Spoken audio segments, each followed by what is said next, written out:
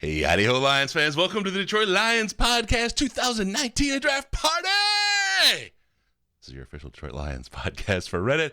I'm your dashing host, Chris, and with me is my good friend and co-host, Case. How you doing, brother? Good, Chris. Let's set the tone. I am fucking excited. I'm so stoked. Pissing all over myself in spasmodic glee over here. I am so stoked. This is going to be great. This is a great show. You guys are going to be... You're going to have all your special spots tickled. We got a lot going on here.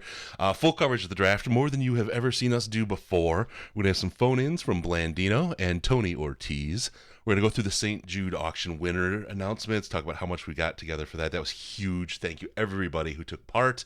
Also, we're going to have a breakdown of every single player that gets drafted. You're going to love that. And we're going to take your calls. Whole lot more. It's a great show. Case, you ready to go, my man? If I had any pants on, I'd have to change them. Let's kick this off and break it down.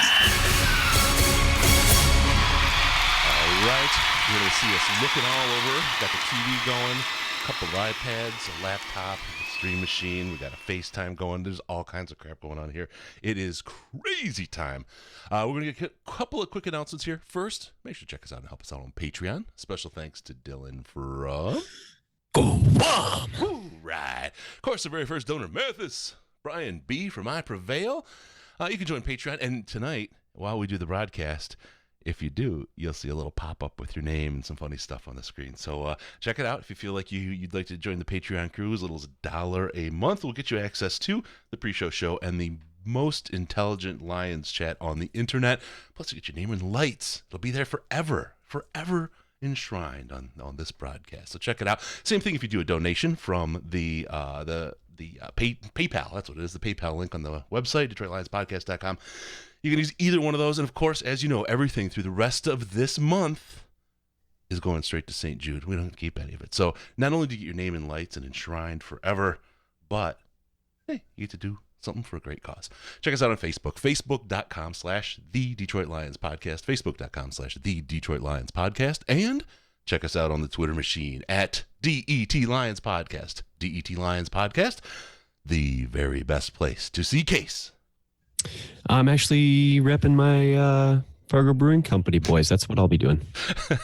They repped you at our last show. Subscribe on YouTube. You guys are there watching this right now. Make sure to hit the subscribe button and the bell so you can see it when we go live. We're doing more live stuff, more fun stuff as we keep going here. Rate us, iTunes, Stitcher, Google Play, wherever you find us. Leave those 5-star reviews. We appreciate all you folks that are doing that. And on Spotify, we're there too. And you want to talk about the show? Give us some hints, some ideas. Hit us up on the subreddit. We love to talk to you. Hit us on Twitter. You know, all that stuff. We're listening for your great ideas. Also got a training camp party coming up. That's going to be about August 3rd, it looks like. We'll have to see when the schedule gets announced in June. We've got Case going to join us. We've got Zach Zenner Day on the day of the training camp party. We all have our Zach Center t-shirts. Yes. We try to get them signed. Yes. And if you get your Zach Center t-shirts now, remember $1 of that will go to St. Jude's through the end of the month. So it's a great time to get your Zach Center shirt. We want to have the ZZ crew out there in full force.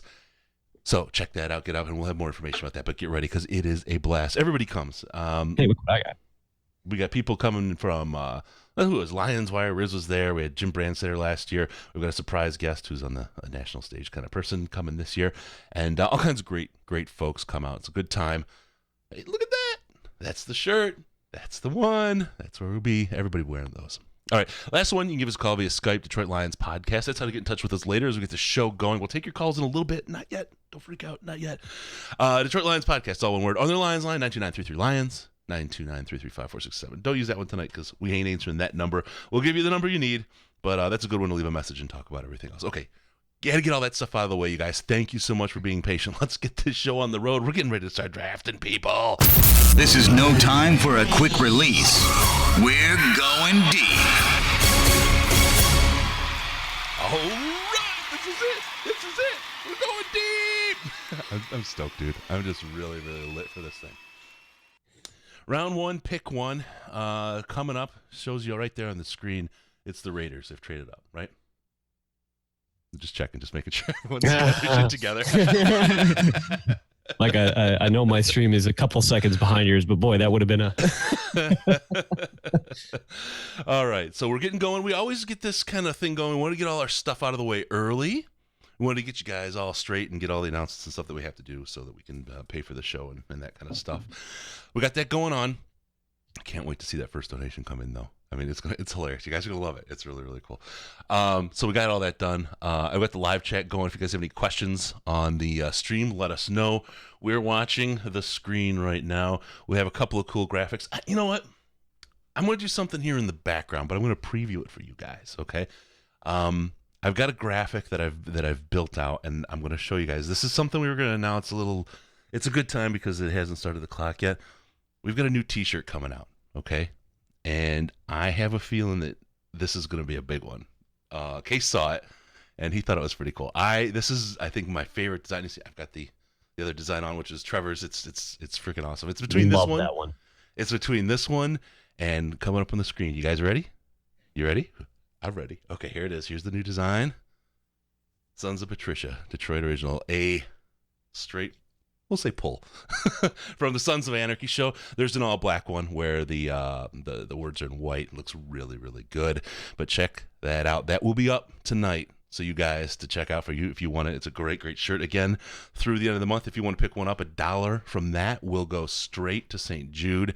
So enjoy that. Enjoy that shirt. I know I'm going to be wearing the hell out of that. So I'll leave it there just for another minute until these guys get ready to kick our clock off and get things going. Good stuff in the chat. Yes, so we're starting off sober tonight, folks.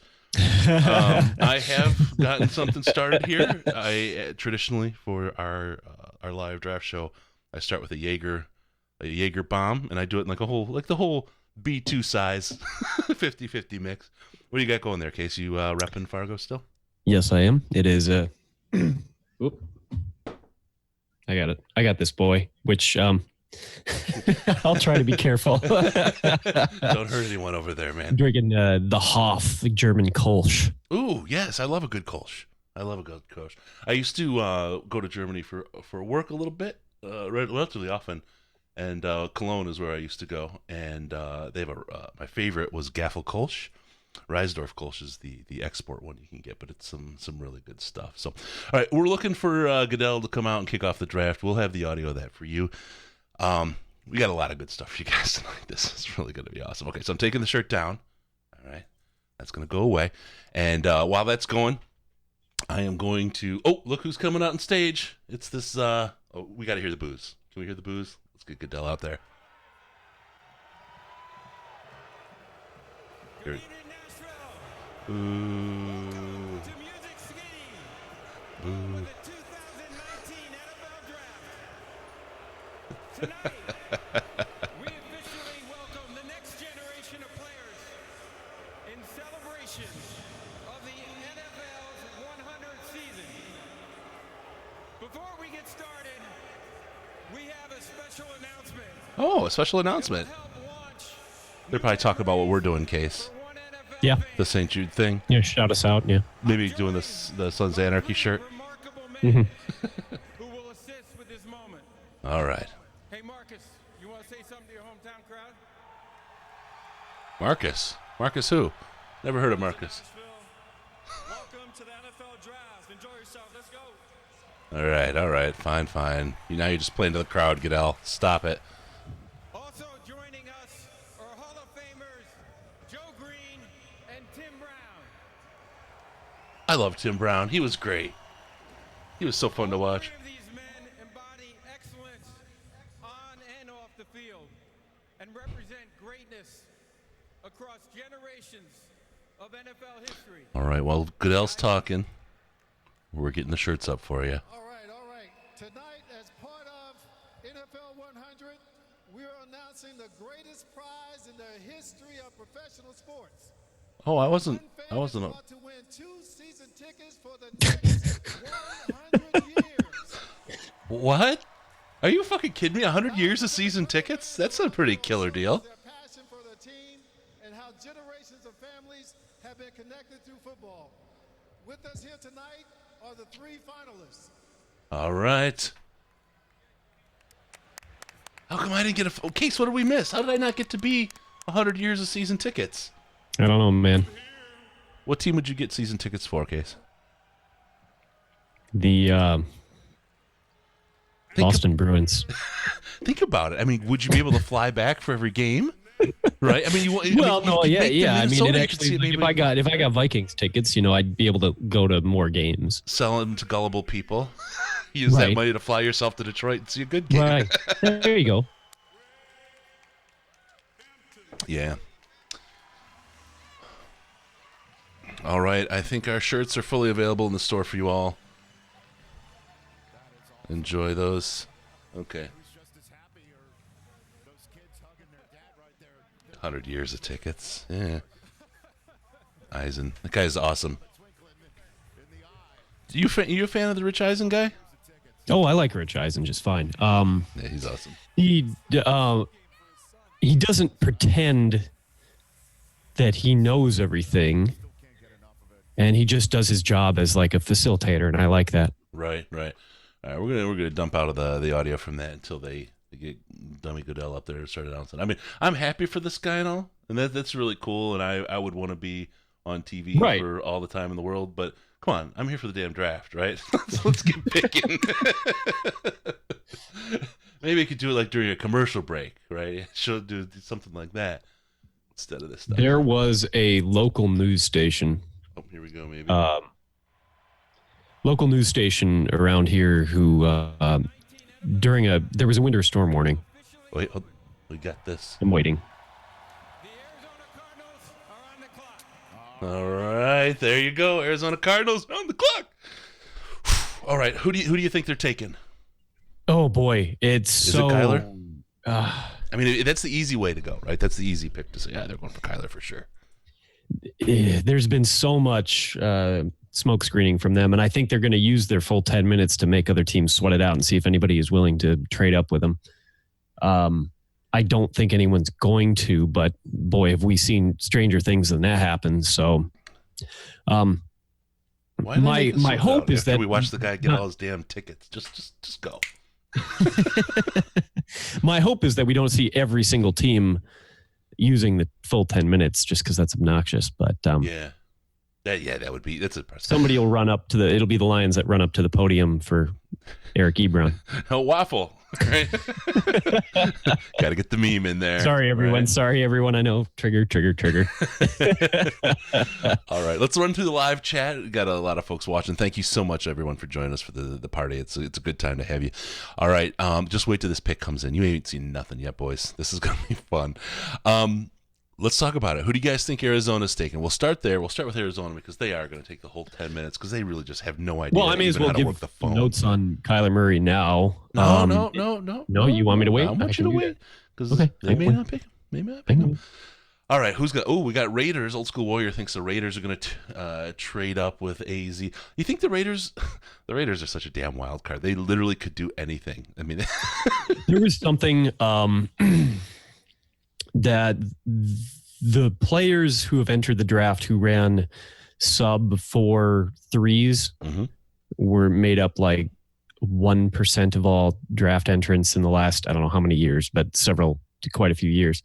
The Raiders have taken 29% of the players in the NFL draft who were under 4.3 40s, signifying that they the production truck right now is teasing me. I've got them on FaceTime so we can signal some things that are going on the backside of the production. And I've got one swinging his underwear. He's so excited. His pants are off. Awesome. Good on you, bro. Oh, why do they have something like that? All right, Gruden's a man. Quarterback, Raiders taking a kicker at 4. Steven's all over that. Arizona takes Murray 100%. I think I'm with you, Brian. Okay. What case is there that Arizona doesn't take Kyler Murray and they trade out of it case? Is there such a thing? Well, I mean, they don't necessarily. I don't necessarily think they're going to get an opportunity to trade out of it. But even if they don't trade out of it, I still think there's a very good chance they would just go with the safe pick and go with either Bosa or Quinnen Williams, just because they're such transformative defensive players. In theory, Bosa would scare me more than Quinnen Williams personally, but they've got their options, and it would really depend on whether or not they were able to move Josh Rosen or not. And I've seen some people suggest they could keep both and then let that play out for a year or so. But if they did that, and Rosen didn't succeed, then they would have lost any value they potentially could have had for trading him. And now I recognize that not a lot of teams out there are likely to try to trade a first round pick for Josh Rosen. But it's Ash with a hot take the right now. vague realm of possibility. Ash comes in saying Rosen would be the best quarterback in this class. Yeah, I won't necessarily disagree with that. Yeah. It's just that from the optics of it coming off the year he had, which isn't I it's definitely obviously 100%. Not his fault, right? right. I completely agree. But at the same time, it's not easy to necessarily. Hey, get off my pizza. It's not easy to to take a look at that and have a major degree of confidence either. Right. No, absolutely. And that's tough. I mean, and how much in a game, in a sport that is so much driven on data and performance and trying to see past, right? Because you have 11 people on the field at any point in time in a game, and at one person, it's like the quarterback win stat is a false stat, right? One player does not make up the whole offense. And even Stafford's taken a lot of undue heat for this last year. He owns some of it, no question about it. I think a lot. Even the 12th guy, Jim Bob Cooter, probably owns a big chunk of that as well. But he had problems with his line. He didn't have a great wideout, core. There's all kinds of other things that play into it. And you would think that teams could see that, but here's this kind of stinky kind of cloud hanging around Rosen right now. And as Ash said, you're looking at a guy who could be the top guy in this draft. I just saw a tweet. Justin Rogers, a new friend of the show, Justin Rogers. He's somebody. Kyle Meineke had said, Oh no, wait. He was quoting Justin Rogers. Okay, I've never dressed as well as that kid is dressed right now. I assume. I'm not sure which guy he's talking about, but then he says, accurate. Bow ties and zip-up hoodies are a bad mix. Although Vince Wilfork wearing a bandana as a tie tonight makes me has me reconsidering what I previously knew about fashion. So anyway, we're into the realm of bandanas as ties, but we don't tend to talk a lot about fashion type stuff on our show. It's not really necessarily our forte, our expertise. Are you kidding me? I did think they actually looked pretty good. Excuse me, fashion is our forte. Well, we have our wonderful T-shirts, but we also probably wouldn't wear those to formal events. Although I don't know, maybe. I'm Gucci. Anyway, all I was saying is I thought the guys looked pretty good this year. There wasn't a whole lot of shenanigans in terms of the way they were dressed. Not that I can't, enjoy that in its own right, but I just thought they looked like classy and sexy. That's a throwback to Drew and Mike back. I like Brian Burns out of FSU, and he's actually one of my he's one of my favorites in this draft. Thought he looked good. We got the 3-minute mark here, 3:18 as the clock winds down.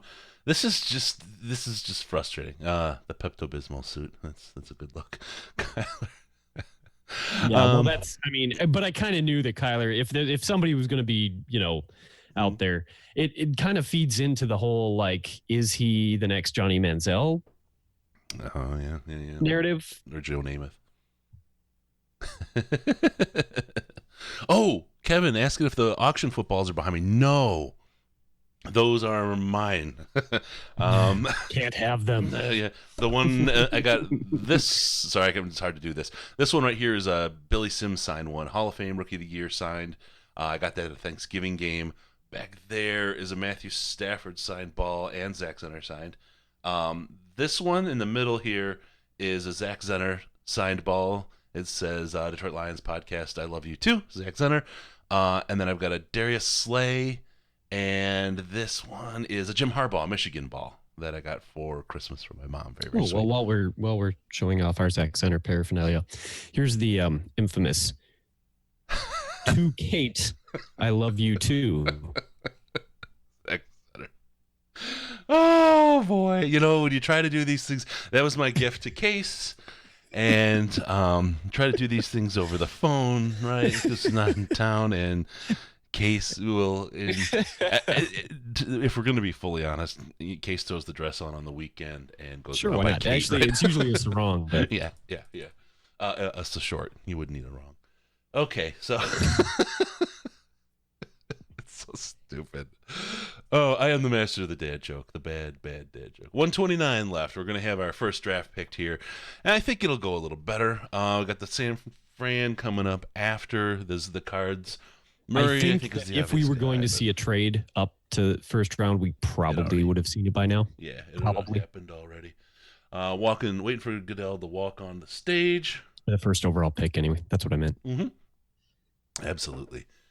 All right, we got everything. We're really excited. I mean, maybe we should start at the top of the hour and not early next year, Case, because there is a little bit of filler before things start rolling here, isn't there? Yeah. And frankly, you're not nearly as interesting as I am, so we're only half as good as we should be. Well, if we'd had, a few more drinks before, then we'd be more interested. Yeah, but the end of this draft would be a wreck. It would be an absolute train wreck. Toast. Oh, we got that. I'm toast. Wait, what just happened? It went to 956. Did we get a trade? What happened? It's possible. It doesn't say a trade. It still shows the Cards at 956. 945. Pick is in. So that's what happened. They made the pick, but they're just showing their graphics are bad. Ours are spectacular, right? All right, the pick is in. We'll wait for Goodell to come up. We'll get some Goodell audio announcing the pick. Is there anyone special announcing any of the first rounders, or is it Goodell throughout the whole? It's Goodell, I think, with the first rounders. Although I do think in the past they've done a few brought a wounded warrior out or something along those lines too. But I think it's Goodell. Tomorrow's going to be Billy Sims. Yeah, he's my favorite. I love Billy. I repping the Detroit podcast show. Broadcast show. That's right. Broadcast show. Go Lions! That's right, Billy. All right, let's see what we got here coming up. Come on. Well, you get the cheerleaders. That's not a very bad look. Come on, Goodell. Get huffing. Huff that suit up there. Let's see the jersey. Is it going to be a pink jersey, you think? Like the throwback to Chicago? We'll see. Mm-hmm. All right. It's a live band. I guess that makes sense. All right, Goodell coming out on stage. He's going to have it. We'll pot him up here shortly and see what we get. With the first pick in the 2019 NFL Draft, the Arizona Cardinals select Kyler Murray. Oh, all did right. It. Wow, okay. Kyler Murray. That's our guy right there. That's a big one, right? That's a big pick. It's a bit of a shock. All right. And honestly, for me, it is a bit of a shock. I did not really expect them to do it. All right. I'll tell you what. Let's go ahead and bring out something new this year. I think this is going to kick some butts. Let's take a look at Kyler Murray. Go ahead, buddy. Yeah, you just let me know when I'm ready to roll. You're ready to roll. Should I talk over the highlights? Yeah, right on over. All right. Well, okay, so you get a 5'10", 194-pound dude. So little bit small, hands below 9 inches, which, it's always a huge debate in the NFL, whether or not the hand size of a quarterback matters that much or not. But it's certainly cause for a mild concern anyway. He was Baker Mayfield's backup coming out of Oklahoma in 2017 and filled in for him for a couple games or a couple instances and put up 18 out of 21 completions and 3 touchdowns in that time, which is absolutely incredible. It went on to win the Heisman Trophy in 2018, a 69% completion rating, which is very impressive. Over 4,000 yards, 42 touchdowns to 7 interceptions in a 13-game season. That is truly impressive. And that's not even including his 1,001 rushing yards and 12 rushing touchdowns. So I was going to say, his legs are really impressive. I mean, this kid, every year I feel, and every year I am older, right? But every year I feel older and older as I see these guys that get picked and what they can do. And I think back to how excited we were when we got some of these other guys in the years past and how great they were at the time. But like this, I just can't imagine if someone like Kyler Murray got picked or was available in 1995. Can you imagine what he would have done in the league? It's incredible. Yeah, absolutely. Obviously, okay, so like I mentioned, the size is a concern, especially we've seen a few guys come out the last 10 years who ran a little bit too much, and it paid for it when they weren't the big guys that like Cam Newton is. Right. He's got good accuracy. It's not necessarily perfect, but it's good. He has a tendency, and this is not really that big of a knock coming out of a college quarterback, but that he kind of tends to predetermine his targets before he goes through his progressions. That's fairly normal and can be coached and learned, and whatever. He's definitely like a hero quarterback in that he tends to come up big in the biggest moments. Sure. And that's in a Russell Wilson-esque kind of way. Yep. Which I would say is probably his best comparison, due to size, and the legs and all that stuff. They're doing the exact comparison to Russell Wilson right now on the NFL Network. Hey, that's why I told you guys you don't need to watch anything else, because we got it all for you here this year. It's pretty good, right? I really I pulled that out of my ass just now. Well, there's plenty of room for other stuff. I know that. With your sarong on. So I guess the question, is what was he a product of a good team and system, and can his size really truly translate to the NFL, which makes him a high risk, but also an extremely high ceiling player as well. He's not the best quarterback from a traditional standpoint that we've seen in recent years, but you always have to ask the question, what direction will the league be going, and can a guy like him, alter the perception, and he has a chance to do that. I wouldn't necessarily consider it a good chance, and we will be seeing him week 1. I will be seeing him live week 1. And it's interesting in Arizona. Yeah, and this makes the whole week 1 game. I was talking to my boy about this, who I have to say is the best. He's the one that put together the video highlights you're gonna be seeing today. So great job, bud. We were talking about this, and he's like, I feel good about going to Arizona in week 1, coming in and kind of having a good shot against a team that isn't that great. And I'm not saying that they're going to be spectacular, but we have this thing where we've continually talked about this, how week 1 is such an absolute toss-up kind of game that it's almost, it doesn't even matter how good a team you really are as to who wins. And I would rather have our toughest game of the schedule on that first week, so we can get that advantage of the 50-50 toss-up. Or somebody like that. No, we'll beat the Packers. I mean, we took them out. What is it, 31-0? I'm not worried. Right. Yeah. You know what I usually mean, though. I agree with you. I'd rather have like the toughest team. But I also know that Lions fans are going to lose their damn minds because of what happened last year with Sam Darnold and the Jets. Right. But don't get worked up into a thing where it just because something happened once, it's not a trend. Okay, you're paying for the outlier. Don't do that. Mm-hmm. It's still a good thing. And actually, we should say this is all dependent on whether or not Kyler Murray is their starter. I mean, they take him first overall. You'd kind of expect it, but I mean, Josh Rosen, if they don't find a good trade partner to move Josh Rosen, the pick is he could still, he could easily win the starting job. Yep. So absolutely. All right, so we've got the pick in for San Fran. We got a lot of people talking Bosa. Had a couple people with some good comments on Murray. We'll leave those in a second. We'll get to Goodell here with all the love he's receiving from the crowd. With the second pick in the 2019 NFL Draft, the San Francisco 49ers select Nick Bosa. Nick Bosa. Boy. Looks like Not- the favorites are in. People were talking about how difficult this was going to be. How about we take a look at some highlights, Case? You ready to talk a little bit about Nick? Yep. All right, let's Absolutely.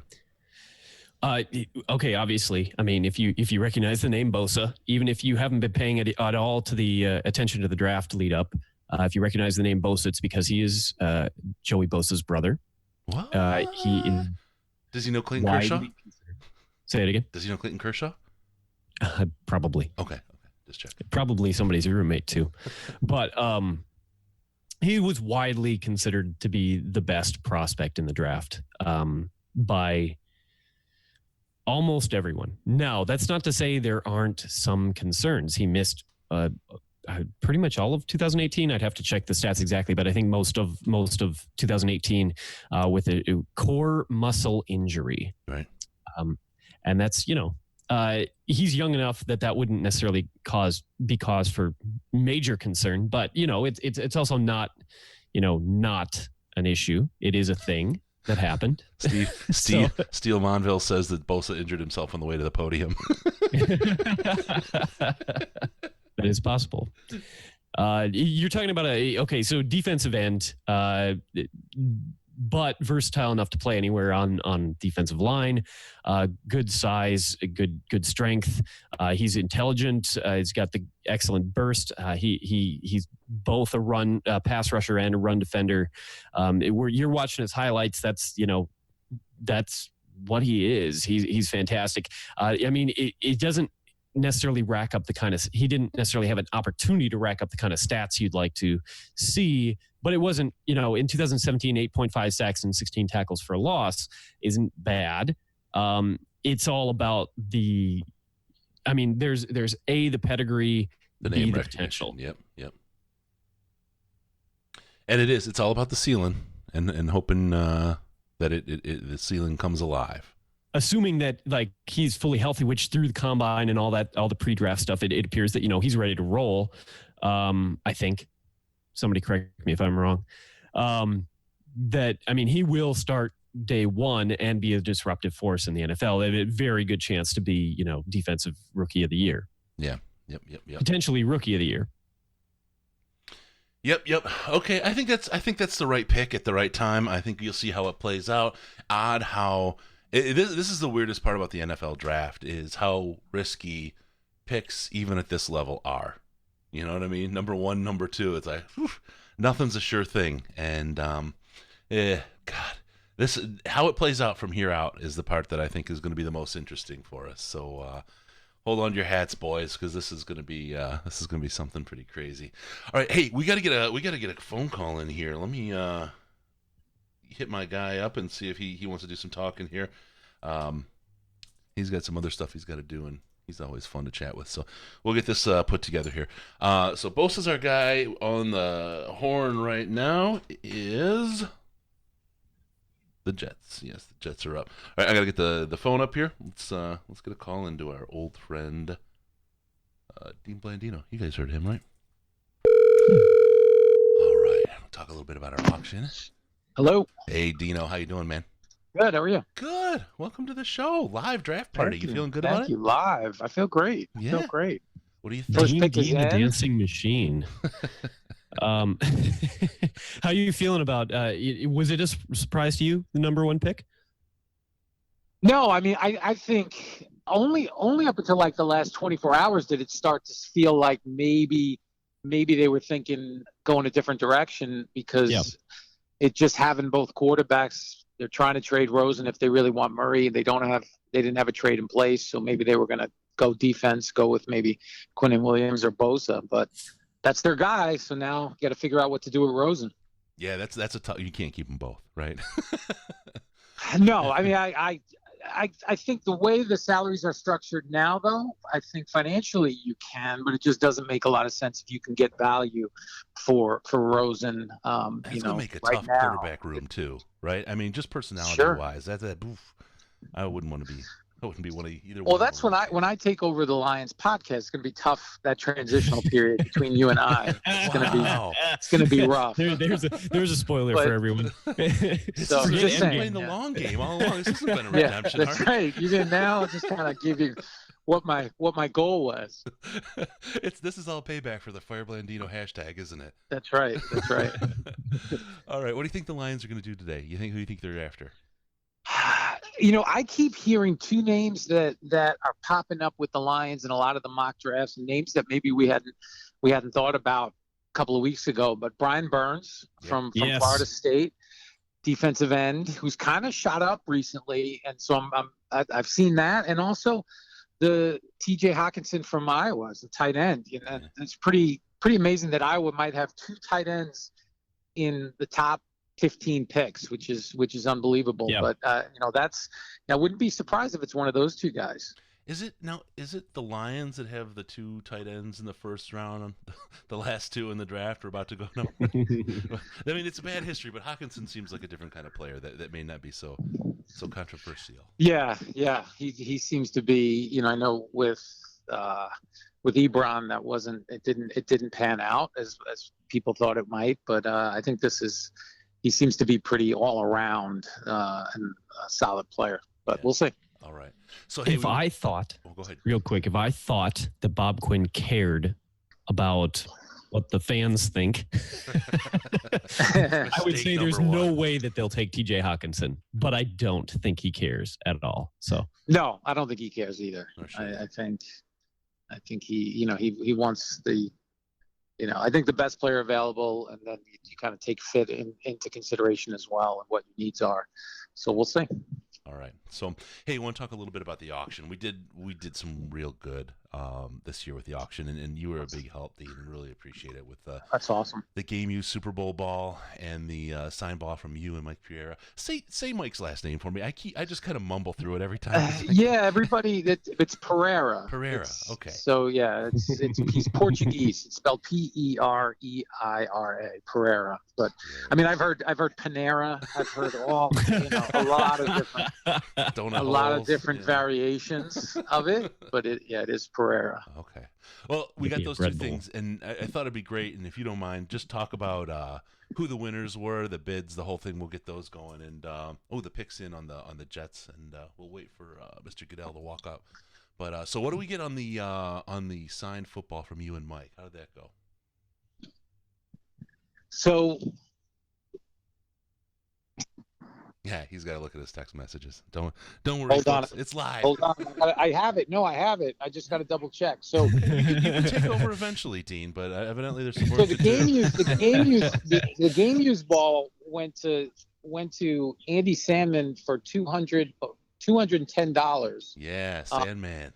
And the Sandman, he goes by both names. And the signed football went for. I'm a little bit upset that it went for less than the game used football, but I get it. It went for $80 to Eric. I don't think people understand the cachet that comes with the Blandino name. Exactly. It's kind of like a mutual fund. It's not gonna get you the return on investment right away, but it's a long term investment at football. So I would just hold on to it. And maybe 2030, 2033, that thing's going to be worth something. Well, that's awesome. And then with your donation, I mean, that's almost $1,000 you were good for here, Dean. We really appreciate it, man. You've always been good to us, except with the calls early on. But once we started talking, things got better. Yeah. All right, man. We'll see you in a couple of weeks. All right. All right. Have fun the rest of the draft, and when the Lions pick, I'll tweet at you guys, and we'll see what you think. All right, man. All right. You got it. Cheers. See ya. Bye. All right, we got Goodell on. With the third pick in the 2019 NFL Draft, the New York Jets select Quinnen Williams. Yeah. There you go. I don't know that there was any other logical pick there. Yeah. Things are falling in the way that you'd want to see them fall for us to possibly get Josh Allen. That's right. All right, let's get some Quinnen Williams highlights up, and you can talk us through them. Yeah. Big defensive tackle, 6'3", 303 pounds. This is, for an interior defensive line, to have 19 and a half tackles for a loss and 8 sacks is just absolutely insane. He is just a true monster at the 3 technique, which... just to explain what the 3 technique is for people who hear that term but don't necessarily understand. The 0 would be over the center, the 1 would be on either side of the center, the 3 is over a guard, Right, 2 is which the gap makes between it the center and guard, right? And it's like on your knuckles and in between your knuckles, right? And your knuckles right. So the 3 is actually on the outside edge of the guard, which makes that a difficult position to double team. So you get most of your pass rush specialty defensive tackles playing the 3 technique,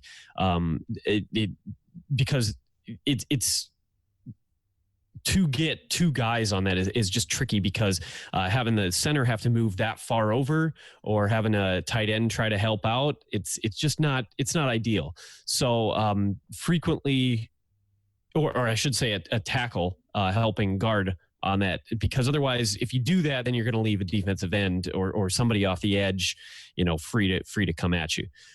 Anyway, so 3 technique, it's not frequently that you see a 3 technique with his size.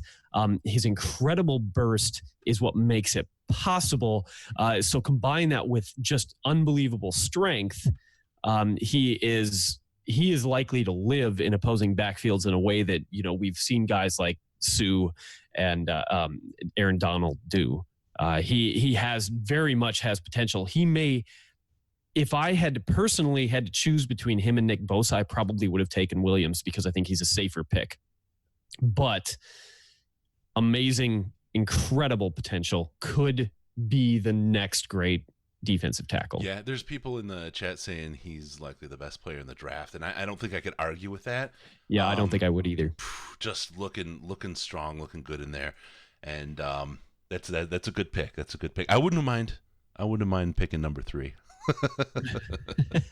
Yeah, if there was any, and he definitely wouldn't have fit with what I think the Lions will try to do, because the Lions really like their defensive tackles to be the run stuffers. Yeah. And use the edge and blitzers, or at least that's what we've seen so far. But at the same time, if there was any chance that the Lions would have considered trading up into the top 3, he's the guy that I would have wanted them to take, just because you could change the way you run your defense to fit him and just destroy. Yeah. So. Yeah, no, absolutely. Getting some talk on the highlights, getting some love on the highlights that we got. Also, a little bit of talk about the fact that I had my son do them, and people are talking about child labor laws and calling CPS. He's a good boy. His voice got a lot deeper since the last time I heard him talk. Yeah. He's getting bigger. He's as tall as I am. 6'1". He's a big boy. Is he as wide as you are? Ash was there. No, I still got him there.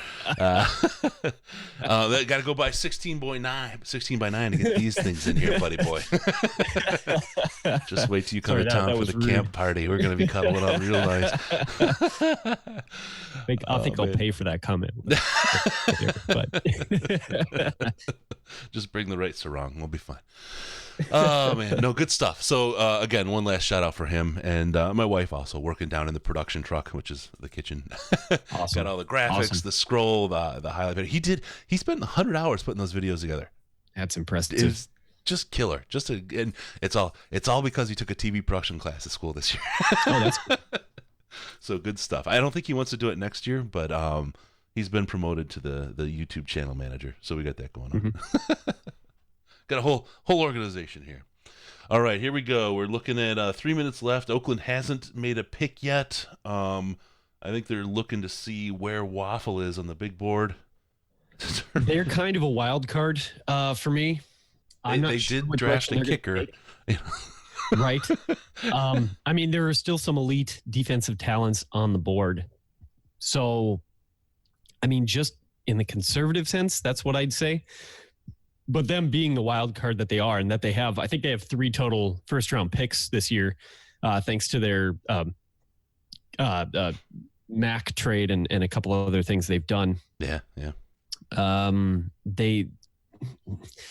They can really do whatever they want. It's not a question of like the ability to do what they want. It's just the if there's somebody that I expect to not take the highest value player, it's probably the Raiders. But that's this Jiggly Scrub's back, and he's channeling me. Anybody but Allen, please, Raiders.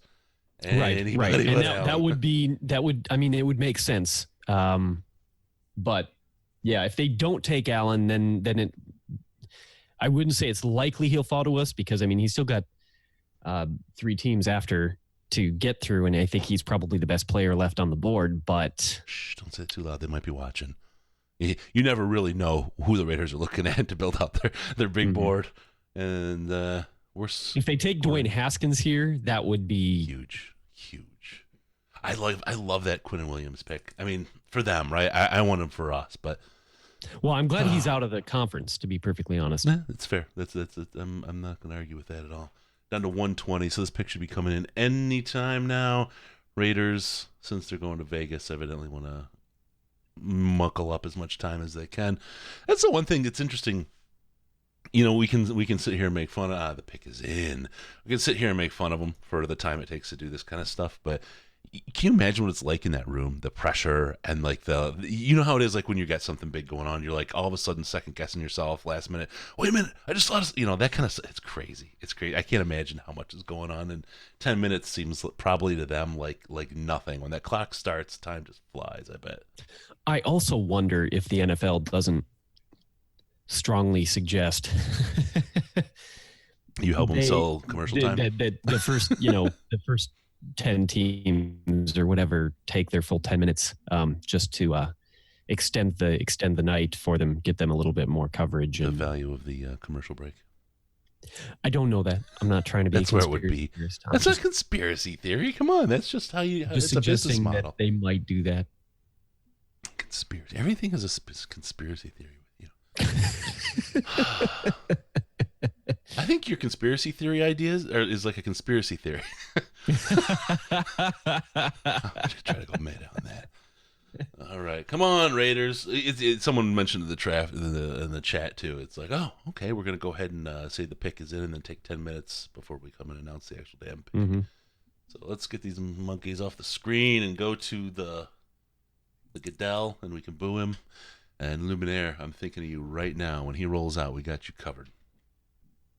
Ooh, Jim Young, longtime first winner of a contest on the show, says he saw the stadium they're building in Vegas, and he said it's going to be awesome. All right, here comes Goodell with the Raiders pick. Please, not Josh. With the fourth pick in the 2019 NFL Draft, the Oakland Raiders select Cleveland Farrell. Yeah! Clemson. Yeah! Fuck yeah! I mean, that's wonderful. That's an excellent pick. Longtime listeners of the show, or not even necessarily long time, but like over the past few months anyway, if you've listened to the show, he was who I predicted the Lions would take early in the pre-draft process because I saw him as a very safe player. Are we getting his highlights up? Yeah, we got it right now. Go ahead. All right. He is okay. So we got a 6'4", 264-pound edge rusher. He's what I like. Oh, okay, so I don't necessarily like the value for the Raiders, which doesn't surprise me. Okay, yep. I think that Farrell could have fallen into the teens easily if they hadn't taken him. I'm not sure the Lions would have taken him. Right. But, I mean, he had a very impressive 2018, 20 tackles for a loss, 11.5 sacks. You're talking about a guy who's has a kind of a rare polish to him. He's already there for the NFL, like, standard. He's a ready player, and you don't have to coach him. I'm sorry. This chat is on fire right now. Go ahead. I want to get to some of these quotes. They're great. Let's see. That's what you get with Dumb and Dumber with Mayock and Gruden. Gruden's lost his marbles. I love that phrase. That's a good one. Thank you, Robert. That's the Gruden thing. Thanks, baby. Tons of smiles. Pants off. Then I Prevail band? What? And they gave what? Ha ha ha ha. The big laugh. That was awesome. Surprise, underwear off right now. Just lots of great stuff. Sorry, it's just absolutely. This could be. And okay, Melvin, here you go. Melvin doing some great writing for us. By the way, he started. I'm telling you, and now Allen is sliding past Tampa Bay because they're going with White. I don't know. I hope so. Yeah. This is now. Their calculus has to change because of Gruden's marbles being all over the place. Yeah, for sure. Ooh. Okay, so here's the thing. I love the draft case. Sorry, I love it. I love this shit. I think the value for the Raiders is really bad there. But at the same time, I do think that Farrell is a good player. It's just that there. I don't think there's that much room for growth. I think if you like his max level is 10 sacks a year, which if you get that out of a first rounder, that's great. Like I'm not saying that's bad. It's just like that's his absolute ceiling. and limited in that he's probably a pure defensive end. There's no real flexibility to his game. You can move him, and there you go. You can move him inside a little bit, but you're gonna see him be the player he's likely to be right out the gate, or at least that's from everything that I've watched of him and everything that I've read. Other people who are smarter than me, I know there's not very many of them out there. Oh no, it's a short list of what they've said. It's just I know there's not many drunker than you. It would make more sense to me for the Raiders, and why it maybe doesn't make sense is if they were in win now mode and needed an immediate producer, but weren't terribly concerned about whether or not they'd get a potential elite talent. And right. I think that was their flaw. Yeah, no, that's good. Where was the one? This was a good one. Gary Luke, where are you? I Prevail watching in the green room, guys. Go kill it tonight. I saw some clips from your first show. Killer, love it. Thank you so much for the auction stuff too. Much love. If you guys want to give a call, you can do that too if you want. It's 248-782-8384. Guys from I Prevail, or anyone. You can all that. You can all call in. What did Gary say? Gary had a really, really good line. Cracked me up. I've lost it. Sorry, Gary. Oh, that's what it was. That's what you get when you send your scouts home. Well, that was a whole. It's. I mean, I do feel like we're watching, dysfunction in action. This has to. I know he won a Super Bowl with Tampa Bay. I know, and that fine. I'll give him, the credit that's due. But I just never felt like John Gruden was as good as anybody. Well, I shouldn't say anybody. Always felt that he was overrated. On top of which, I find him incredibly obnoxious. Like worse than Jim Harbaugh. Well, and with Mayock going over there, this shows you the exact kind of analysis you're getting out of the NFL Network, because he was their guy, right? Yeah. This is the quality of the NFL Network. Now, I mean, we would be much better. I mean, they would be wise to hire us. Hey, Mahir, I Prevail. All you guys looking for the phone? We'll open the lines up here. It's 248-782-8384. You can give us a call. We got one coming in right now. Actually, let's grab it here. Hey, caller, what's your name and how much have you had to drink so far? Chris, this is Mahir Begani. Mahir, how you doing, buddy? I'm good. I missed the second part of your question. Oh, and how much have you had to drink so far? You didn't though. You could be in surgery at any moment. Right. No, I haven't drank. I'm on vacation in Hawaii. Grew up in Southfield, Westfield, and Ann Arbor. I'm in Hawaii on vacation right now, and I just want to say love the show, love the analysis. It's been great. I took several years off watching the Lions until about 2-3 years ago, and got hooked on the podcast. So really appreciate the analysis, but it looks like there's a pick in, and you probably want me to get off the line so you can analyze it. The pick's not in yet, dude. But so Mahir has been we've been emailing back and forth. He's got U of M guy. And you see the Harbaugh thing. Someone said they had Harbaugh. I know, but the pick is in. That's right. U of M University guy. of Michigan undergrad, med school, went to Wayne State for residency training, emergency medicine, and I love Buddy's Pizza. That's my guy, right? And you're emergency room doctor in the Bay Area, right? That's right. Yeah, San Francisco area in Fremont, California, which is where Tesla's headquartered. I'm an emergency doctor. What an awesome dude, man. Dude, thank you for everything you do for all the folks, and thanks for listening to us. It's weird. I wouldn't think that anybody smart would listen to us, but maybe we've got something going on. I don't know. Yeah. But hey, I'll probably call it again later. That sounds great, Mahir. Yeah. Absolutely love it, buddy. Have a good one, and we'll talk to you soon, okay? All right. All right, brother. Sure. Thanks. Bye-bye. Yeah. He's a really cool dude, man. Yeah. He's his emails. Really, really kind, wonderful guy, which it's not anything like somebody would hang out with me. This is my nerves are up because this is the one. Okay, it looks like Goodell might be coming out here. Oh God, I don't want to hear Tampa people being happy. I want to walk around and see them sad every day. If I see other football fans for a different team unhappy, that's how I feel about the Vikings. Like it makes my day better when I'm surrounded by miserable Vikings fans. I can't hate Buccaneers fans really, but I will. For Tampa Bay's pick, I'm joined by Casey Reynolds, Hi, a Casey. Make-A-Wish kid and a huge Buccaneers Yeah, fan. see, like I said, Casey's been fighting cancer. I read it. I saw and this on tonight, Reddit. his wish is to be granted to announce the opportunity to be granted to announce the Buccaneers' first-round pick. All right, We let's see. hope this wish gives Casey the physical and emotional strength to face any challenges that come his way. Okay, Casey, now's the time. Let's do this, Case. E. Devin White, Devin White, Devin White, Devin White, Devin White. With the 5th pick in the 2019 NFL Draft, the Tampa Bay Buccaneers select Devin White. Yes. Linebacker. God damn, yes. Wow. Good job, my Casey. stress level's going up and up and up right now. Okay, all right. Let's get the highlights on for Devin White. Let's take a look at it and talk through it, man. Ooh, things are looking good. Things are looking good for the Lions, brother.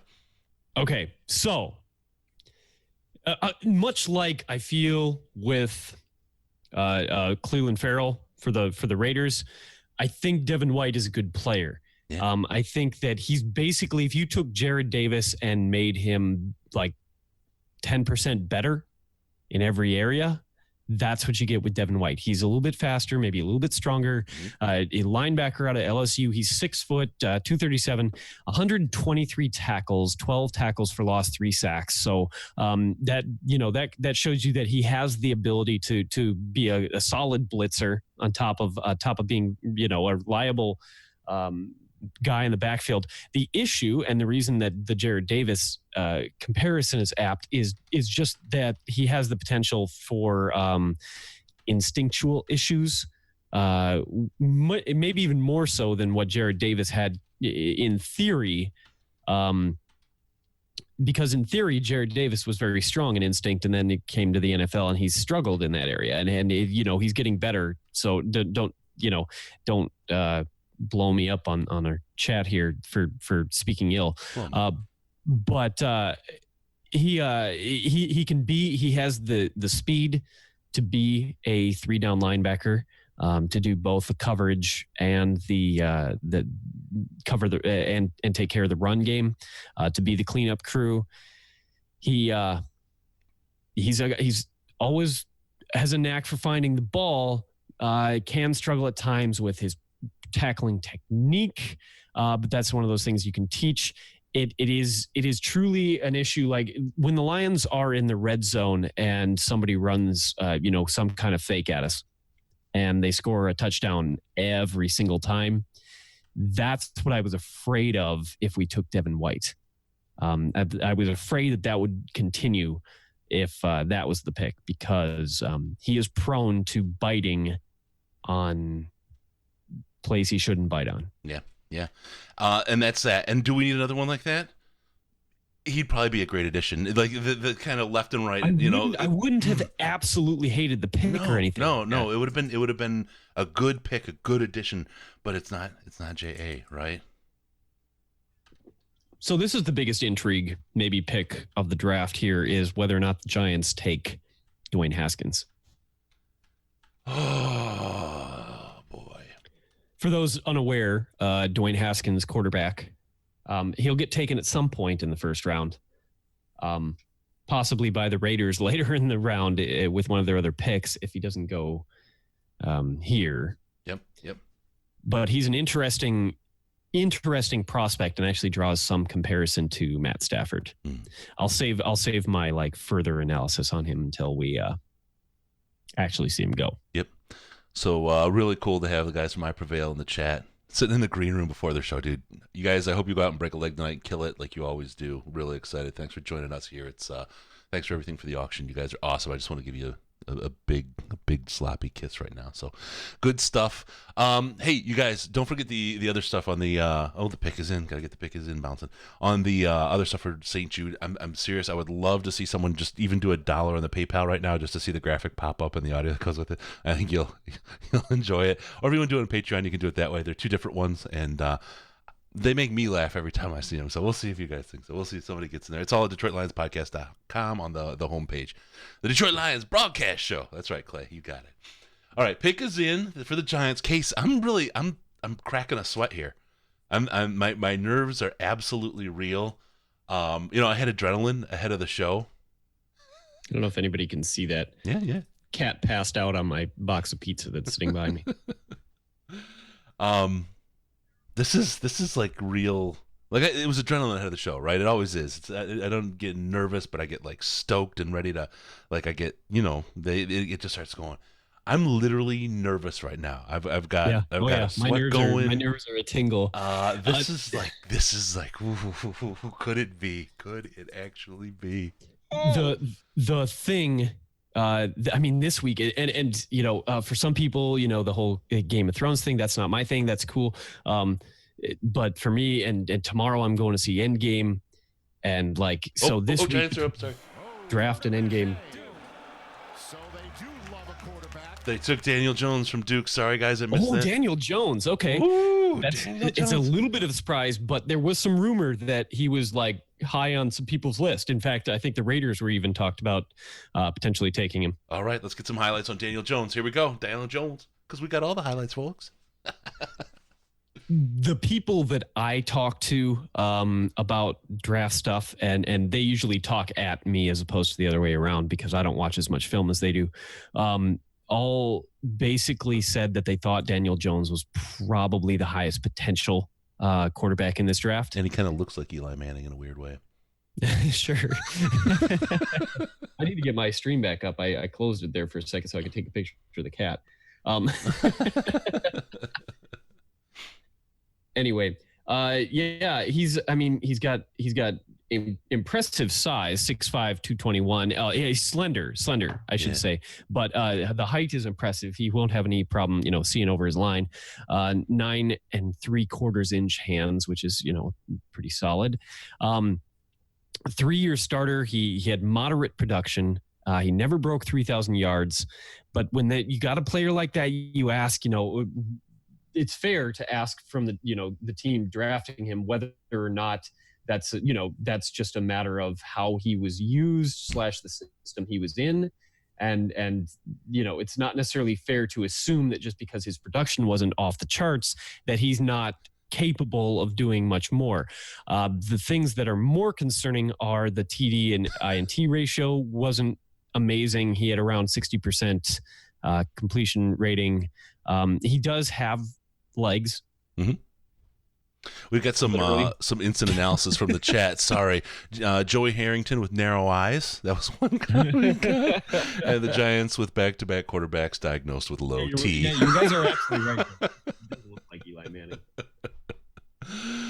Back-to-back with low T. That's great. Oh, man, this is good stuff. He's technically sound. It's a moderate arm talent. He's not quick enough through his reads, through his progressions.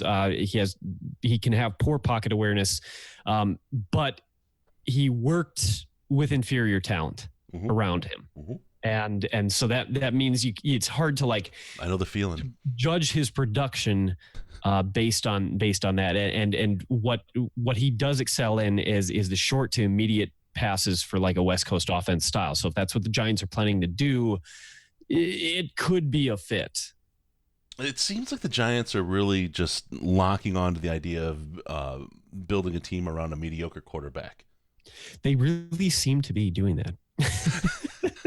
Except Gettleman is getting them not a team around a mediocre quarterback. Although you could get Dan Snyder, who evidently took control of round 1 for the Redskins. I'm really interested to see what happens over there.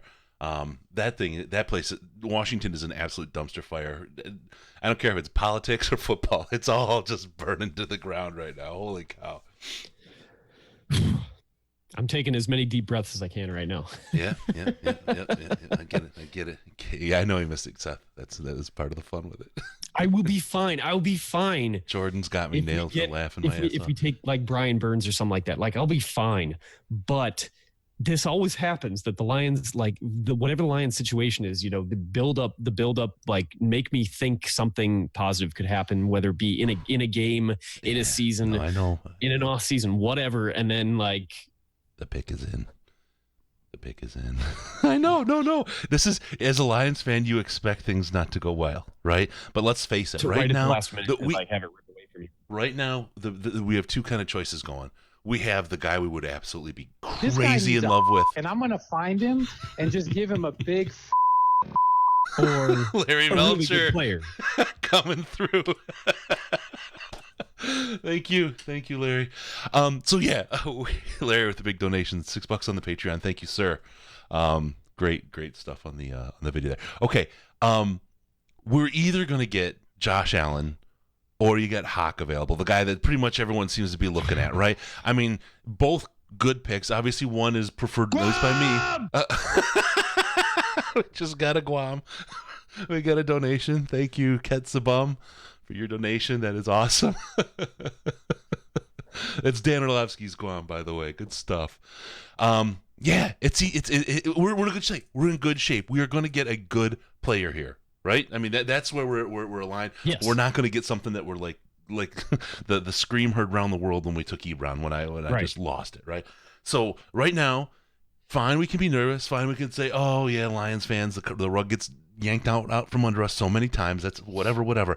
But the reality is no matter what happens here, we're going to have a good pick, and that's fine. That's fine. It's a great place to be. So I'm talking myself down as much as I am anybody else here. A Maz class over here, boys. Oh, I wish I'd have paid attention in that class. I'm like, this ain't gonna do anything for me. All right, here we go. We're gonna get it this time. We got Goodell coming on the stage, hitting it. Let's see what happens with the Jags. With the 7th pick in the 2019 NFL Draft, the Jacksonville Jaguars select Josh Allen, defensive end, Kentucky. Fuck you, Jacksonville. Fuck you. I hope you die in a grease fire. Okay, there we go. fuck.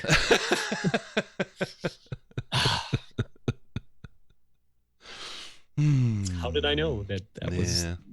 That's okay. We're gonna have a fine pick. We're gonna have a fine we are. pick. Yeah, we are. This guy needs a and I'm going to find him and just give him a big That's what I'm gonna do. I don't want to talk about Josh Allen now. He's like, he wasn't that good. He wasn't that good at all. All right, let's take some highlights. Let's take a look at some highlights from Josh. All right, fine. Okay, These so are lines, edge, hybrid, linebacker, defensive end, a 3-4 jack linebacker, who's primarily pass rush, but not strictly. 21.5 tackles for loss, 17 sacks last year, which is absolutely unreal. He was likely probably the Lions' top player on their board, because the way Patricia would be able to use him in a creative, way. They have the more in Trey Flowers. They have a defensive end who can more flex to the inside. With Josh Allen, they'd have a defensive end or an outside linebacker who could do things in coverage if necessary, against running backs, against tight ends, whatever. He has the speed and bend and technique that's like top shelf. The only weakness he really has is that he isn't necessarily as strong physically as some of the other defensive ends. But like I said, in that role where he would be the jack guy, he fit perfect. He fit absolutely perfect, which what I was hoping for. I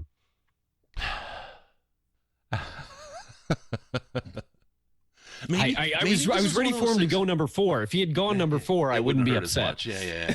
Well, maybe this is a situation like it was with Eli Manning, where he said, "I'm not going to play for the Jaguars," and he's going to have him trade down, and we're going to trade for him, and we're going to get him, right? Anyone? Yeah. Anyone? Yeah. No, that's not going to happen. Yeah. God damn it! Look at that, Jordan. Good job. Case is saying so positive. Good job.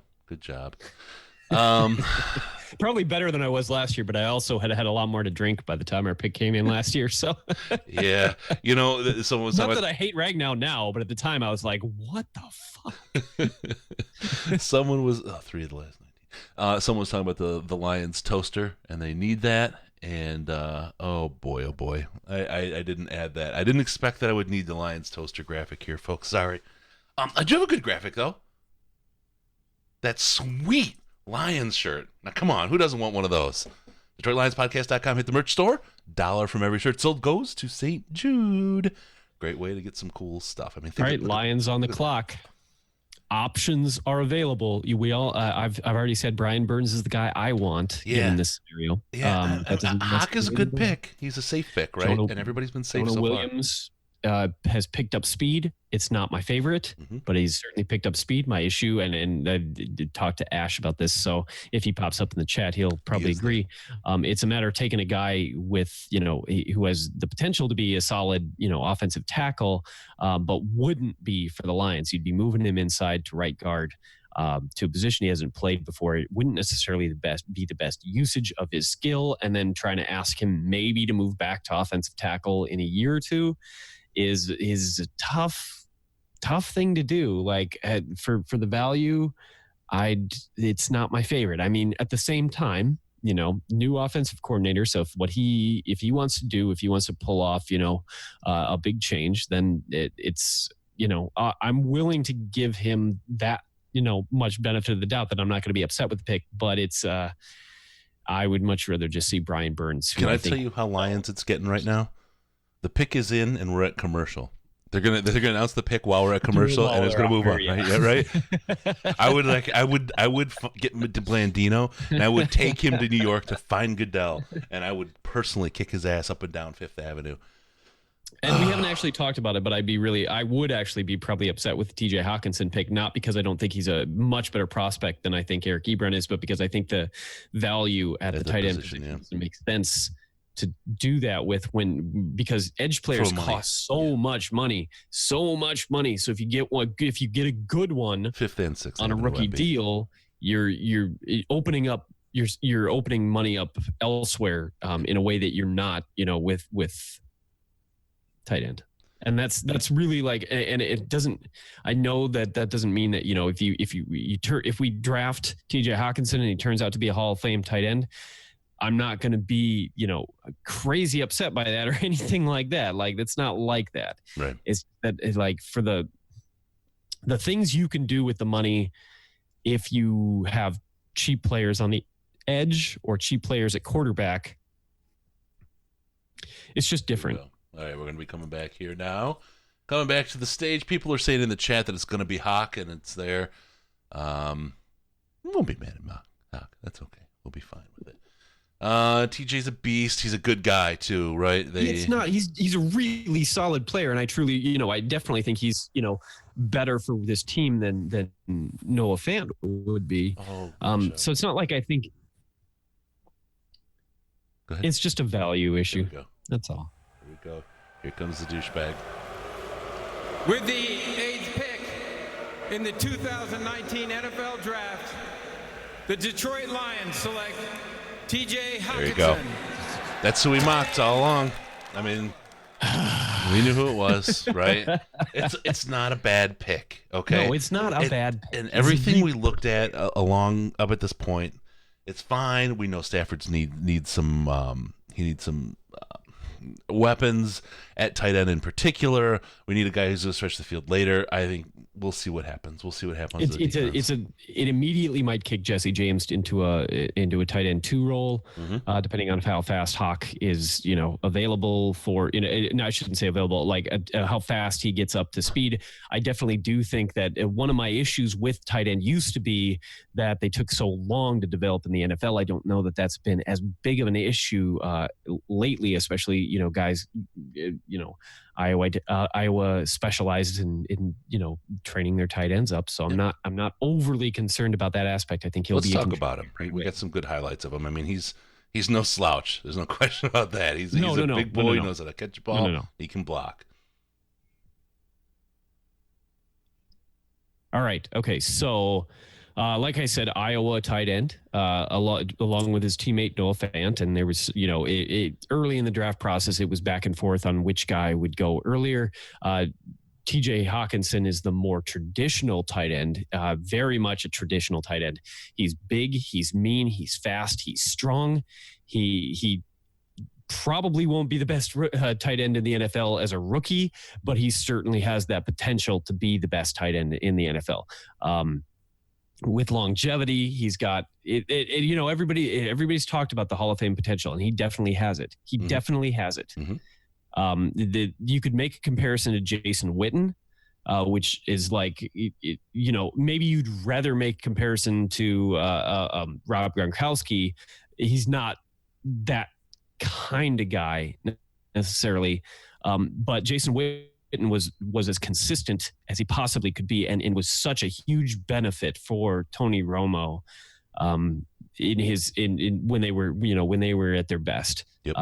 There weren't a lot of players who could be relied on, like on third downs to convert, who could be relied on to break open a run like Jason Witten, and that's here's the big thing. When you think about a tight end and you look at teams who made the Super Bowl and went deep in the playoffs, they all had a Pro Bowl All-Star tight end, period. And we didn't have that. And as much as we like Jesse James, he's not that. This gives us an opportunity to have that, and that changes the way defenses have to play you and the way they have to play your team. We'll see how this all comes together. There's still a lot of draft to go, right?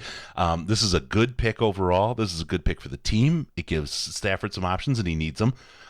We know Patricia can do something with a crap defense. Look how last year's defense grew. I mean, sure, the signing of Snacks was a big help, but this is a team that was able to pick up from what looked like an absolute just dumpster fire, right? And be probably the strongest part of the team by the end of the year. So held the Packers to 0 points, actually, in the last game of the season. So nothing wrong with that.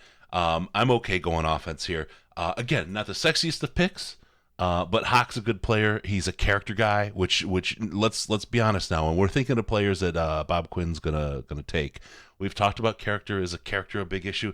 This really points to how important character is to Quinn when he picks up a player, because Hawk is the safest pick right here as far as character, qualities, from what he can do, what he brings, what we need, and all the other intangibles. Hawkinson is the safest possible pick right there. So I'm not going to say it's bad. Safe is just 100% clear. My dislike of the pick isn't at all related to Eric Ebron. And if that's why you dislike the pick, then you're wrong. You're wrong about that. Once again, much like I was talking about with the Jets game last year, and now Lions fans likely to freak out about Kyler Murray week 1. You're paying for the outlier there. Just because something didn't work there doesn't mean it doesn't work here. Right. Absolutely. They're not the same player at all. No. If we had taken Noah Fant, then that comparison would have been apt, because Noah Fant and Eric Ebron have a lot of similarities. And they would have both been taken way too early. Is a completely different type of player. I know that that they're both technically tight ends, but completely different player. All the things we hated about Eric Ebron when he was on the team, his lack of effort, his inability to block, his hands, etc. Those are not problems for TJ Hawkinson. He doesn't quite have the same athletic profile, but those things are not problems. Yep. A couple things. Ash makes a great point. The difference, good comparison with Ebron and Fant, except Fant can catch. Yeah, I won't argue with that. At all. And Old School Warrior, right, who's had a lot of really good takes throughout the chat, and I haven't called them out. The offense is looking really good right now. You know what I mean? And this helps the defense. And this is something that's important that we weren't able to do. As the defense got better through the year, the offense often abandoned them and left them on the field for hours at a time, right? I mean, they just couldn't control the ball. The only method they had of ball control on offense by the end of the year, throughout the year really, except for just a couple of games, was to wait till there was 3 seconds on the clock left to snap the ball. That was all they had going for them. A good tight end and a good pair of tight ends. I mean, let's not discount Jesse James. You say, okay, he's a TE2 maybe. He's still, I mean, I think we've upgraded the tight end position tenfold right here. Yeah. This makes a whole different ball control ability, getting your first downs, maintaining how the team moves down the field. Also gives you the flexibility that Bevel wants to have his running backs do what Rip Bevel does with running backs. And if you think about it, I mean, there was usually the one wide receiver that did well in the Seahawks back in the Bevel days, right? The rest of it was tight ends. It was Russell Wilson running his ass off, and it was running backs. A good heavy dose of running backs. This starts to look a little bit like the Bevel offense and the Bevel blueprint.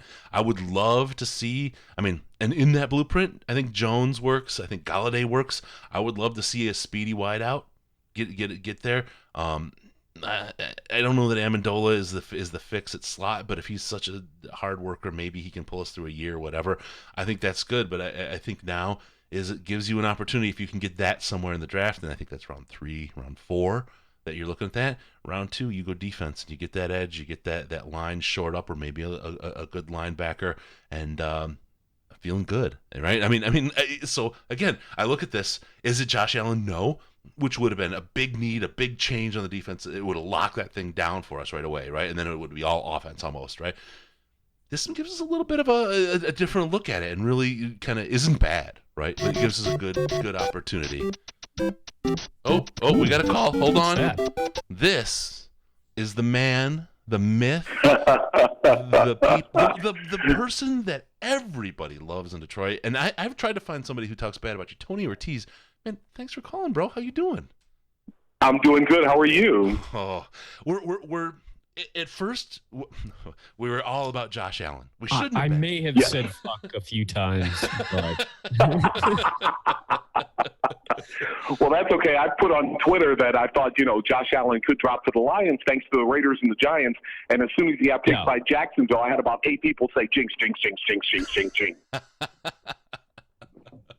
And I just told everybody, I don't believe in jinxes. That was going to happen. But, for what it's worth. Thanks to the Raiders and the Giants, that Josh Allen dream almost came true.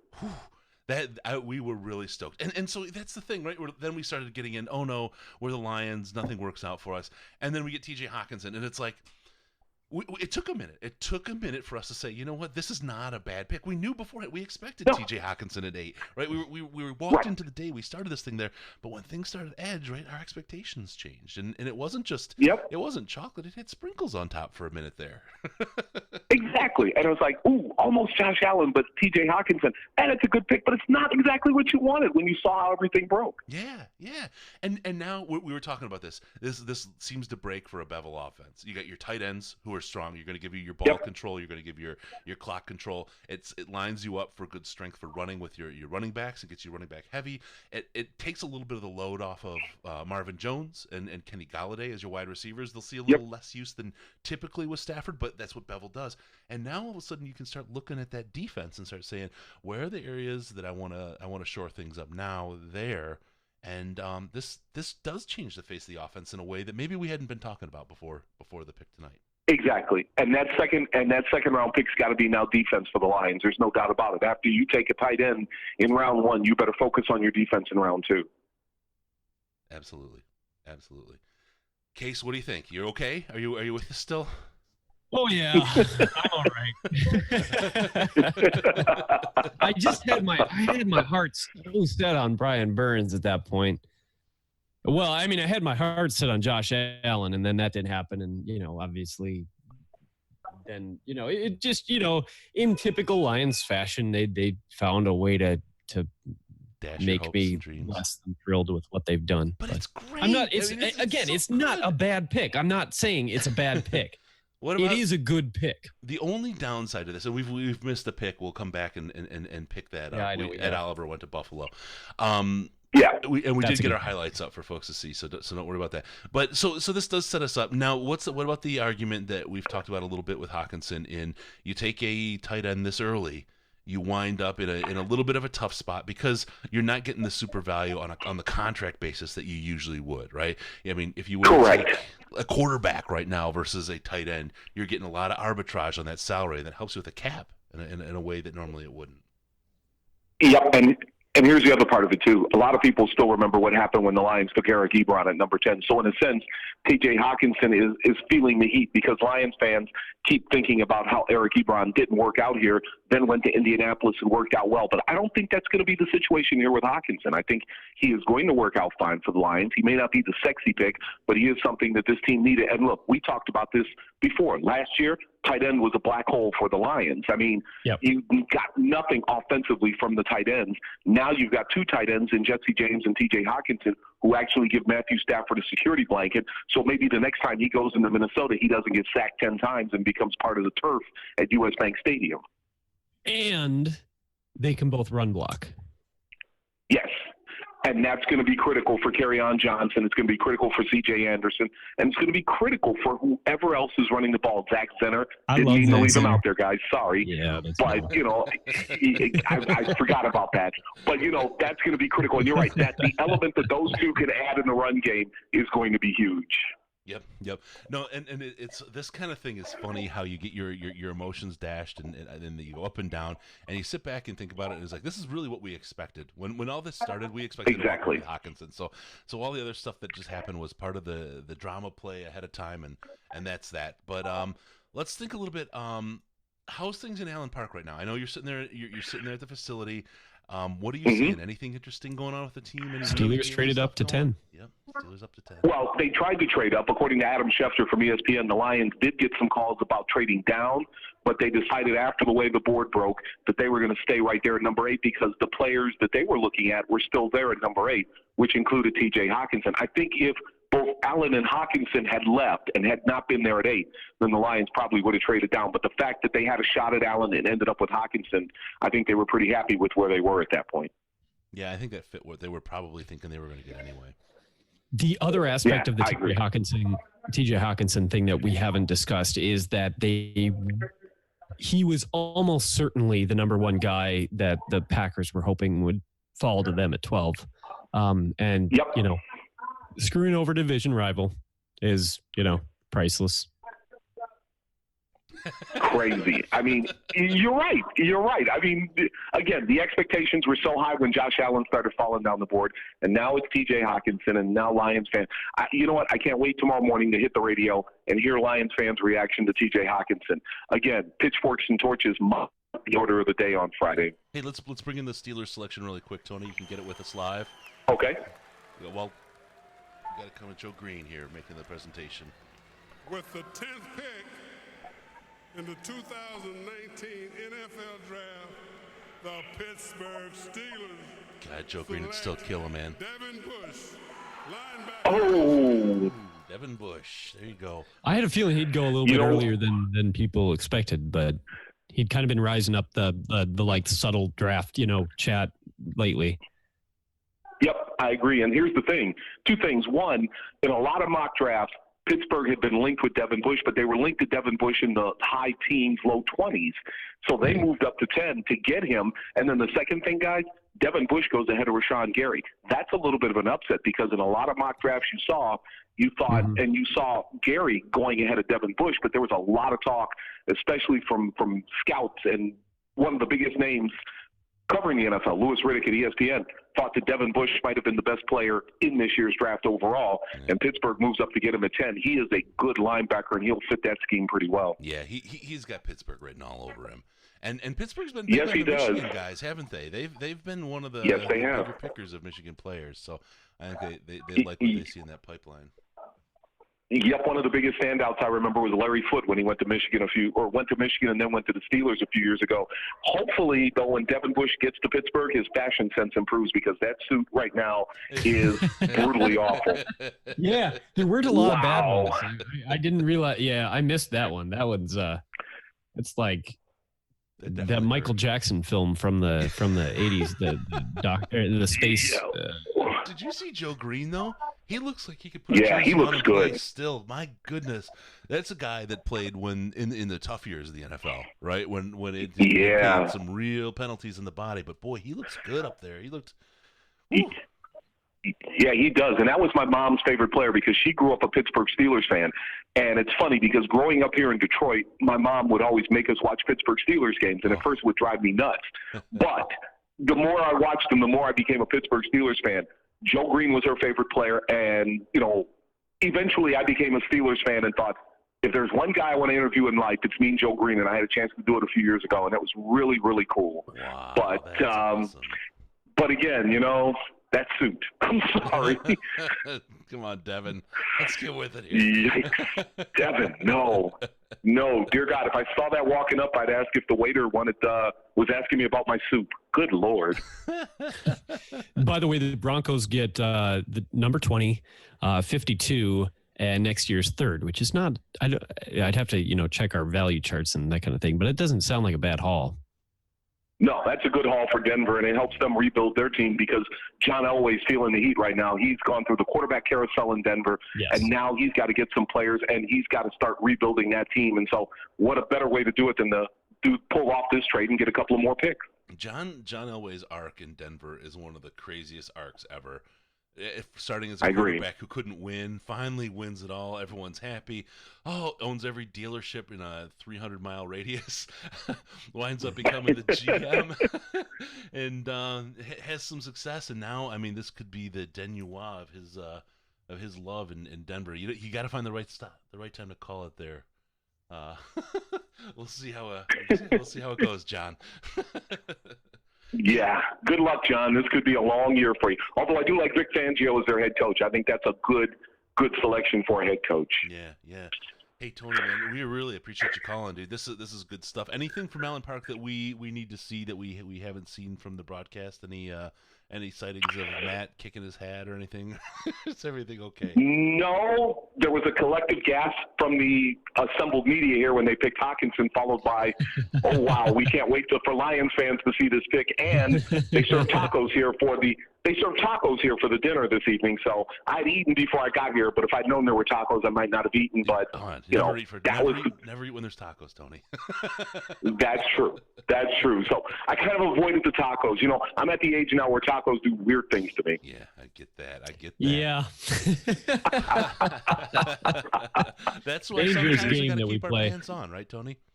Yeah, exactly. Hey, guys, good talking to you. You too. Thanks Hey, a lot. thanks, We'll man. talk again soon, buddy.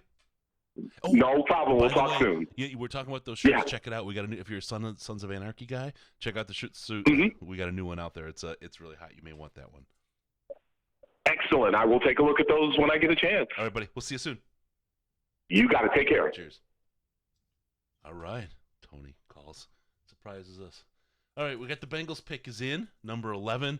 We've got our video highlights going. We did that. I think we're caught up in the picks. Here comes Goodell right now. We're back on stroke. With the 11th pick in the 2019 NFL Draft, the Cincinnati Bengals select Jonah Williams, tackle, Alabama. Okay. That'll work. That works for them. Never a sexy pick, right? No, but I mean it.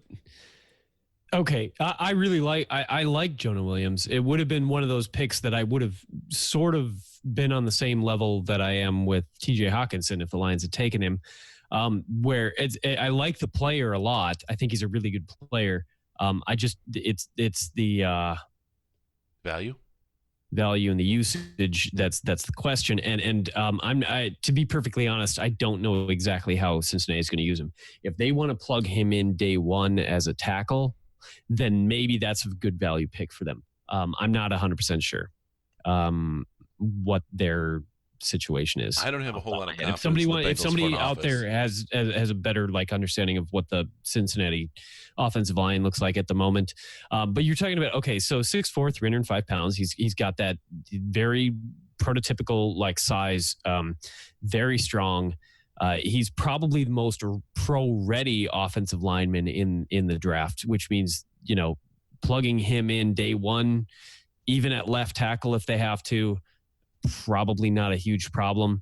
I've said many times that Cincinnati's deterioration after they made the playoffs, what was it, 6, 7, 8 years in a row or whatever it was, was going to happen because their offensive line fell apart. They kept, and it wasn't necessarily even their fault. It was just guys who were getting monster contracts elsewhere and or getting old. Not, that's a tough thing to avoid. Yeah, absolutely. All right. Oh boy, it's the Packers. What do we want them to take? A waffle? A kicker? I want them to take punter? DK Metcalf.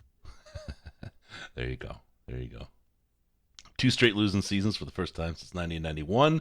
Keep loading Shutout up on at the those end of wide the receivers. season. Just keep doing it. Keep doing it. That's all you need. Wide receivers. Show the line. Show the wide out. Or I want them to draft the 4 more wideouts this year. Show the shutout in the NFL Network. Show that as the in your little crawl in the bottom. All right, we got that. Hey, let's open up the phones again. Sorry, guys.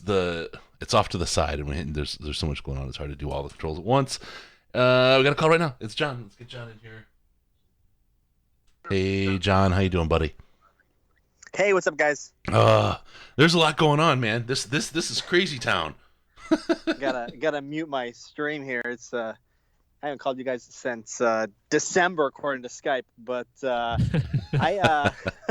I think Twitter's not too happy with our selection based on what I saw. I'm not surprised by that. But again, that's the Ebron thing, and that's if that's the reason people are upset, then they're Is it? Tell me, John, is that what you're seeing? Is it the Ebron thing on Twitter, or is it people just freaking out? I mean, look, half the Lions fans are going to complain about whoever we played. I don't care who it was. Half of them on Twitter would have found something to say it was the wrong choice. That's just the way it is. Blandino, you ready, Case? Some of them are probably complaining we didn't take Dwayne Haskins. I got exactly. Yeah. I just looked at the Twitter. We got a tweet from Blandino saying, "Hey, podcast, Quinn definitely doesn't care." That was the That's right. Which I appreciate, but was fine, like ignoring the fan sentiment and getting the guy he thinks is the right guy. And look, I like the pick. I'm not sure that it's going to be the right one when all is said and done, but he was the number 1 mock, and for a reason. And the one thing that I get a lot of flack people are throwing, that the TE value is not there at that high of a pick, right? You were complaining about the value. My issue. Yeah, the value of a pass rusher at that spot or whatever. But look, I do think the value of TE is a little higher these days than it has been in the past. The statistic that all of the teams that make the playoffs have a high quality TE these days is kind of a change in what we might have seen in the past. And we just spent all of our money this year on defense, right? Like we poured a ton of capital into beefing that up. So it makes sense to spend some draft capital on the other side of the ball. I don't disagree at all. Not in the least bit. That's part of it. It's the hardest part, I think, and this is where Case is hung up, is the value of the tight end over the long haul, right? You want that arbitrage. You want somebody like a quarterback or just somebody who's going to command high dollars in free agency so that you can get those guys on the cheap and then use your free agency dollars to get guys that are less expensive. So you get your tight end on free agency, right? I mean, I get the point. And if you can go spend your free agent dollars to upgrade that position, I love the cat. That's awesome. Then you want to do that. But look, we wanted to do that last year, and we failed at it completely. So just because the math says that the best way to do it is X, Y, Z, get the draft on the stud defensive end and spend your money on the tight end. Yep. In practice, it doesn't necessarily work that way because we wanted to do that and we failed at it last year, So I think this is Bob Quinn saying, I wanted to fix this problem last year and it was so bad and it cost us a number of games that I'm going to fix it this way instead. And I don't blame him for that, honestly. And when you look at the data, like we've talked about this is one of those things. The tight end is a position that is a good position, a Pro Bowl position, an All-Star position, whatever, is the kind that carries the team to success when you have a tight end at a high level. So maybe that's a change in the league. It used to be running backs were super highly valued, and quarterbacks. We got Goodell coming in with a Packers pick. Maybe the move is to tight end soon. In the 2019 NFL Draft, All right, let's take a minute the here to Green sit on Bay the Packers Packers pick. select Rashawn Gary. Sean Gary. Not really a huge surprise there. Yeah, that's okay. Before we move on, real quick, I will say that I will happily fess up to occasionally getting Everything wrong. obsessed with the economics of it. I'm willing to accept that. Okay. We're going to put some Rashawn Gary highlights up. You'll be able to see some of the great work he did at Michigan. I love it when he does it against Ohio State, too, by the way. That's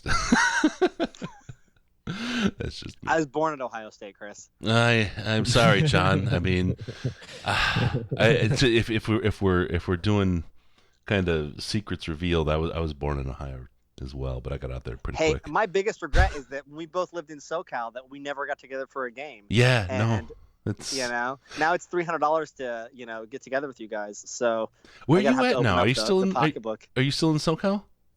No, I moved to North Carolina. Remember? So Oh, you're down right, in right, Florida. right. I'm in North Carolina. We both moved. We both left the expensive West Coast for the balmy East Coast or whatever, balmy South. Anytime someone says balmy, I feel like it's an invitation. I don't even know what that word means. So let's think about it. So Atlanta's the place we'd probably have to meet, right? Or Jacksonville. I think a Lions game in Atlanta is the place to do it. Hopefully. Yeah. We could get cheap hot dogs. The one other thing I wanted to throw out there is, like I said, I don't mind the pick for Hawkinson. The Lions, he's going to have a tough road to hoe with the Lions fans, unfortunately.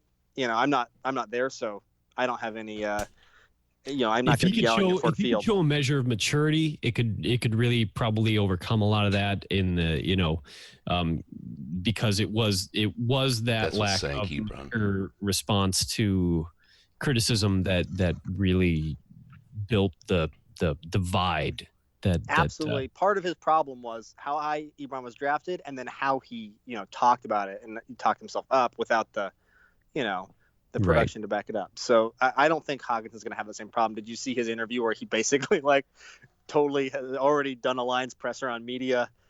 Yeah. Speaking because No social media, no right. He's got all the things that Patricia and Quinn want. I mean, already he's got it. I don't know. The last thing I wanted to point out was the interesting to look at was what the Broncos got for who the Steelers traded up with them. I think. Yeah. Yep. This guy needs and I'm gonna find him and just give him Jim a Young. big Sorry, Jim Young came in with the great. is looking at what the Broncos got for the 10th pick, right? And obviously we would have had. I know there was offers out there for our pick, so that's really I think the biggest maybe criticism that can be had is looking at what we could have had instead of taking Hawk, at that spot. So which I think if unfortunately anything, also calls back to the Ebron pick, because that was one of the biggest criticisms of that pick was that they didn't even take an opportunity to wait and see if anybody was willing to trade up. Sure, but that's Martin Mayhew, not Bob Quinn. So no, I completely agree. I'm just saying that unfortunately there's going to be comparisons, and we're going to have to deal with that. Yes, but this year you have Bob Quinn saying, I'm actively looking to trade down. And you have a trade that happened 2 picks later for somebody that would still been on the board. So you can look and say we could have easily gotten this or more value. Is Hawkinson worth that? And that is a tougher question. And that I think is, if you're going to make any criticisms, those are probably the criticisms to make. Yeah. Yep. All right. Say goodnight Keep to up the Gary. great work, guys. Love it. I'll let you get back to it. All right. Thank you, Jen. And we'll see you in Atlanta. Awesome. Take care. All right, brother. We'll see you. Okay, so Packers take Rashawn Gary. Yep. Did we already play his highlights? We did play his highlights, but you can go to town on him if you want. We still got 3:30 before we get Michigan. 6'4", 277, 11.5 TFLs, 5.5 sacks in 2017. He is not what you would consider a pure edge rusher, because he is more of a 3-4 defensive end would be what I would say about him. He's a guy that can kick inside, and I would expect that's the way the Packers will use him. I'll be perfectly honest, I'm not that high on him. I know that a lot of people are. He had started off as maybe one of the prospects I liked a lot, but over time I had kind of brought him down. He did have a shoulder injury that limited him in 2018, which is that's a long-term question mark kind of issue. Mm-hmm. But okay, so he has a size, speed, strength combo. That lends itself to that versatility, which I think is a positive trait. I just think that he needs a ton of coaching, and those kind of players are the kind of players that maybe work out, maybe don't work out. So I do think it's a high risk, high reward type situation. It looks like Philly's already taken EDP 445. If you guys know who that is, he's the funniest thing to come out of Philadelphia since anything. All right, okay. Let me ask you. What did the Steelers give up for the 10th? I didn't see that case, and I knew you had the list of what they 20, 52, and third round next year. Got it. So 2/3 and swapping first. All right. So there you go. Oh, gosh. Or no, not 2/3. A second and a third and swapping first. Got it. Okay. Sorry. I'm looking through the thing. I thought Carlos was in there. He said he wasn't Carlos, but it's Los Lions. He says it's not Carlos, but Carlos was very nice. Secret Carlos. So I know a Carlos, and he didn't get the treatment. Yeah, not Carlos, the bad news Carlos. And other people are accusing Los Lions of being there are literally Carlos. dozens of them. Well, there's at least two. And the other one, he's the one that shows up and play with the podcast with me all the time. And he came in, he watched, he was just texting me, what do you think? He was like just texting about the draft. And I was like, oh, we're doing the show, dude. And he came in, he looked, we texted back and forth a little bit. And then he did a $20 donation when he heard it was for St. Jude. And it didn't show up on the screen. So I just want to give him a shout out. Thanks, Carlos, man. You're a great dude. I've been playing video games with him for like years. And it was really nice of him just to show up and drop some coin on the. So guys in the chat, I need somebody to call in and talk to Chris for a little while so I can step away for just a minute. Somebody should do that. Okay, 248-782-8384, or if you're using, Carlos is good, Sam. If you're using the Skype, you can use Detroit Lions Podcast. It's all one word, and we'll talk. We'll say good things. No, he's not doing the do, Smurf. He'll be okay. Oh, Christian Wilkins. We got Christian Wilkins. Let's go ahead and do a video highlight quick, okay? Can you do? He was a guy that could potentially have almost fallen into the second round, but I'm not surprised. I'm not surprised in the least that he went where he did. Big old defensive tackle, 315, 6'3". He's massive. 14 TFLs, 5.5 sacks, 2018. He's another. It's crazy how many of these big defensive tackles we have coming out that are probably 3 technique players. Like if you remember what I talked about with Quinnen Williams, he will probably have his specialty in rushing the passer, playing outside a guard. But at his size, he can also be functional as a run stuffer up the middle if necessary. And actually, he's even played edge. So I mean, in that sense, but he's huge. Okay, he's high character, high effort, near elite athleticism. In most classes, he could have been a top 2 defensive lineman. He just not quite in the game breaker class that some of the guys in this draft happen to be. If the Lions had traded down, I could have seen it.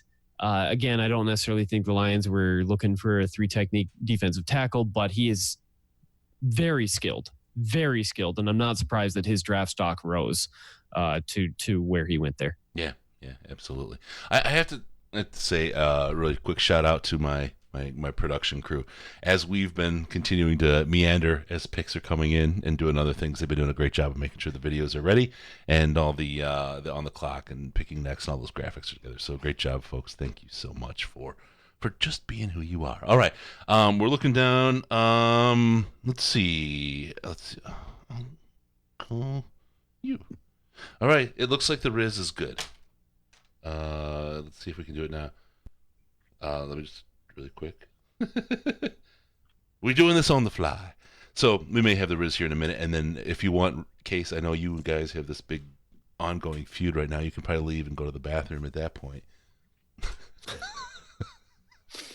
I like that people think that we don't get along because we don't end up on the show together all the time. All right, we got a call coming in, and I will pick you up. Let me get Riz on here really quick. I think we got that going on. All right. Here we go. Oh, you can't leave until... Hello. Riz, how you doing, buddy? Good seeing you. Thanks for coming out. All right. Lots of Riz. Okay. How you doing, buddy? I am with you. I am good. Do you want to say something bad to Case? Because he's got to go to the bathroom. We want to keep the illusion alive. Let me get somewhere where it's a little bit quieter. I'm at a... Our draft party's clearing out, but it's still kind of noisy here. All right, do your thing. That's cool. Okay, so... All right, so what's our general vibe here? Okay, the general vibe here was the initial thing was, oh my God. Well, we were all very excited that, oh my God, Josh Allen fell. The Raiders took Cleveland fair. What the fuck is wrong with them? Exactly. That was said in person by more than one person here. All at once. Yeah. So there was disappointment that the Jaguars took Josh Allen. So then a lot of people were like, okay, Adams still on the board. Montez Sweat's still on the board. Brian Burns is still on the board. And we took T.J. Hawkinson. And the initial reaction was definite bitter disappointment. After that, when people realized that, you know what, this guy's a pretty damn good tight end, I think most people have come to the in the terms of grief acceptance, they're at radical acceptance. And I'm going to find him and just give him a big. Sorry. I think that's accurate. John just hit us up on Patreon. We got a Stafford guitar playing. Graphics shows up a lot. So Riz, in an effort to continue this narrative that you and I don't like each other, I am going to step away for just a minute and let you talk to Chris. I'll be back. Love you too, Case. I actually do love you, though. So I know you do, bro. Case is leaking right now, so we'll have to.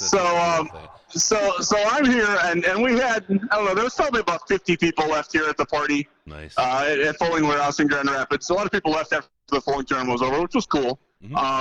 But the general reaction, well, first off, when Josh Allen was still available at 6, Adam Strohs, who's one of the producers for the Big Drew and Jim Show, he and I both took our belts off and were ready to go streaking. And unfortunately, it didn't happen. Or fortunately for the other people that are here, I guess. I didn't know Adam Strohs was a producer. That's really good. He's a good guy. Yeah, he is. Yeah, we were stoked. We were talking about it, how like literally we were sweating. We're sitting here thinking like, oh my God, I can't believe the Raiders.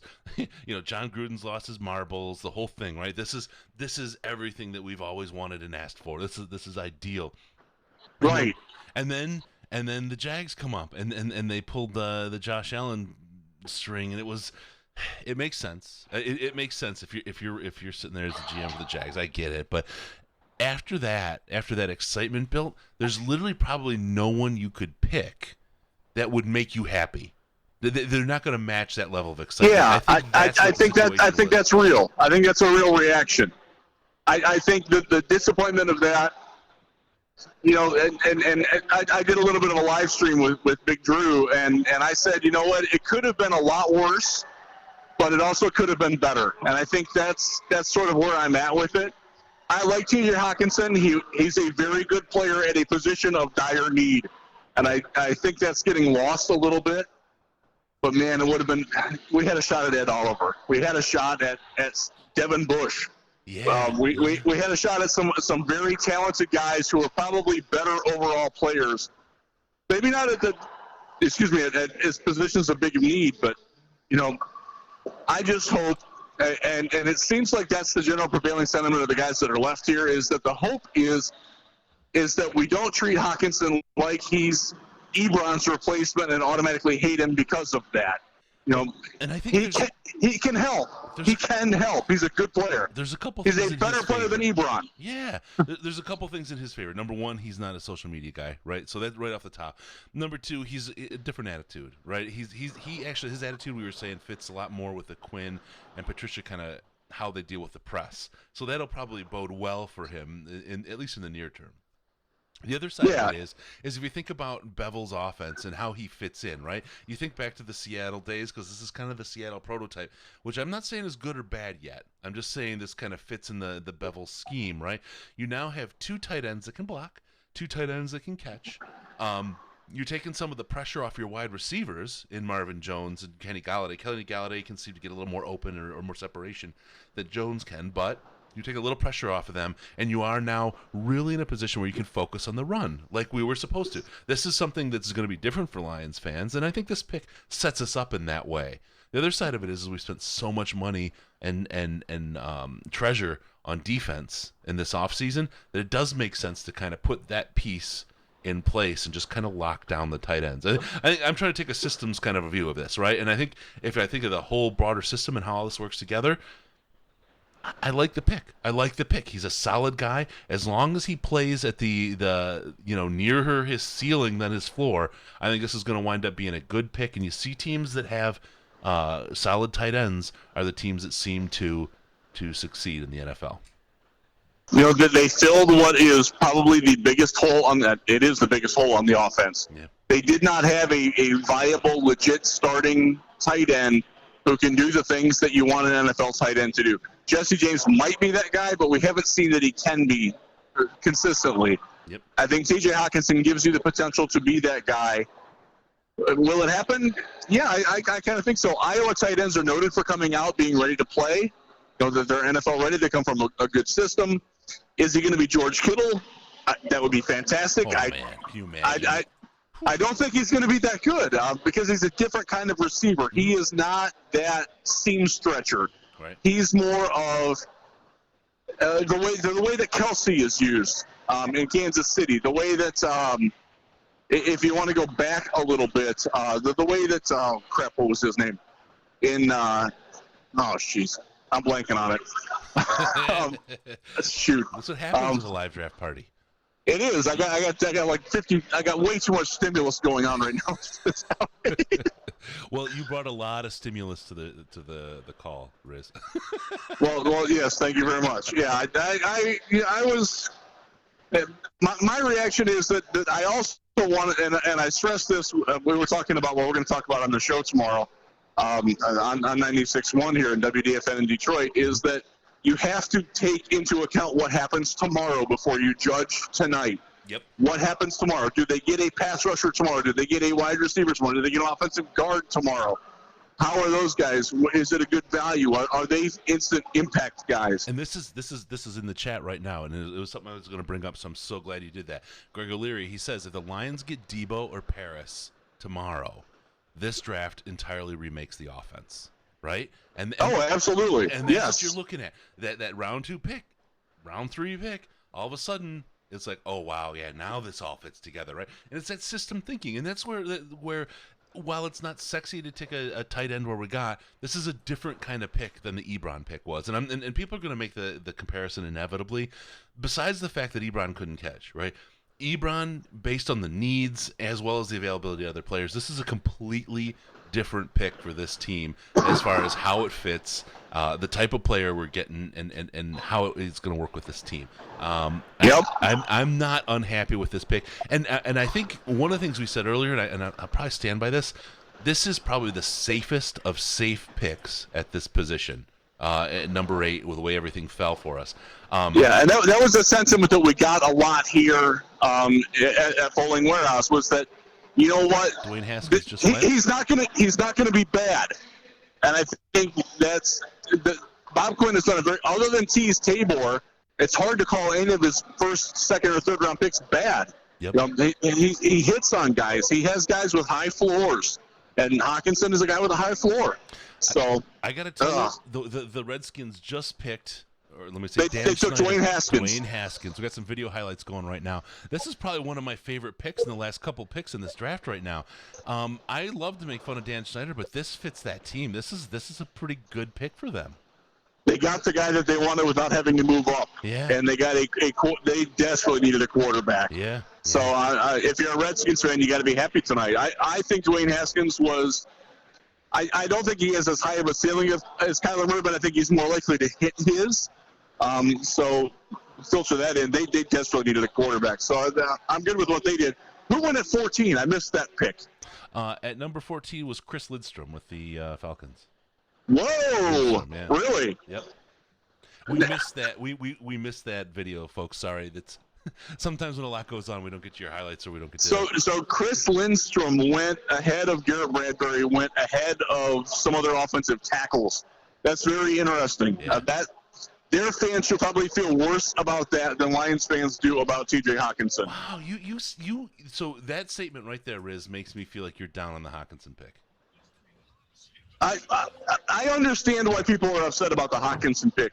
It would not have been the choice I would have made, but I understand why they did it. And as you know, I have to live my life looking positive, because if I dwell on the negative, I fucking drive off of a cliff every fucking day.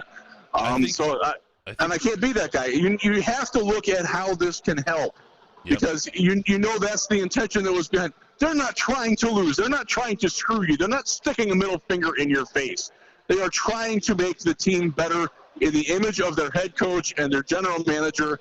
And if you have a problem with that, then maybe you want to step away from the Lions for a little bit, because this team is better now than it was an hour ago. Yeah. Could it have been better in a different way? Yeah, it could have. But this is their vision.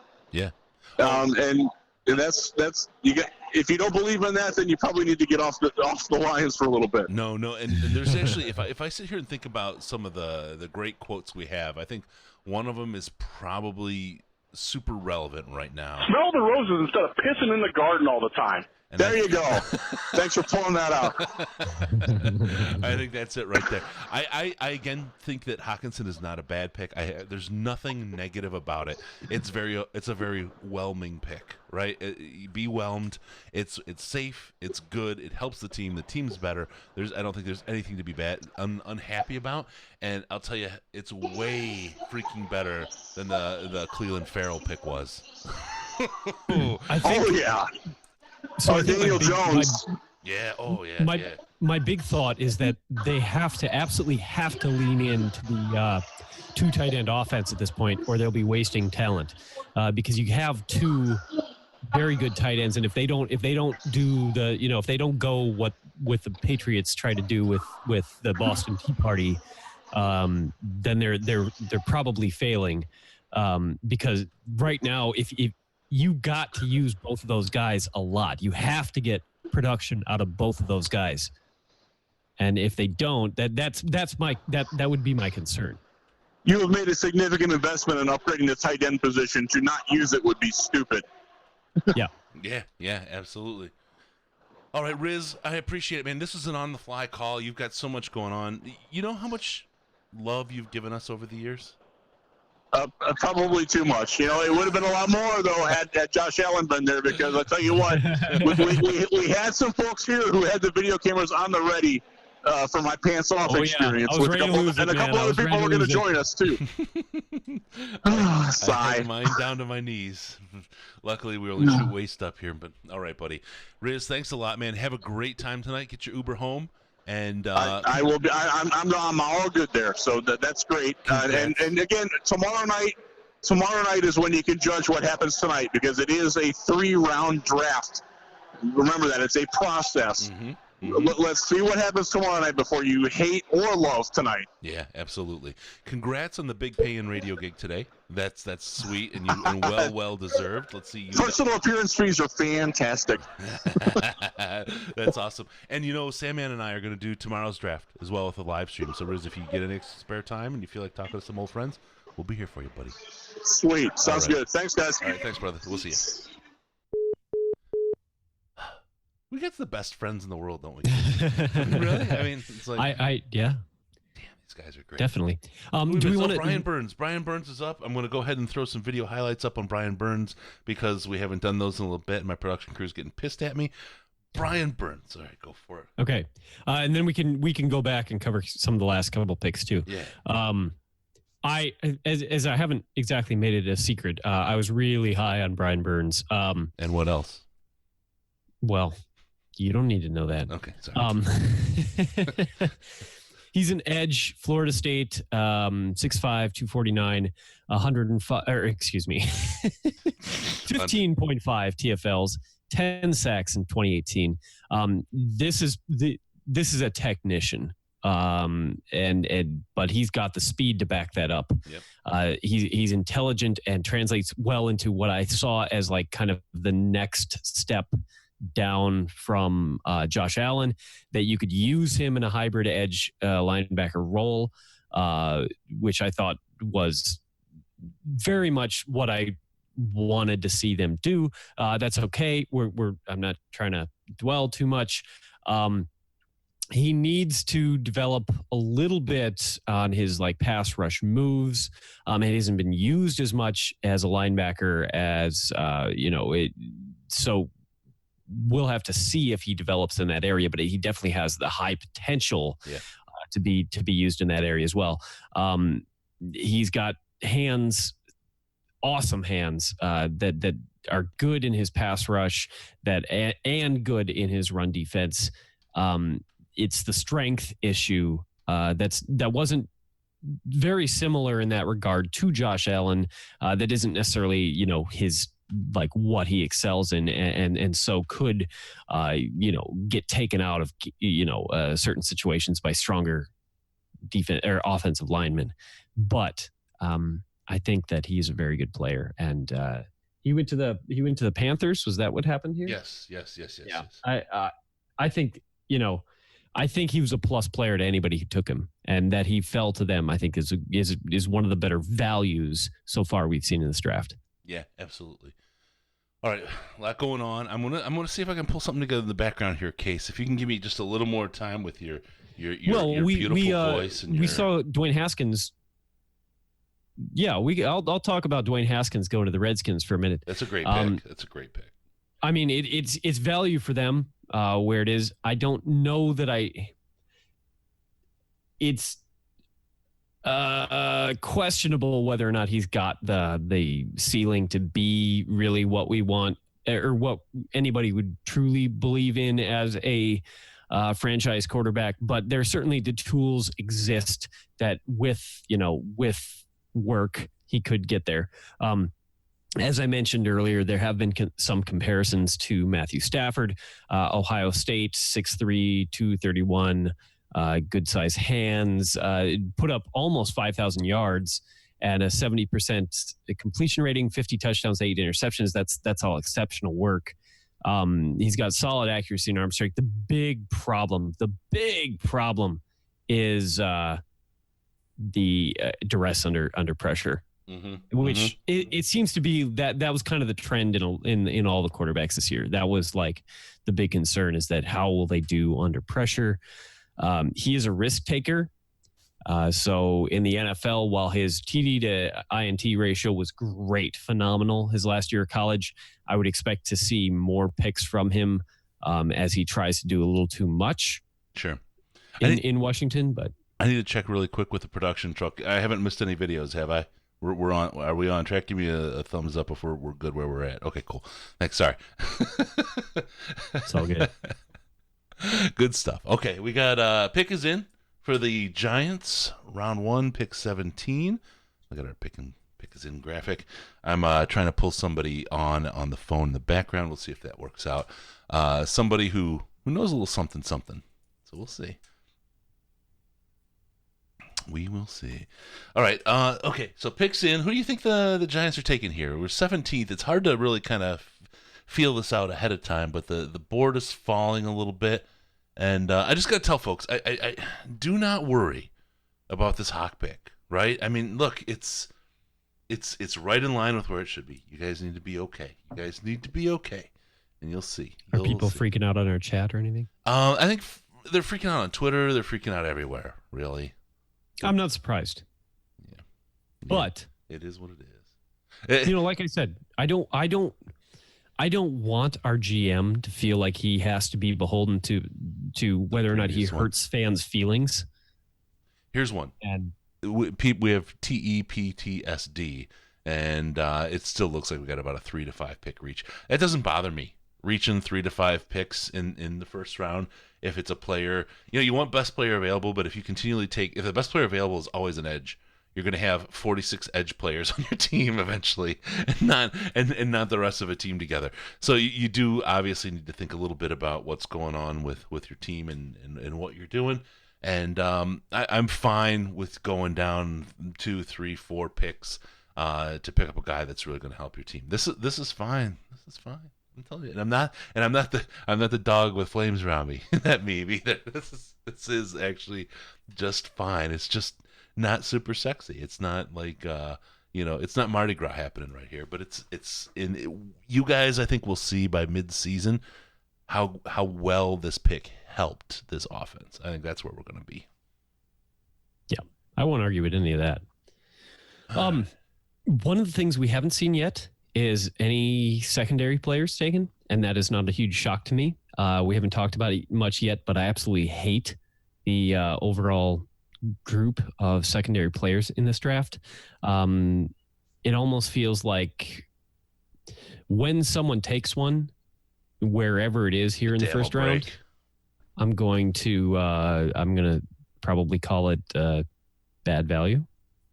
That's just whoever the first one taken is bad value, and then there'll be a run for 6 picks. If it gets into the second round before one gets taken, which would be amazing if you think about it, a whole first round without any defensive backs. But it is. I mean, there's 10 guys, about 10 guys. Slew Shark says that the Vikings, that's what they're going to do, which wouldn't surprise me. Yeah. But I mean, as badly as they need offensive line talent, like that's still an option for them. But yep. All right, we got Goodell coming out with the pick for the Giants. Let's go ahead and pot this one up. Good Lord. Good Lord is right. Joining us from Camp Humphreys in South Korea, please join me in welcoming members of the 2nd Infantry Division, ROC U.S. Combined Division. Among them is Warrant Officer James Benecki. He's a native of Brooklyn, New York, and he's about to make the Giants pick. Officer Benecki, take it away. He's going to announce it. He's not going to make it. Come on. With the 17th pick of the 2019 NFL Draft, the New York Giants select Dexter Lawrence, defensive tackle, Clemson. Second and none! All right, that's all right. You know, I like those. I like those kind of things. You feel good about that, right? Clemson's got a lot of picks coming up this year, very high, right? Looking good. Absolutely. All right, let's get some video highlights and talk about it. You good with that? Yes. Unlike several of the other defensive tackles, interior D linemen that we've seen go, I think Dexter Lawrence really is the run stuffer. They're bringing him in. They traded Snacks Harrison to us. Mm-hmm. This is the replacement. Yeah. He is 6'4", 342 pounds. 7 TFLs, 1.5 sacks in 2018. So if you're looking at those stats, you could tell that he's not a guy that's going to live in the backfield, but he will give them a very solid presence in the middle of their defensive line. The absolute prototype as far as a run stuffer physically. The only reason that he probably lasts as long as he did is because it's a low position. It's a low value position. Right. It would have been one of those things that, like, had he somehow fallen into the second round, we could have taken him and groomed him as the replacement for Snacks and let Snacks go next year or something like that. But I didn't expect that either. But I think it's okay value where they got him. I don't think that I would have a problem with that. They clearly needed a replacement for Snacks and got one. Well, they got what they think is one. They didn't get Snacks. No. Right. I mean, no. Snacks I mean, expecting him to live up to that is, expecting anyone to live up to that is going to be pretty tough, right? That's Clay. I'll take Mom in the third round. But you're waiting to the third round. It's going to be tough. You got to explain that. It's going to be tough. All right. Yeah. And Skydog's right. We got Snacks basically for nothing. That's crazy. 3 minutes left on the Vikings. Pick number 18 in the first round. Never know what's going to go on with the trades. What about us for the third round? Do you think we're going to do anything to move around, or do you think we're going to sit pretty steady with the picks we got? I mean, it isn't. Bob Quinn certainly has an affinity for moving around in the draft, so it wouldn't shock me at all. I was surprised by the move up for Kerryon Johnson last year. So like me, if I sat here and said, oh, no way they, do any major trades, that would just be, setting myself up for extreme failure. I will not be surprised this year if they move around. Where they might move around or who they might be moving around for, anybody's guess at this point. Yeah. Pick is in. Sam Bradford.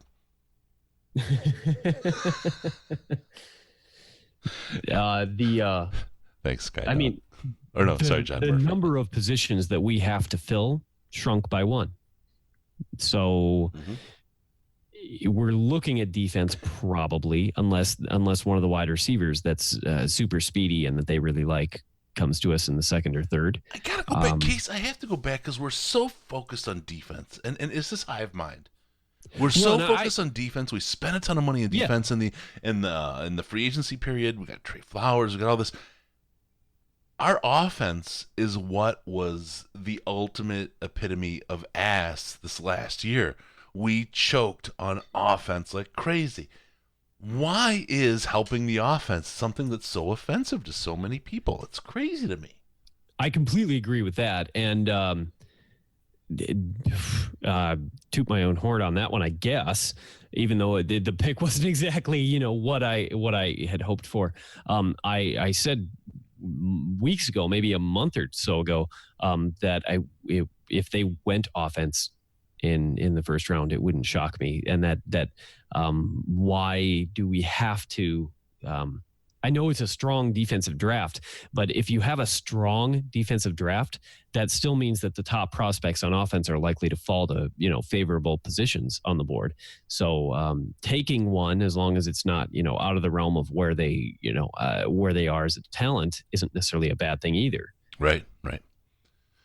Whew, this is tough. I feel like this is a weird spot for this year. They got their guy. Let me go throw some highlights up. That's the word I'm looking for. Highlights. Garrett Bradbury. Garrett Bradbury is their guy. And NC State, he's a center.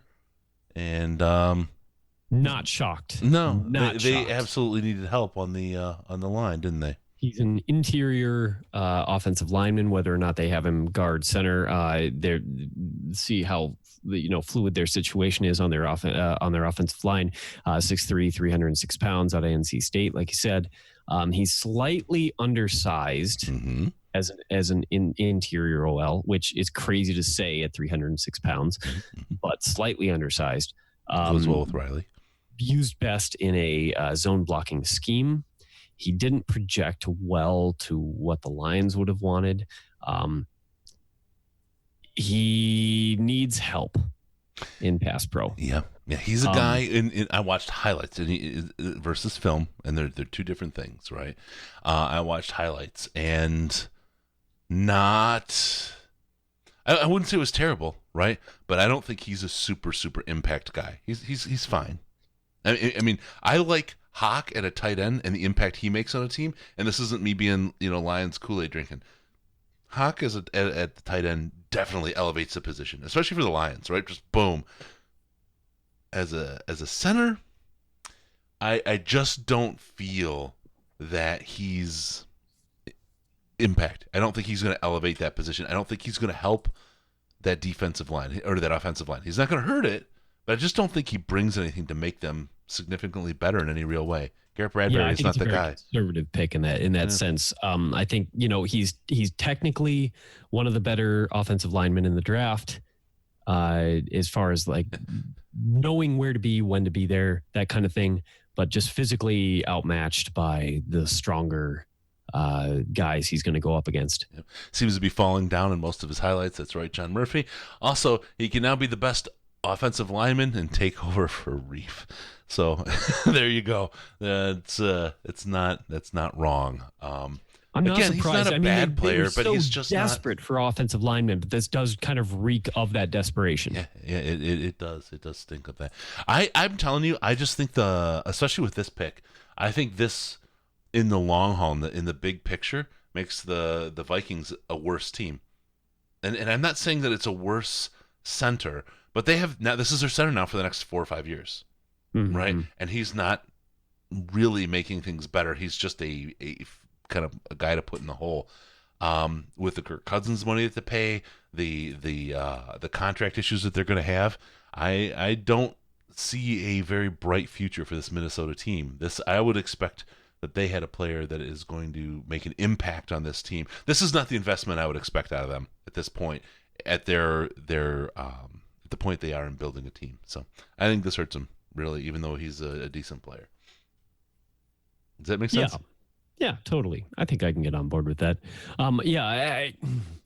It's hard to see this pick, and if I was a Vikings fan, I wouldn't be excited. it would have been one of those like. And the funny thing is that even last year when I was shocked by the Ragnow pick where we took him, it wasn't hard for me to turn that around and recognize that there was a lot of reason to be excited, but I'm not sure that exists here for Bradbury. It's not even whelming. Yeah. It's just, okay, you got your pick. I don't see this really doing a lot for them. So that is what it is. And they can enjoy if that. he's able to like bulk up and get stronger, then that's a different story. It's just well, he's got to stay standing up too. He can't fall over every play. So Right. we'll see. Right. And as a zone blocking guy, I mean, he needs to be able to do some power and some man stuff. We'll see how it is. We'll see how it shows up. Yeah. Let's take your calls, 248-782-8384. We've missed a couple. There's been a lot going on. Pick is in right now for the Tennessee Titans. If you can flex with us as we announce that pick and get Goodell on, please join us. And oh yeah, I was John gave me hell for not having a rum runner because I've been rum runner crazy. The problem with me and rum runners is rum runners have me hopping into a time machine. It goes from 11 o'clock some night, and then I wake up the next morning like, wow, I traveled time. What happened in the meantime? It's weird. So I don't do those so much anymore, but they're good. I love them. All right. 248-782-8384. Pick is in. We're going to wait for Goodell. He should be out on the tarmac of the stage any moment now, and we'll get his pick. All right. John, I see that you're hurting. You say you're drunk. You need to stop. Don't do it. Don't do it. Just stay with us. We got you here, buddy. We got you. A lot of good stuff coming on. Look, we're gonna have Goodell. Boo with us. It's a big boo. To join me for the Titans pick are 13 high school football captains from teams across Nashville. We're reaching now. These teams represent Metro Nashville public and private schools in Davidson County. That dude's huge on the right. They also exemplify commitment to team and community. Look at the right, the far Please right, and the guy welcome just your to local the side of high him. school student Dude, athletes. those are quarterbacks. It's the same position. I was so 2 amused when foot taller Kyler than Murray the other came out on motherfucker. I was very amused when Kyler Murray came out on the stage early on, and he was like a foot shorter than everybody around him. The Tennessee Titans select Jeffrey Simmons, defensive tackle, Mississippi State. There you go. I'm sorry. Yeah, yet another. That dude was fucking gigantic. I mean, he he looked like he could be like a tight end or like a D line, an edge guy, right? And next to this little fellow. Sorry, that was they should have really thought that through before they put those guys up there. All right, the pick. Okay, let's do the pick. We got some that's okay. some good stuff going on. Let's get some highlights, and you can talk us through it, buddy. Yeah, no. He's another guy who I think projects best. He's a defensive tackle who projects best as a pass rusher in the 3 technique. We get no highlights of this? Is that what I'm seeing? We don't. We did 60 motherfuckers and we got no highlights of this guy. He was on the list you gave me. He's a defensive tackle on Mississippi State, 6'4", 310 pounds, 18 TFLs and 2 sacks in 2018. So the 2 sacks, obviously raised the question about where's the pass rush, but I think that's, with the 18 TFLs, I think that's more of a fluke kind of situation that he probably would have more sacks most of the time. It just didn't work out. He's a raw dude. And he's another guy who I think that, when we talked about how deep this defensive line class is, he's one of those guys. Okay. He's one of those guys who could have maybe been a top 10 guy in another year. Intelligence concerns, maybe. I even hate saying that. I hate saying that. It feels so mean. But he has incredibly good athletic profile. No one thinks you're talking down to anybody, Case, so you're good there. Right. So I'll jump in really quick because I interrupted you and you made you lose your train of thought. I actually told him not to do a video on this guy. We did 60 videos, and this is one guy. I'm like, there's this injury. He's not gonna. No one's gonna pick him. And they took him 19th. Oh, that you want to say reach? This pick is pure ass. To my people in the truck, great work. The kitchen is not the truck; it's going to be called that forever. But holy shit, what a horrible pick. I don't know. I mean, this is me talking, right? Wow, bad. This is bad. Now I was reminded by the video people that I made that decision, and now I remember why I made that decision and looked at.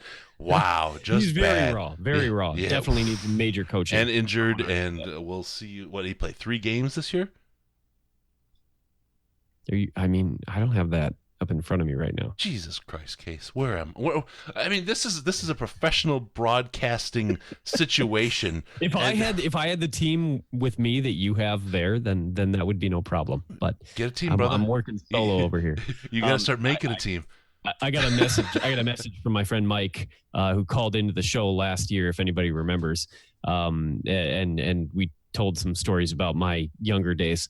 I got a message from him. Daniel Jones is so obviously a bust. I swear to God, some of these NFL morons are brain dead. He wasn't even good in college.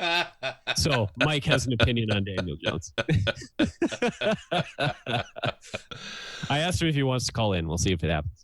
That's awesome. That's awesome. I'm just going to tell you, it took me 15 years to build this team, to grow it. So I'm just saying. you got to invest early, my friend. All right, so he's dying on the 6th round pick. Tried to swallow my beer a little too fast. Okay. Whew, okay, so let's see. We got 3 minutes left on the Denver pick. We're up to pick number 20.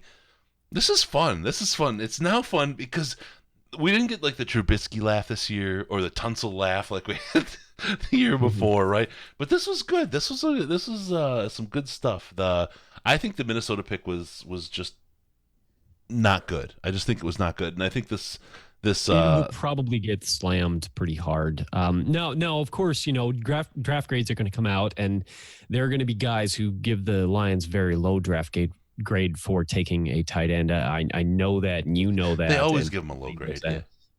But some of those grades make sense in terms of talent, and some of those grades make sense in terms of value. And I think where we'll get slammed is guys who focus on value, which, I mean, to be perfectly honest, that's me.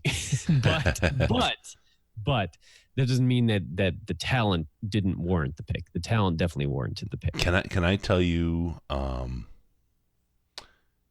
my opinion right now? The Raiders got sealed for Hard Knocks with that Cleveland Farrell pick. Straight I hope up. So. Yeah, they have Hard Knocks now, 100%. Oh, Jim, your wife said we're loud? Don't worry about it. Hey, baby. Oh, God. Turn us down quick, Jim. cases into that Fargo Brewing. He gets the freebies, and it's going to get ugly. It's gonna get ugly. You too, John? The wife's true. I'm disappointed in the ladies, our Lions ladies. What do we have to do, Case? Do we have to put on the sexy voice, or we maybe have to...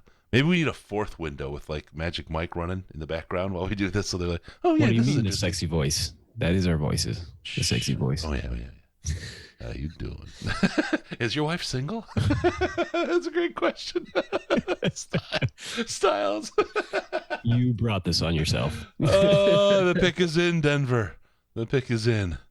I'm getting some looks in from my wife, who may soon be single, my future ex-wife. Oh, she's wearing a podcast shirt, so good work for her. All right, let's see. The pick is in for Denver. Let's see what we got going on. Let's see. Who do you think? What are you thinking? She wants less pants. That's probably true. Amber, the new shirts, they're the same as the old shirts. I think it's $18 for a regular shirt. $1 goes to St. Jude still through the end of the month. It's a Sons of Anarchy look. We're going to get Goodell in here, and I'll put actually, before we do, I'm just going to go ahead and put this shirt up. I'll just go do a design. There's an all-black version of this, too, but we got these new jerseys coming. I love this design. That's good stuff. So new shirts up. Sons of Patricia, Detroit original, Sons of Anarchy style. Let's get Goodell going.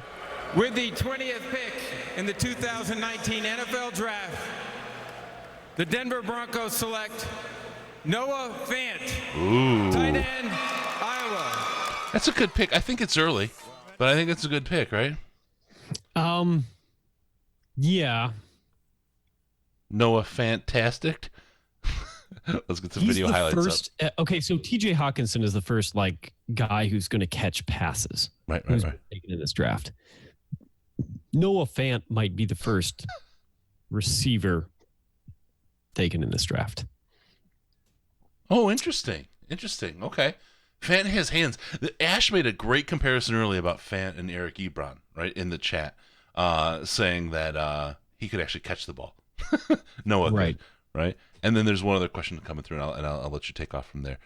Who's more likely to hook up when drunk, Chris and Riz and Case, or Case and Chris? So that's something we'll leave out to the audience to say. Do a poll? Maybe it happened already. Yeah, all right, folks. Go ahead. Yeah. TJ Hawkinson's teammate from Iowa, 6'4", 249, 4'5", 40, fast. As I described him, he has the potential to be everything that we had hoped Eric Ebron would be. He's extremely gifted athletically. He covers that hybrid tight end wide receiver position. He's got potential to be a downfield threat against slower linebackers or smaller DBs. The one area that he really excelled, touchdowns. He just lived in opposing teams' end zones. Oh God, yeah, he really did. He just ball dragged through the end zone all game long. So I mean that is a valuable skill set, and the strength and willingness to play through contact is there for him. It isn't necessarily his technique and his strength aren't necessarily elite level, but just the willingness to do it is a positive for him. He isn't a good blocker. He blocks like a receiver and not like an offensive lineman.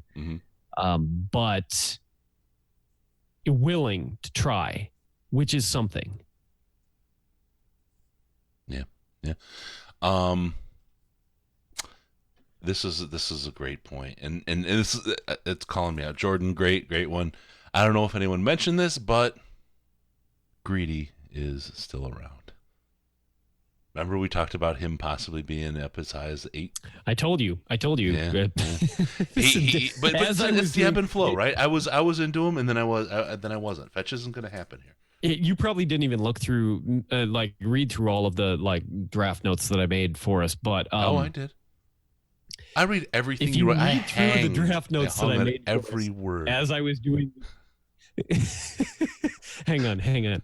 Okay, I'm not going to give out specific players' names or anything, but one guy I just wrote Instincts K. I got to the last safety on my list. I said, "Fuck it, I'm done with this." I wrote that. Fuck it, I'm done with this. TJ Hushmanzada. I think the only guys that I like out of the whole class, in terms of first round talents, I shouldn't say, because there may very well be guys in the second round who are very well worth what they, But what I kept reading over and over and over again was bad instincts, and that is like there's a trade. We got to trade. The Seattle Seahawks traded with the Green Bay, fuck the Packers, it looks like, for pick 21.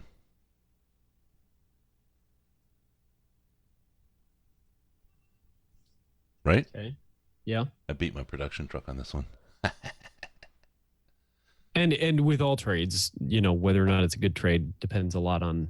Yeah. Your job is going to be to peel out what they got for that. So the clock's going to restart. We got the Green Bay fuck the Packers up. Now, what does that mean? But what does that mean? Who's really hot right now that the Packers are going to be after? Wide receiver? Montez Sweat, maybe. But they already took a defensive lineman. I guess that would surprise me a little bit. Now that fucking Swiss cheese bunch of shit they got though. It probably wide receiver. Quarterback. They're going for a quarterback.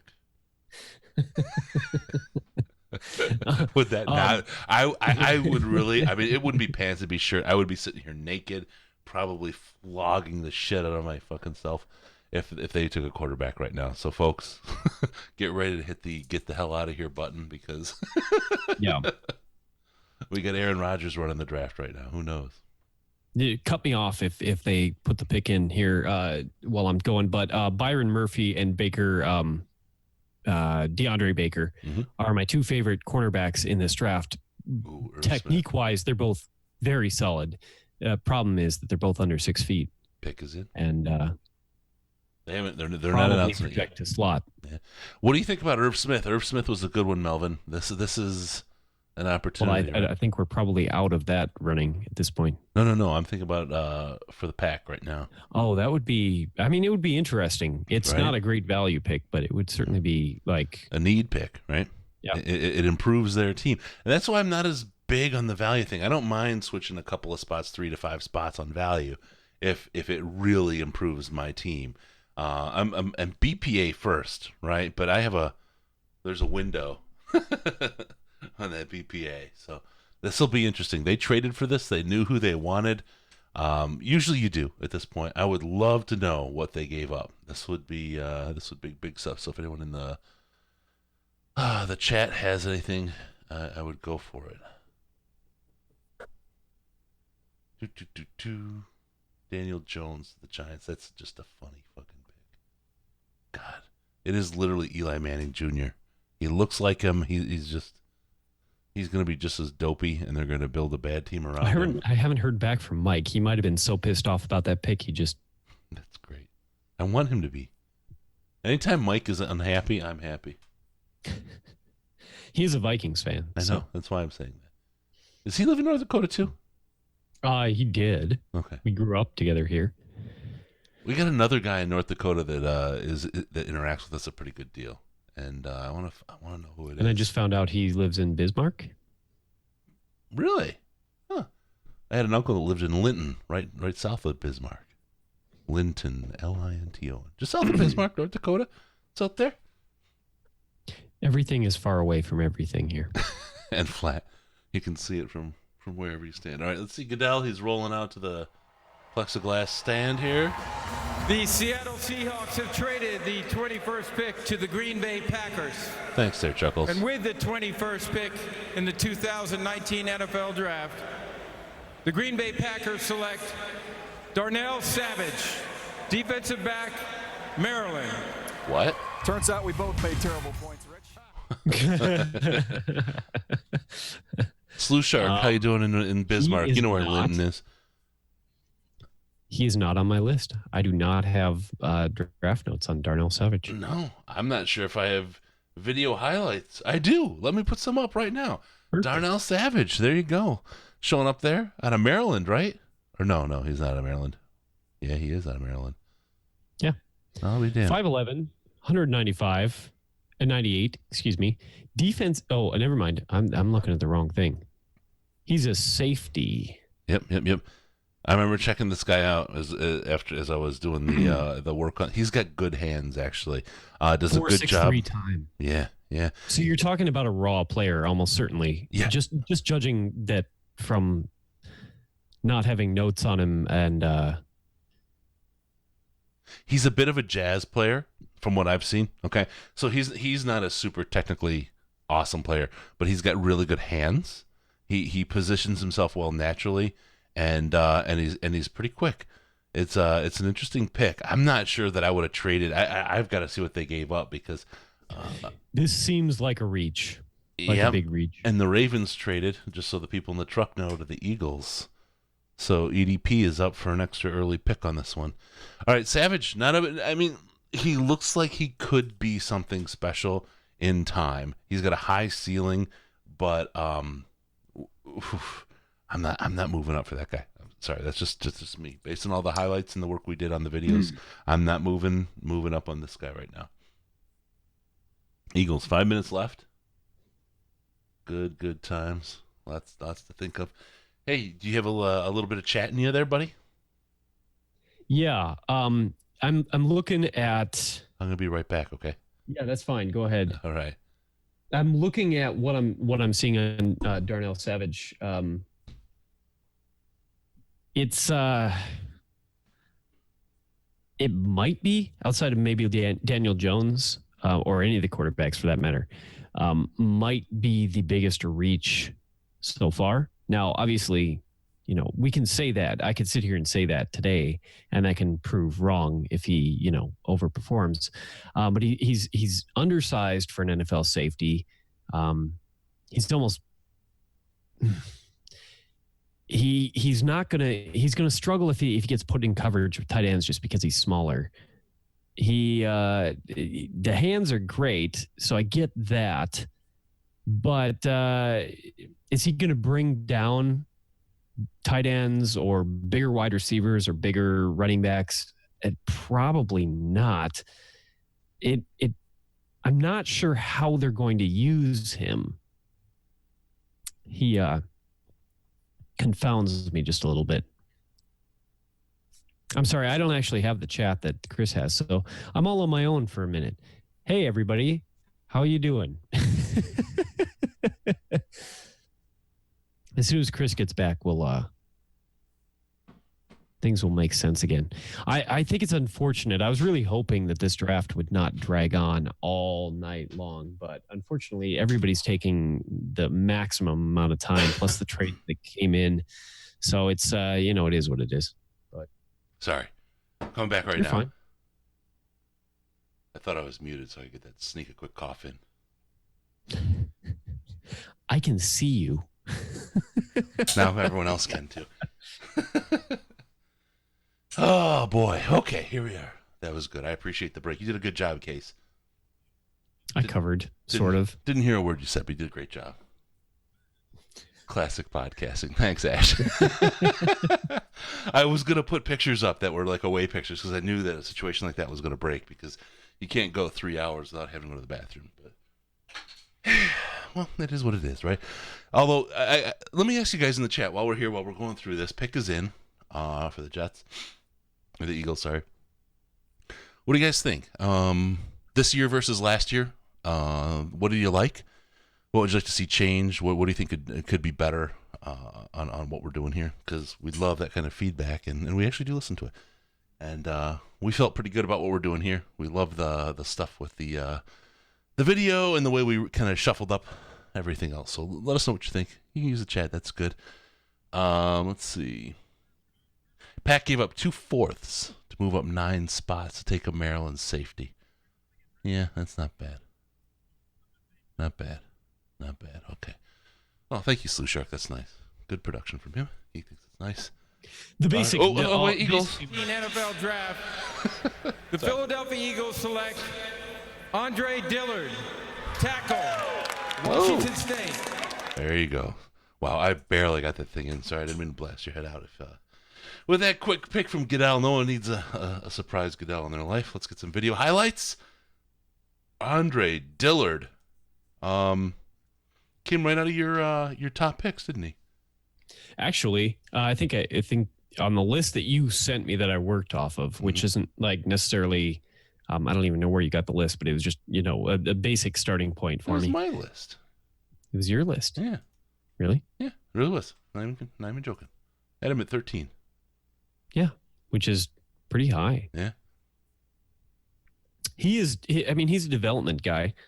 You didn't think I had a list, did you? You really didn't. I'm telling you, I did. You surprised me. I flipped to go to the fucking Senior Bowl. I was like looking at these guys. I'm like, I'm really gonna dive in this year. I'm gonna do some analysis. I'm gonna think about this, and I'm gonna test some theories. Why right? You just didn't tell me you were doing that. That's the surprising part to me. I didn't want to embarrass myself. You know what I mean? You know the thing where you didn't. Your list has been pretty strong. We've only had one player taken that wasn't on your list so far. Yeah, no. I know. And that player. Oh no, I'm sorry, 2 because of the Packers. But the Packers pick was probably nonsense. That's a Packer pick. Yeah. No. But you know how it is. You put yourself out there, and I'm like, I've got a couple theories of my own that I'm kind of baking. I'm not using necessarily the standard conventional wisdom and what I did. So I was put together, and I thought it'd be good for us, and I thought it would help us out. So thank you for being so kind about it. Yeah, absolutely. I'm impressed. Offensive tackle, Washington State, 6'5", 315 pounds. Like I said, developmental guy, but has very high potential to be a starting left tackle, which, as we all know, is one of the highest value positions in the NFL. Sure, yeah. He's got all the physical tools, everything you'd want. The size is there, the speed, the strength is there. He just needs coaching, technique, especially in the run game. He's probably better as a pass protector than he is as a run guy. Yeah, no, that's good. We're putting his tape up again here. No, that's good. Andre Dillard went lower than I thought, but it's funny they're not going for the guys we thought. My friend Carlos, not the jerk that works for the paper, he is big on knowing who the Texans are. Graham, he's a Houston guy. It'll be interesting to see how this plays out. Interested, very, very interested for him. And thanks again, Carlos, for the big donation for St. Jude's. You're all right, man. You are all right. Styles gave me I did start this by Hey Heidi Ho. Oh, and then God damn it, Chris. Oh, I hope I didn't get in trouble. I generally get in trouble with everybody who knows me more than 10 minutes, so I apologize up front if you've known me for more than 10 minutes. All right. We got Houston. They got 4 minutes, 50 seconds left. I can't believe I got to do 2 more rounds tomorrow. I'm a little bit sick. Been fighting it since I got it right after we did the podcast 2 weeks ago before we took the time off, and now I'm like, it's lozenge time. Hey, Heidi Ho. Oh, he doesn't like the Flanders thing. Come on. Flanders is good for you. Actually, Emma, my girlfriend, your commented on that as well today. Negatively? No, she was just amused. Oh, okay. She said she always thought of Flanders. Good. And always wanted wanted you to finish the quote, like, no. Hey, Heidi Ho, neighbor. No. I mean, but look at me. I mean, right? And all the time we've spent talking together, I'm like right on top of Flanders. I am Flanders, right? Vixen, Texans. Super like Flanders. Yeah. I mean, him are the same person. Sometimes the absurd is funny, right? All right, Greedy. We need Greedy. You know what? I would take Greedy in 2. We need a cornerback. Yeah, Greedy in 2. With that. Let him come to me in a second. I'd have full stiff. I might be able to run my American flag boxers up that thing and fly that flag proudly.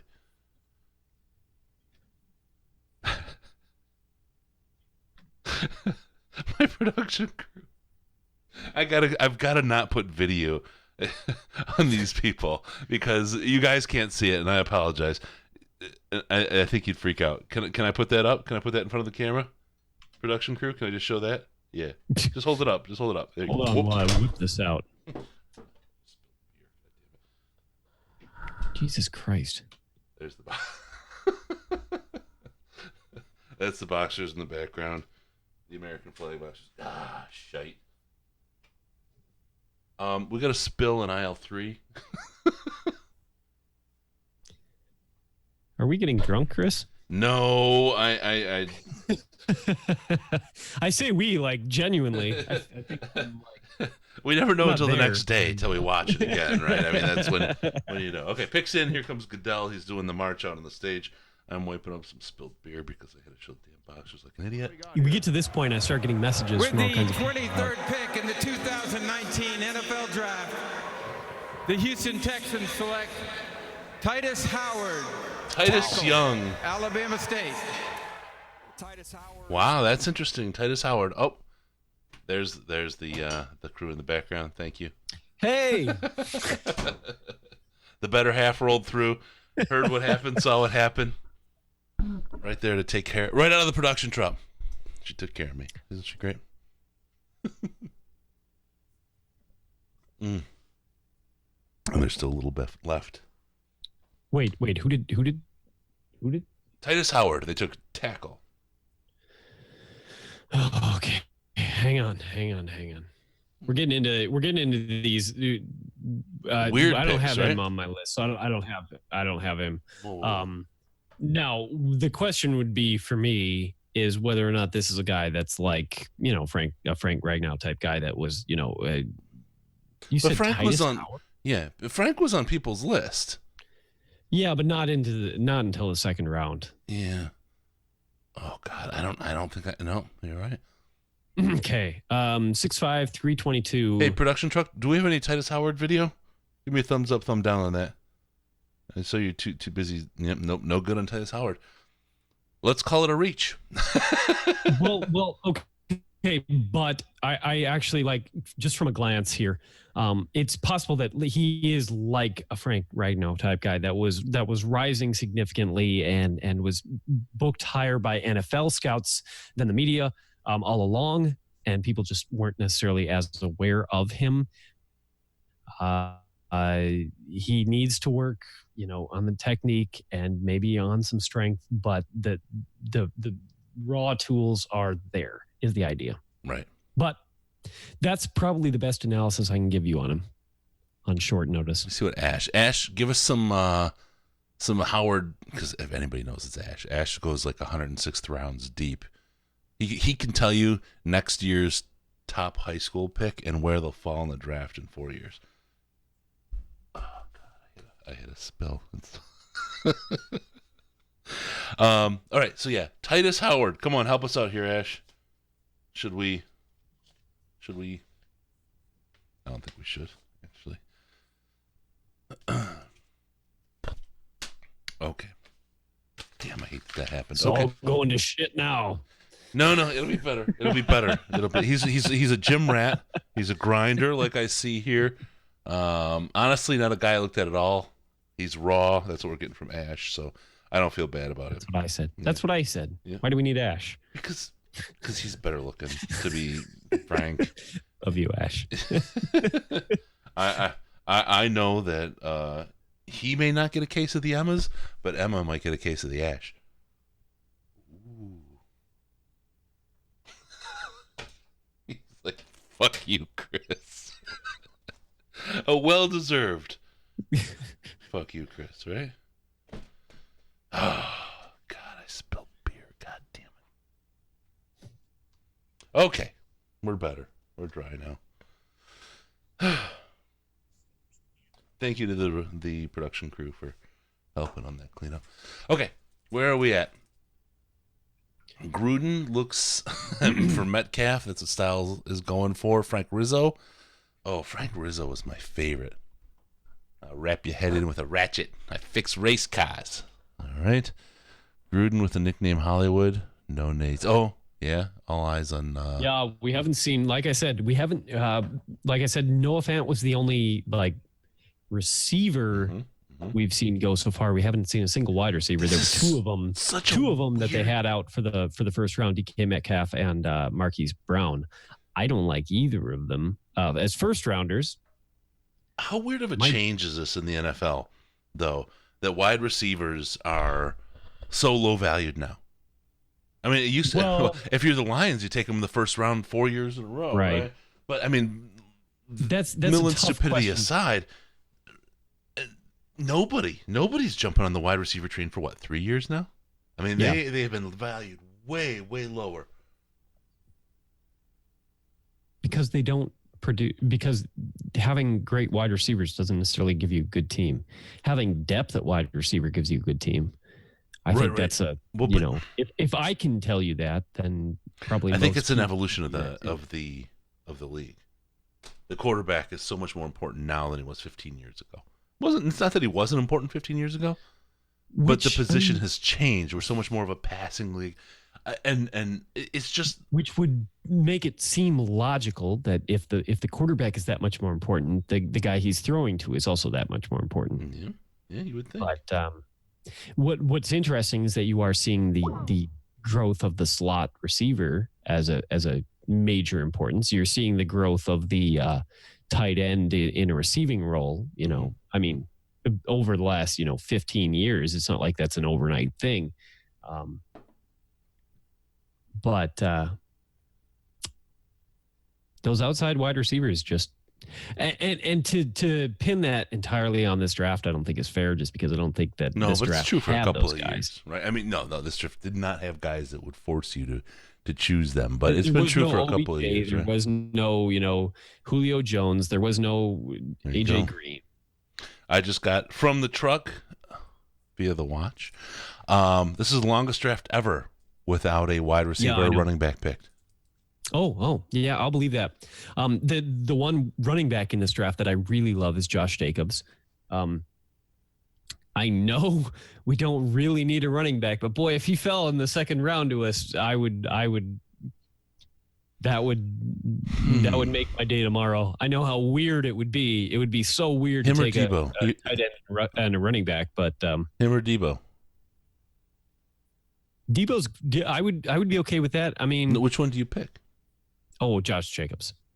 Mm. The problem with Josh Jacobs is that he covers a lot of the same ground that Kerryon Johnson Exactly, covers. which is why. But Debo's. I don't trust Kerryon Johnson to stay healthy. Ladies and gentlemen. I'm sorry. I'm sorry. Ladies and gentlemen. I'm sorry. This is I'm sorry. breaking news. Oh, let's get Goodell on here. We're going to come back to this. The commissioner joins us. See what With stupid the ass thing the 24th Oakland pick Raiders do now. in the 2019 NFL Draft, the Oakland Raiders select Josh Jacobs, running back, fuck. Alabama. I earned that. I earned that. You definitely worked for that one. I totally earned that. All right, let's get some highlights of our guy. All right. Talk through Josh Jacobs like you just did, but with different things. Yeah, see if I can spin this in a negative way for Josh Jacobs. Like I said, I think that he was clearly, to me, the best running back in this draft. He comes out of Alabama, didn't get as much production there as so his stats weren't like eye popping, but that's just because of the way they run their system and that he wasn't they had a running back by committee system. 5'10", 220, mid 6, 4.6 range, 40, which isn't like he doesn't have elite speed, but what you get from him is one of the most well-rounded backs I've seen in a while. He can block, he can catch, he has great agility. Yeah, he's got great balance, right? Yeah, he's very strong lower body. Yep. So he doesn't get knocked down easily. He's going to recover from bad tackles on the regular. He'll. It would not surprise me to see him in the next couple of years be like one of the leading broken tackle guys in the NFL. That's who I see him as. And if you want a guy who's going to consistently move the chains, that's him. Kind of like T.J. Hawkinson will consistently move the chains for you. Yep.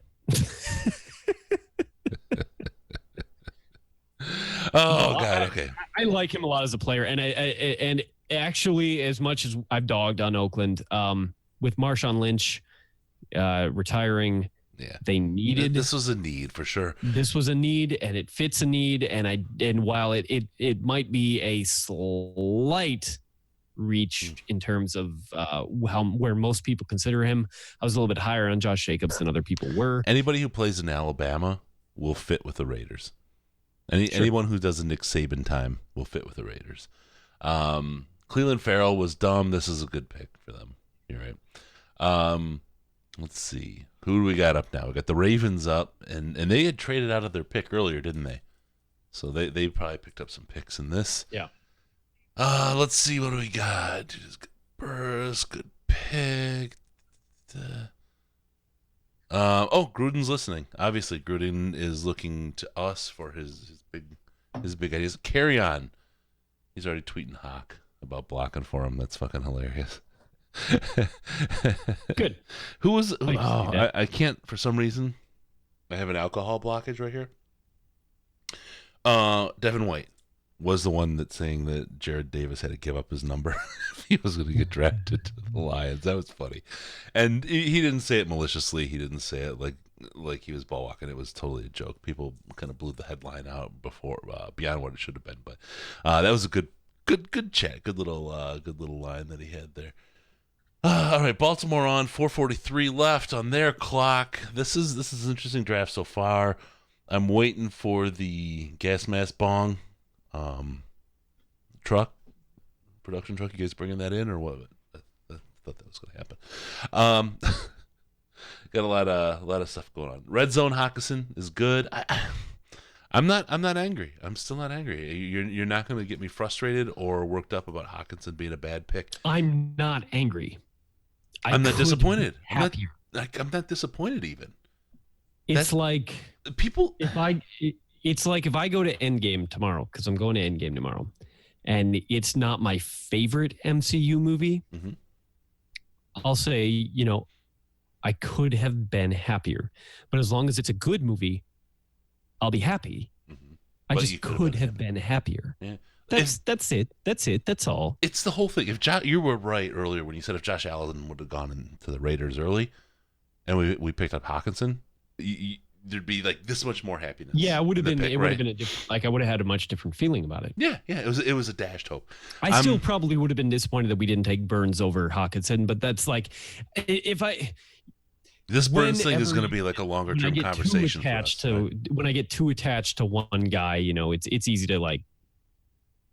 I just really think Burns is going to be phenomenal. I don't see you really getting attached to guys that much. I love Zach Center. I just don't hear it from you. I love Zach Center. I don't understand why you. I love Zach Center. Think about a guy. I love Zach Center. You just don't feel like you're that attached to anybody. I wasn't that way with Golden Tate. I wasn't that way with Marvin Jones. I wasn't that way. No. I fucking love Theo Riddick. No, it was all fine. It was good. God, I love that kid. Yeah, it was all good. No problem. I love Zach Center. Never attached. The bullshit.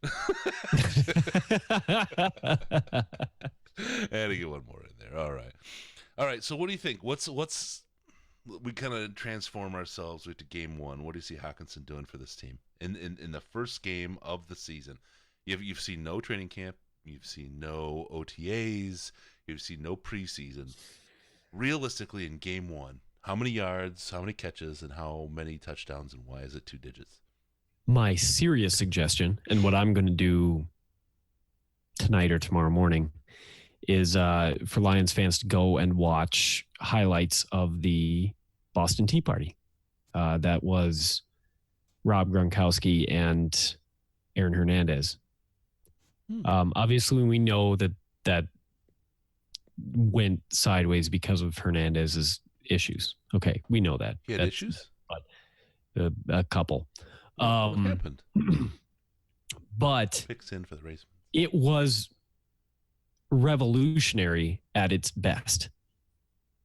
And while Bevel doesn't come from the Patriots system, he's certainly been influenced by it and is going to be influenced by the guys who are, his head coach, his front office, etc. I would recommend going and watching what they did with that and seeing that is what we could have on our hands. Week one, we're probably still working out kinks, but we're getting kinky. I think immediately it improves our third down passing, situation. Mm-hmm. It also immediately improves our run blocking off the edges. Maybe, yeah. I think you're right, and you have to put it in the context of what Bevel wants in an offense. We say this a little bit. Oh, Ravens selection. Here we go. With the 25th pick in the 2019 NFL Draft, the Baltimore Ravens select Marquise Brown. There it is. There you go. Mm-hmm. Did you see me? Hollywood. I caught that shit like out of nowhere. I was just like, bam, Brown. bam. I really don't like him. Good. Let's get some videos up on this motherfucker.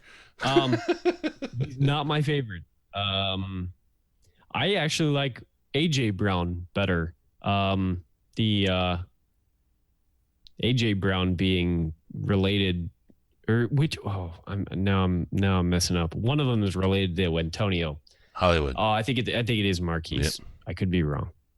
Correct me if I'm wrong. Mm-hmm. Hollywood. Okay.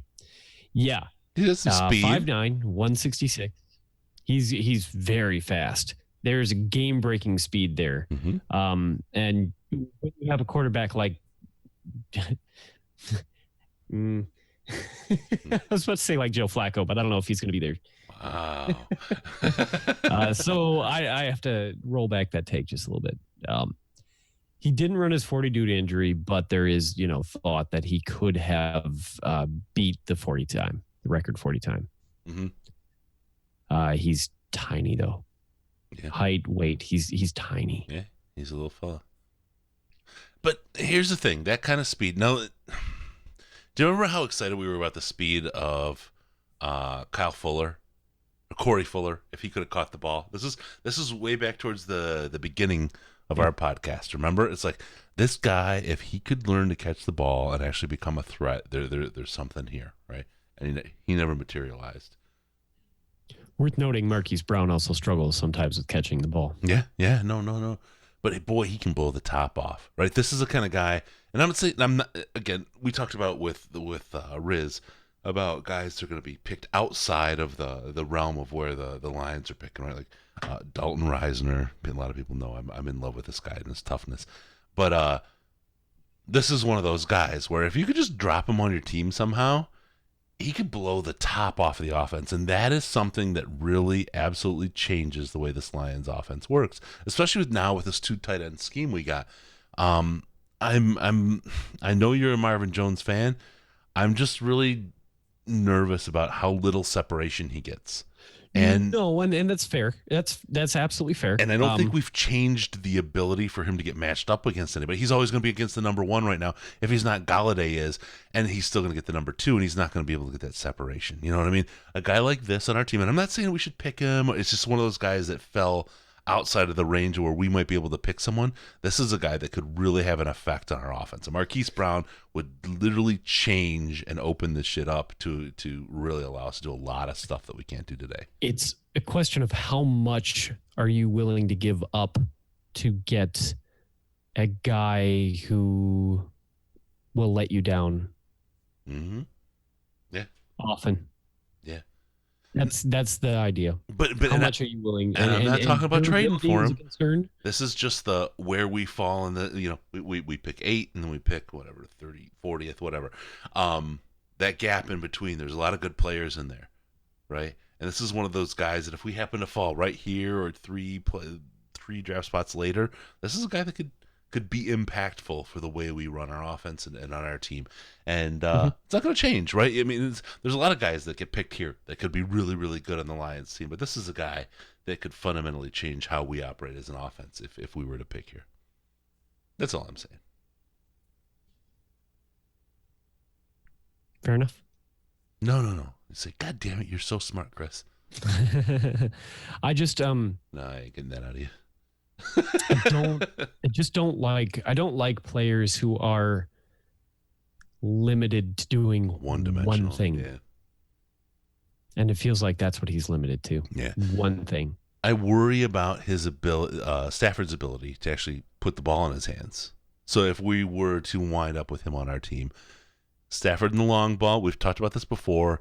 There was especially when we really got down on it, Stafford had his best year throwing the long ball, but there was a combination of factors that went into that. I'm not super hyped about Stafford's long ball. It's something you have to use though. It's part of the game that you have to be able to. It's a threat you need to have, and with a guy that can get out there and that kind of speed, Marvin Jones is not going to give you a long ball threat, right? It's just not going to happen. He's fast, but he's not elite fast. He's not getting separation. I mean, and that's what you need. You need a guy that can threaten separation long, because that changes the way they defend you, right? And you got to catch. You have to have a reliable catch percentage. Corey Fuller didn't, right? He could get the separation. He could get out there, but everyone knew he wasn't catching the ball, right? so I'm going to put my number 3 cornerback on him, and I got him covered. But if you got a guy that can catch the ball and stretch the defense like that, then all of a sudden it's like, where's your number 2? Now all of a sudden Hawk is open. Now all of a sudden Jesse James is open. Now all of a sudden you've stretched him down the field. Your run is you're running against a 7-man box, right? It was something different. It just gives a different threat and a different kind of layout to how things work for you. So That's that. We'll see. Not that I'm not saying I want him. I'm not saying I miss him. I'm just saying if I were to imagine him having landed in the Lions' lap, how would he change our calculus as an offense? It would be great. It would be great to have a player like that. Like, don't get me wrong. I could never justify giving up a first-round pick for a guy like that, though. No, who just isn't likely to catch, more than 50% of the throws thrown at him. Yeah, no, absolutely. Andy Isabella, Jordan is running, looking at Andy. Same thing. Yep. Andy Isabella scares the crap out of me. I hope we don't pick him because he is a body catcher, and that is not a good combo with Stafford. Yeah, I don't. Oh no! Can you imagine Isabella. bouncing that off his belly every time? How many interceptions that's going to wind up with over the How angry middle? would Lions fans be? Oof. Yeah. In a minute, we'd turn on him in a second. Andy has great moves, shifty as hell, looks great on the field until the ball gets there. In at the Senior Bowl when I first showed up and I watched him, I was like, this guy's fucking hot. I was like, I immediately fell in love with him. And by the end of the second day of practice, it was like, oh hell no, he's easy to see quickly and fall in love with some of the things that he does. But when it comes down to actually catching the ball, it's the Ebron thing. It's a different kind of Ebron problem. Ebron just drops shit, right? This guy's going to have shit bouncing off his chest like crazy, and it's going to be up in the air in the middle of the field. We do not want that. We do not want what this guy brings. Love everything else about him, but he's just not that kind of guy that we want. Yeah. Oh, if he could catch away from his body, I'd be absolutely 100% in love with him. But if he could catch away from his body, he'd be a first-round pick. Ash nailed it right here. Andy Isabella's numbers are inflated because he catches every ball twice. Ash is on fire tonight. He was nervous as we were putting this together at the last minute. I had a couple things I needed out of him, and as always, he fucking hit the ball out of the park. He's a superhero. He was like, "Oh, I thought you needed me to fill in for Case." So Ash, you should call in. I'm thinking now, man. Maybe I should hit him. Maybe I need Ash in case if you they have call a in, I'm fallout. going to step away again for a minute. Ooh, that's he's begging. Actually, Ash, why don't you call in and carry the show, and Case and I are both step away. No, he says he's got the flu. Poor guy. Oh, Ash is a superhero. He is absolutely a superhero. Pick is in for the Washington Redskins. I haven't looked at my truck. They're probably yelling at me. I'm going to have to absolutely step away for a second. So hopefully somebody calls in. You know what? Next year we'll do the Homer bucket. Since we're sitting here with no pants anyway, we'll roll in. We'll just have the 5-gallon bucket there. You can drain into it. No. Oh, here's Goodell. Go do it. The Indianapolis Colts have traded the 26th pick to the Washington Redskins. And with the 26th pick in the 2019 NFL Draft, the Washington Redskins select Montez Sweat, linebacker, Mississippi State. Ooh, that's interesting. Okay. Go ahead. So, yeah. Why don't you take your run? You can take a bounce out now. I can go through the stats for you while you're away. You got it? Yeah, I got you covered, brother. I'll be back. Montez Sweat. I'm going to roll down through the work we did here because we did a lot of work. Actually, Case did a lot of work on this part. And as soon as I get to him, because he uses Reddit instead of a real fucking thing. All right, video highlights are in. I'm going to roll those. And so Montez Sweat, he's an edge. Mississippi State guy, 6'6", 260 pounds, 11 sacks on average in 27-18. And this guy, we saw him at the Senior Bowl. Sorry, in case I'm going away from your script. He has a stab that is incredible. And Andy Sandman and I will talk about this tomorrow. He does this stab with his arm that stands an offensive lineman. He's like 4 inches taller after he takes this shot from Sweat. Sweat has a beautiful move, and it's almost like a blast to the solar plexus, and they freeze, and he walks around him. It's absolutely crazy. Huge speed, super athletic guy. Really good in the standard 4-3, right? Lacks a little bit of the versatility that we'd want or we would see in Patricia's kind of defense and the demands that we see in that kind of defense. But he's one of these guys high risk, high reward. They talk about his heart condition that came in as an issue, but the reality is that maybe it was faked, and I haven't heard anything since that. The last I heard this afternoon was that Sweat's heart condition was a misdiagnosis at the combine. Maybe it was some smoke screens from someone who wanted him to fall, whatever. But maybe the heart condition isn't a real thing. We'll look into that a little bit. But his physical traits aren't necessarily matched with his technique, and he needs some real coaching. He did react well. He was a guy that when we saw him at the Senior Bowl reacted well to coaching, did exactly what he was asked, and he was a standout player amongst all the players at his position. And Andy and I were like, wow. We walked away thinking he was like a top 10 kind of defensive line pick. He was just hot. That guy, and I'll say it again, it was his stab. That shot with his arm would just blast a dude back a yard and a half, and depending where he put it, he moved a man who was usually had about 20, 30 pounds on him. It was pretty impressive. So Montez Sweat goes to Indianapolis, I believe, with that pick. Pretty crazy. Good pick, and a guy that another one that I say was outside of where the Lions pick, wouldn't trade necessarily up or into him, but was a guy that was absolutely a player I could see playing on this team and really, really bringing something. So, all right, we got Oakland on the clock right now. They got about 3:35 left until they have to pick, and we'll see how it goes. We'll go from there. Let's see. Who needs Sweat when you have Ansa? We don't have Ansa. He may not play this year, is the word. Run here at the end of the first on quarterbacks and safeties. That may be the truth. Let's see what else we got. Redskins contender for third place in division. And Greedy. Greedy is still out there. And Winovich, too. I saw Winovich. I don't know how real this was. I didn't get to follow up on it. Someone saw a leak to quote-unquote Wonderlic scores. Picks in for the Raiders. And Winovich was a 31, which... looking at him alone, I don't buy it. Watching him play, I do. If that makes sense, right? If I'm judging a book by its cover, I just don't see that guy pulling a 31 in the Wonderlic. But maybe there's a lot of other pieces to the puzzle. Injury that he suffered and so on may well affect his pick position as well. And I hit the cough button here real quick. It's tough to be a sickie. And we'll see. We'll see where Winovich comes. He should be rolling in here pretty soon. We should see him today, early tomorrow, and see where he lands. And let's see. Picks in. We're looking, and we're going to see Goodell roll out on the stage right now. What do you think the Raiders are going to take? Let's see it in the chat. There's Waffle and there's Kicker, both available. They did shit with Cleveland Farrell. Did better later. Let's see where they land right now. Goodell is up at the dais. With the 27th pick in the 2019 NFL Draft, the Oakland Raiders select Jonathan Abram, defensive back, Mississippi State. There you go. DB out of Mississippi State, Jonathan Abram.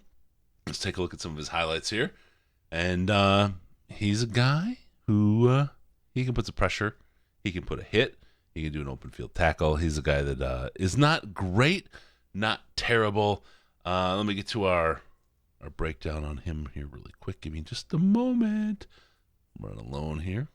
This was meant for two people, by the way, to run this out. So I got to get to my notes and get reminded. There we go. Strong safety. Interesting, Mississippi State, 5'11", 205 pounds. He walks the line between a strong safety and a nickel linebacker. Interesting position for the Raiders to grab. He's slight, right? 6'2", 185. That's a thin dude, tall and thin.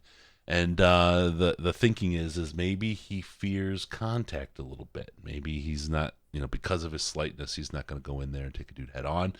And he looks really strong and press man. Really projects well there and has some upside to possibly be a CB1. We'll see how that plays out. Like a lot of the other DBs early in the draft, though. It's a matter of coaching him up on some of those weaknesses and seeing where he goes. So it's interesting. We'll see where he goes. You know what I did? I looked at the wrong guy. I was talking about Greedy, and Greedy didn't get picked. Sorry. Yeah, this is a guy who's got weak ball skills and not reliable in college. And this is where Case was talking about why do all the DBs suck, but he could be an effective blitzer. I apologize. I went to the Greedy thing. This is why Case was doing that part and I was doing this part. And hopefully Case gets back from ripping his whiz here shortly, because it's going to be my turn soon. All right, we are now pushing our way up to, what do we pick? Number 28 out of 32. We've been going at this now for a couple hours. Look at it. We're 3 hours, 20 minutes so far on the broadcast. We've got this going on. And we got the Chargers up. It says the Chargers when I look. Maybe they traded. I don't know, because I'm seeing the Rams on the clock on the maybe my people in my truck have been drinking too. Who knows? We'll see what's going on. All right. We're talking about the Chargers on. We got 5:43 left in their pick before they're up. Oh God. Patriots to get Greedy. Let me see you guys in the chat. Talk to me about Greedy. Give me 1 if you want Greedy. Give me 0 in the chat if you don't. All right, and let me just get a quick poll that way. 1 if you like Greedy. 0 if you don't. Hit it in the chat, and let's see what the kind of overview is, because I see a lot of people talking. Ash, goddamn you! A lot of people talking about Greedy as the guy. Ash has 6, so all these zeros have been overcome by Ash, so we're still even. Okay, no, that's good. I appreciate that, guys. Thanks for feeding it. Everybody but Ash hates Greedy. Okay, no, I don't know if I'm being trolled sometimes. Can't tackle. Yep, that's a big one. Can't go 1 in a row. Melvin, sorry. Melvin's a 0.5. I feel like he's like, I kind of like him, but I'm not sure. At 44, second round, maybe we'd go with him. That's actually a great point, Ash. Taking a guy like that, where do you take him? I'm all in the 7th round. I take Greedy all day long. 44, maybe that'd be okay. Let's start now. Next poll. Okay, 2 letters, right? Every position is 2 letters. TE, tight end. We'll call edge, DE. All right. Let's talk about what position you want the Lions to take with the next draft. Hit me in the chat. DE, QB, RB, OT. Where are we at? CB. Let's talk about positions, and then we'll kind of dive in a little bit on the positions. I see cornerback coming up from Ash. Defensive end, wide receiver, cornerback or wide receiver, cornerback, DE, QB, Jackson. You are trolling me. I now know I'm being trolled. DE or yeah. A lot of cornerbacks in here. I'm going to talk about the cornerback a little bit. I don't hate the cornerback in the second round. I think the right guy is a pretty good pull. But it's tough because you're not getting that immediate return, right? And this is where second round you can start thinking about that. Is your team in a position where you can say, I'm okay with not getting a return right away? I'm not feeling that in the second round. Wide receiver feels like it's a little bit of a reach to pick us in for the Chargers. Wide receiver feels like it's a little bit of a reach at second round. There's a lot of good guys out there. I'm feeling like, and maybe I'm stupid, but I feel like 3 and 4 is where I want to take 2 wide receivers for this team, because I think we need them. And I think between them, we're going to get at least one that we can use for the long term, right? Defensive end, I like that. I have to look at my board here, and I don't have that in front of me because I have all these other things going on, but I'd like to see who's available at defensive end for number 2. Cornerback and defensive end seem to be some of the big ones that people are looking at, and that we're calling DE edge, by the way, Case, using the chat to kind of identify our thinking here.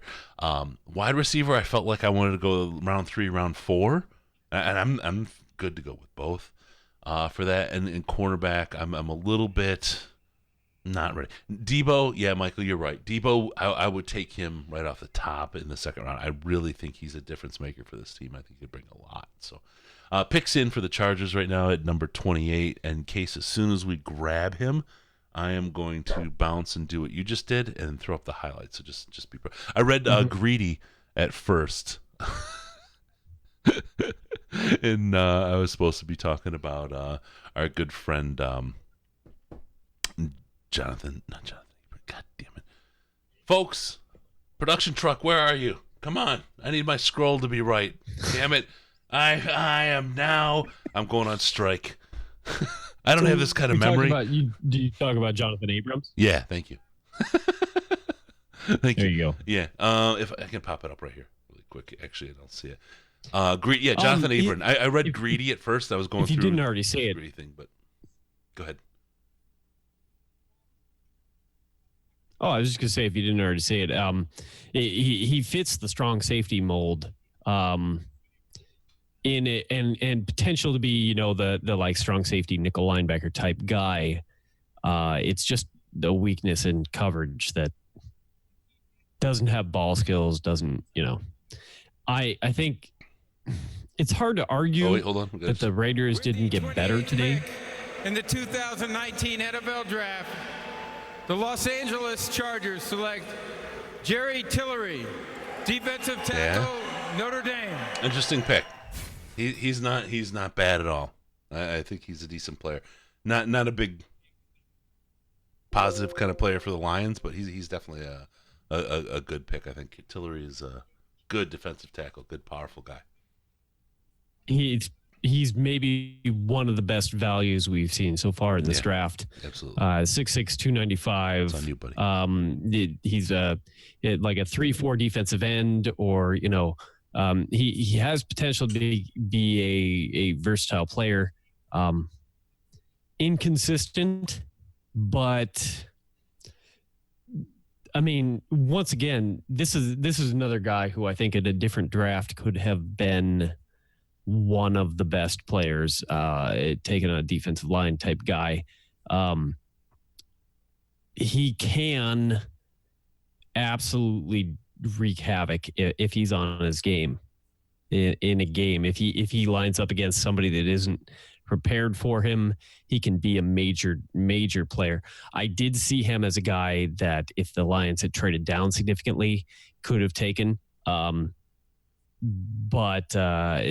this was we're starting to hit the guys that are like, they're not blue chip players anymore, but taking guys that you're pretty sure have a good chance to be impact players both immediately and grow over time.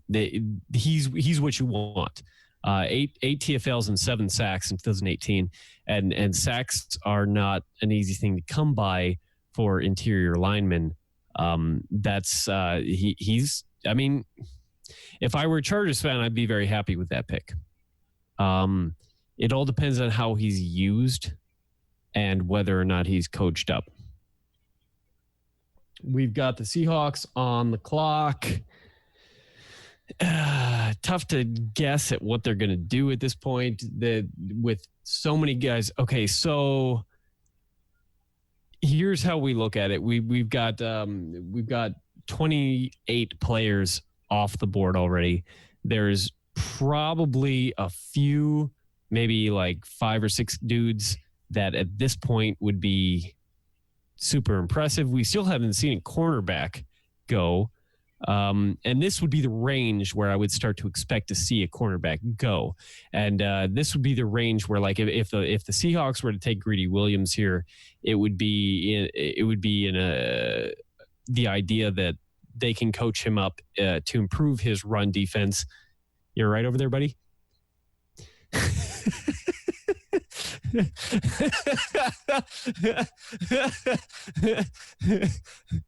You're right. Oh. I was just saying this is the range where I would see Greedy, going in and being like effective. But My laptop was showing. Oh, I gotta get my video on. Sorry. Oh, I see. It was showing I'm unplugged, so I'm like diving underneath the. It was like your power's about to go away. I'm like, no. Like, as I was coming back, so dive under there, and then after the dive, right at this age, it doesn't move. Nothing goes as fast as it used to. Woo! Okay, so where are we? Seattle's up. Nothing's changed. Just talked about Tillery. I really do think Tillery was a value pick for the Chargers. Oh, yeah. Interior defensive linemen, unless they're a pure pass rusher, which it's not that he isn't a pass rusher, but unless they're like pure pass rushers, like the Aaron Donalds, like the Ndamukong Suhs of the world, sure. Aren't ever going to get the kind of hype that other interior defensive linemen are. Like Snacks, right? Nobody gave a shit about it until all of a sudden he's in the league, killing people, and then they still didn't give a shit about him for a long time. I mean, still to now. I feel like right now, and I don't know, maybe it's a recency or location bias that he's with us, but now all of a sudden it's like Snacks is like, oh, this motherfucker's really good. You didn't see it with the Pro Bowl selection or anything, right? But all of a sudden, like, wow, this guy's a good player. And I see Tillery as that kind of guy. A guy, and I'll tell you, in the end, other than when he was chewing on Aaron Rodgers' femur, he was the same kind of guy. He was disruptive. He did a lot, but other than he had this huge name recognition, he was just a guy that, did his job well, took two people to block, and stuffed up the middle. Just plugged it up. The name recognition and all the other stuff that came for Suh was probably more than he deserved in the context of his full career now when you look back. But that's kind of who I feel he was like, right? A guy who did a great job in stuffing things up, but wasn't a huge name. I mean, how many sacks did Suh get at his peak? You take a shot out of your ass. So you grab all kinds of things out of there. I'm trying to remember. I don't remember him ever being like a sack leader. You know what I mean?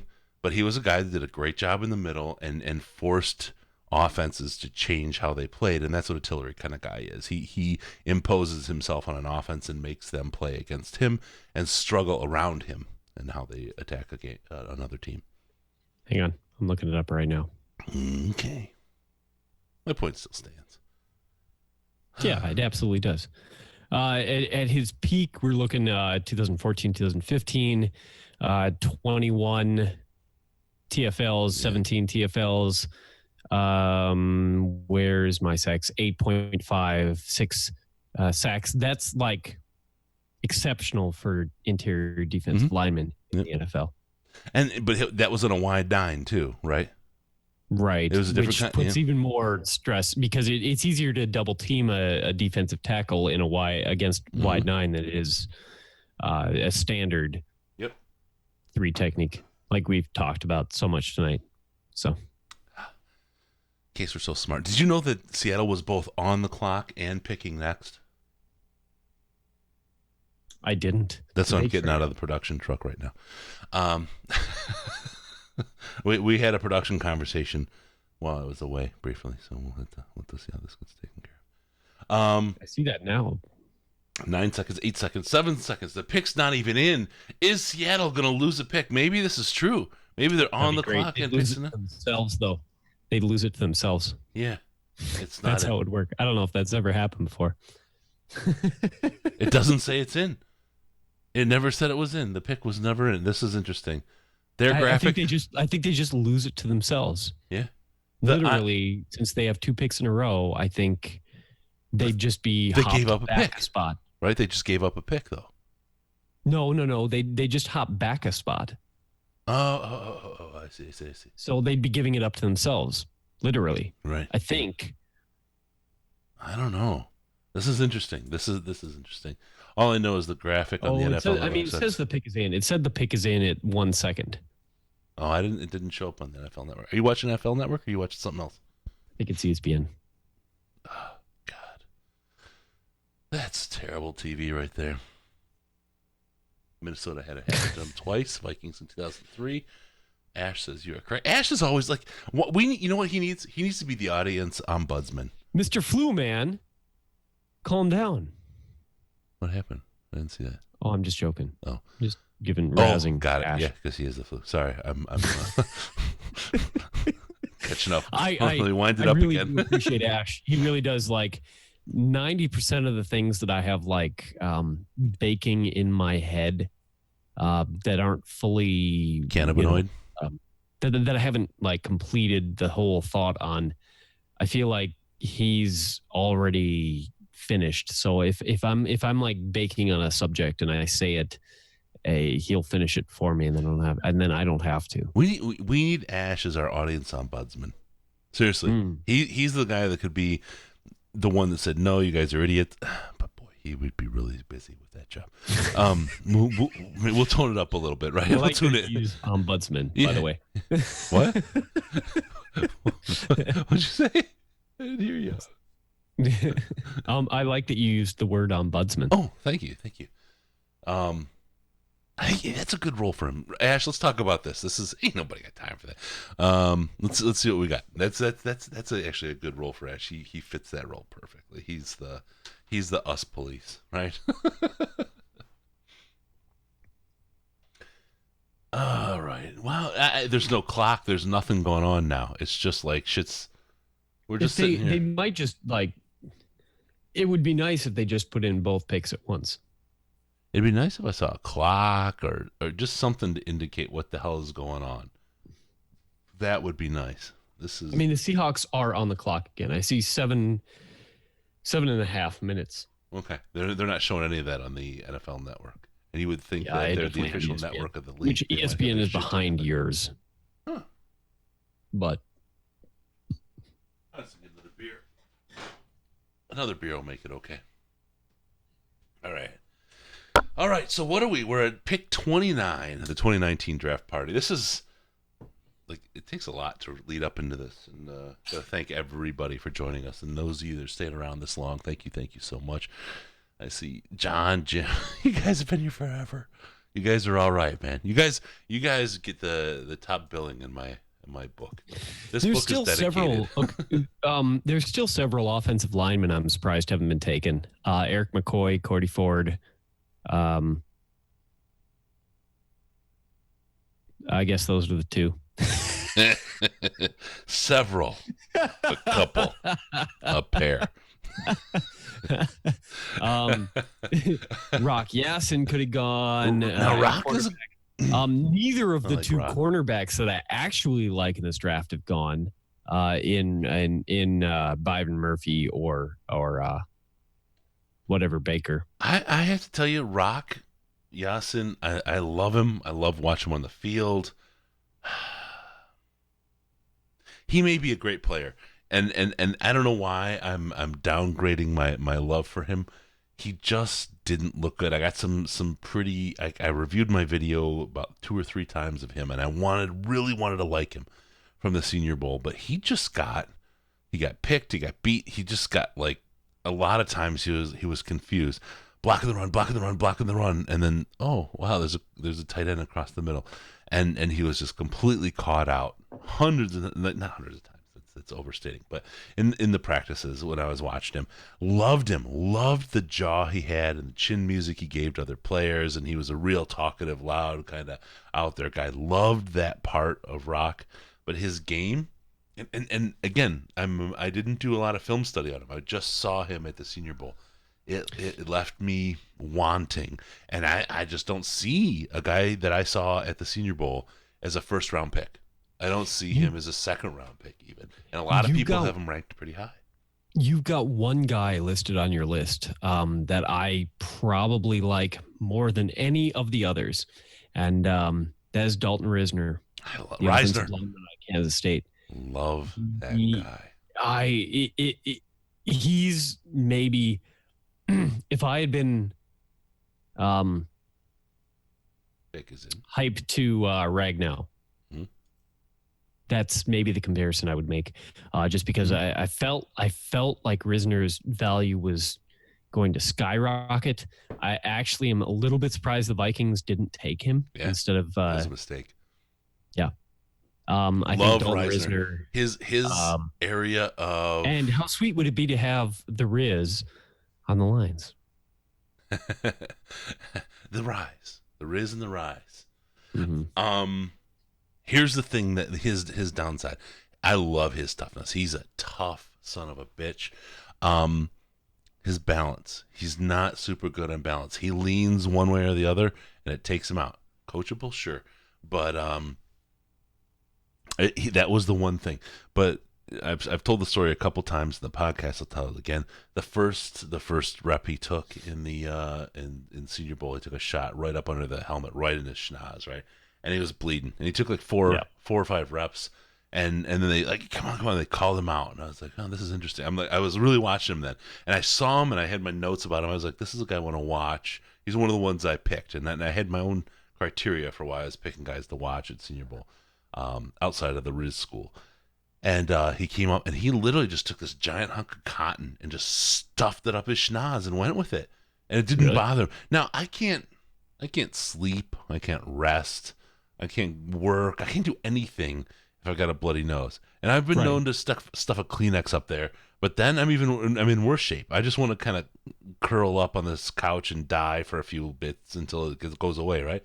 That son of a bitch was out there with a bunch of cotton hanging out of his nose. And he did all the reps, all practice, the game reps, every piece of it. Every piece he was out there, and it did not affect him at all. And I'm just like, that's a tough son of a bitch. That's a guy who has the right kind of heart. There's a lot of guys that I saw out there that were just out there, and they were like kind of going through the motions. It was disappointing. Yeah. Goodell. He was not one of them. Reisner's a guy I like a lot. Juwan Taylor's an With the 29th pick in the 2019 NFL Draft, the Seattle Seahawks select L.J. Collier, defensive end, TCU. Hey, L.J. Collier. L.J. Collier. All yeah. right. Yeah. It's he's yet another one of these guys that's a little bit tough to get excited about in a draft when you had so many exciting defensive line prospects, but he is very good. 6'2" out of TCU, 283 283, 11 TFLs and 6 sacks. He's more of a traditional 4-3 defensive end. Yeah. Which might work well in a Lions kind of defense, right? Right. He's a fighter. He's a tough guy that doesn't give up on a play.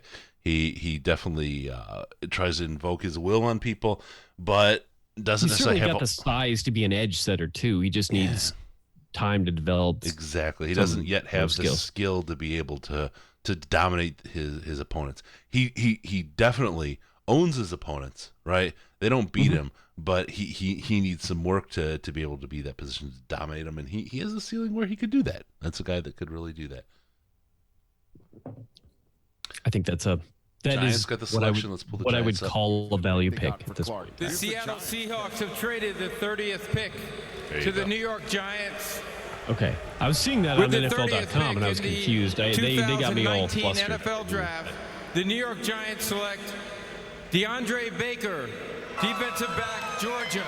Okay. Which I think is a good pick. Yeah. That he's the first cornerback taken in this draft is a bit of a surprise, but he's a slot dynamo.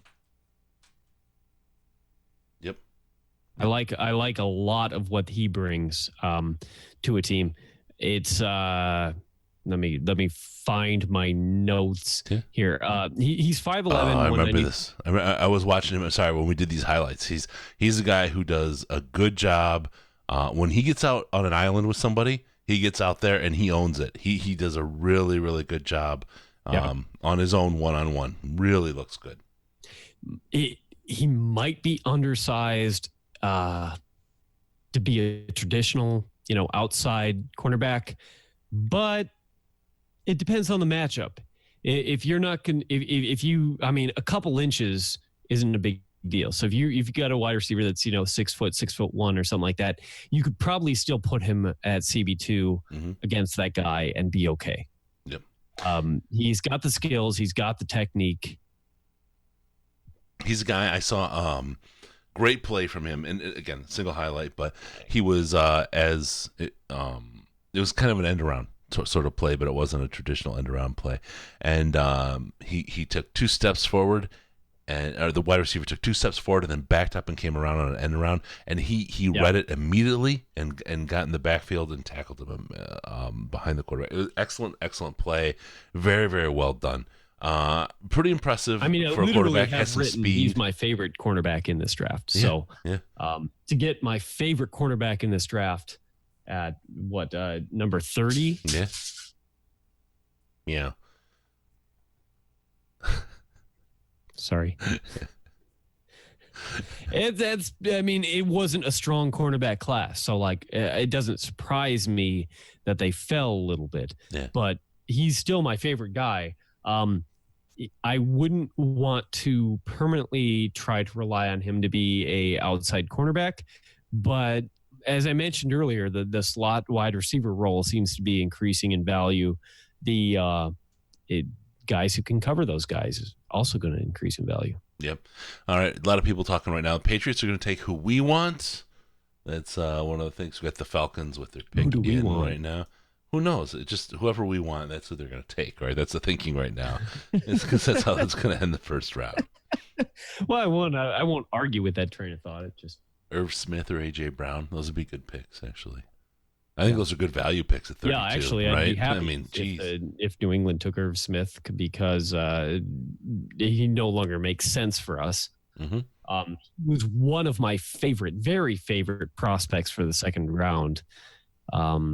If we had gone Burns or Allen or whatever, he definitely. And I got into it with somebody on the subreddit yesterday, the day before, about Irv Smith Jr. Mm-hmm. He's a little bit shorter than if I Google him, his height says 6'4".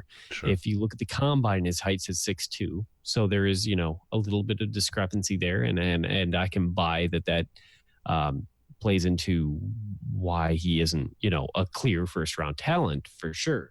All right, here we go with the Falcon section. Hold on, let's get Goodell going. The Los Angeles Rams have traded the 31st pick to the Atlanta Falcons. With the 31st pick in the 2019 NFL Draft, the Atlanta Falcons select Caleb McGarry, tackle, Washington. Interesting.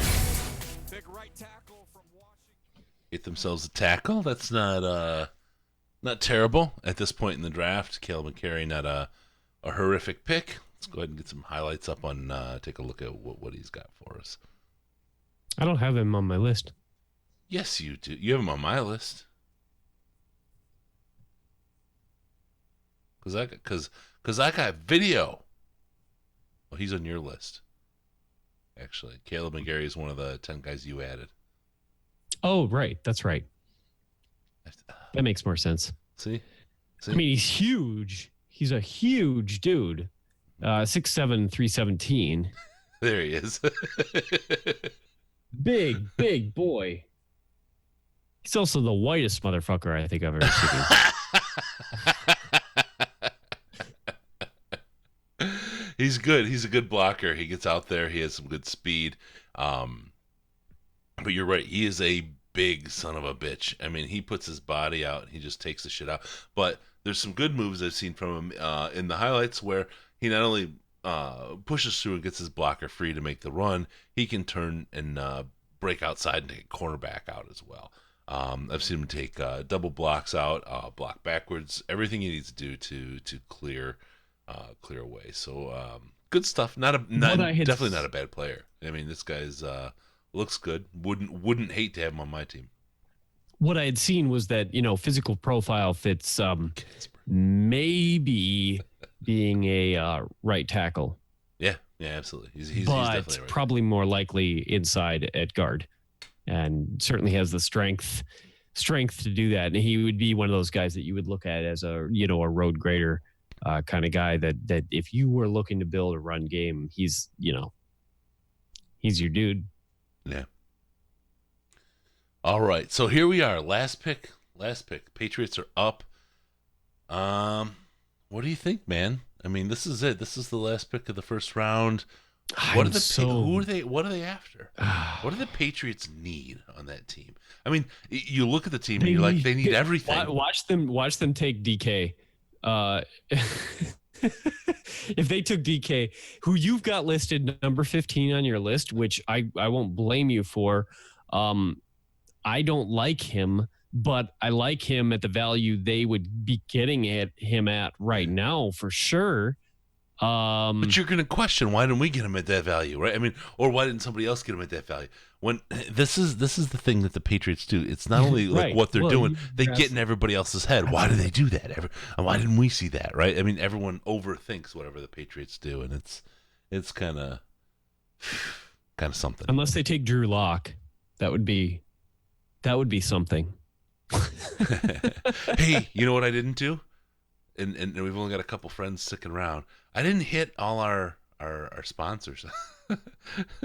Detroit Lions podcast. Go there, get your Fanatics shit. You got all kinds of new guys getting drafted. Go get their jerseys, their shirts, and whatever Lions shit you want. Go to Detroit Lions podcast. Click on the Fanatics link. They give us a kickback. Helps the show. That's great.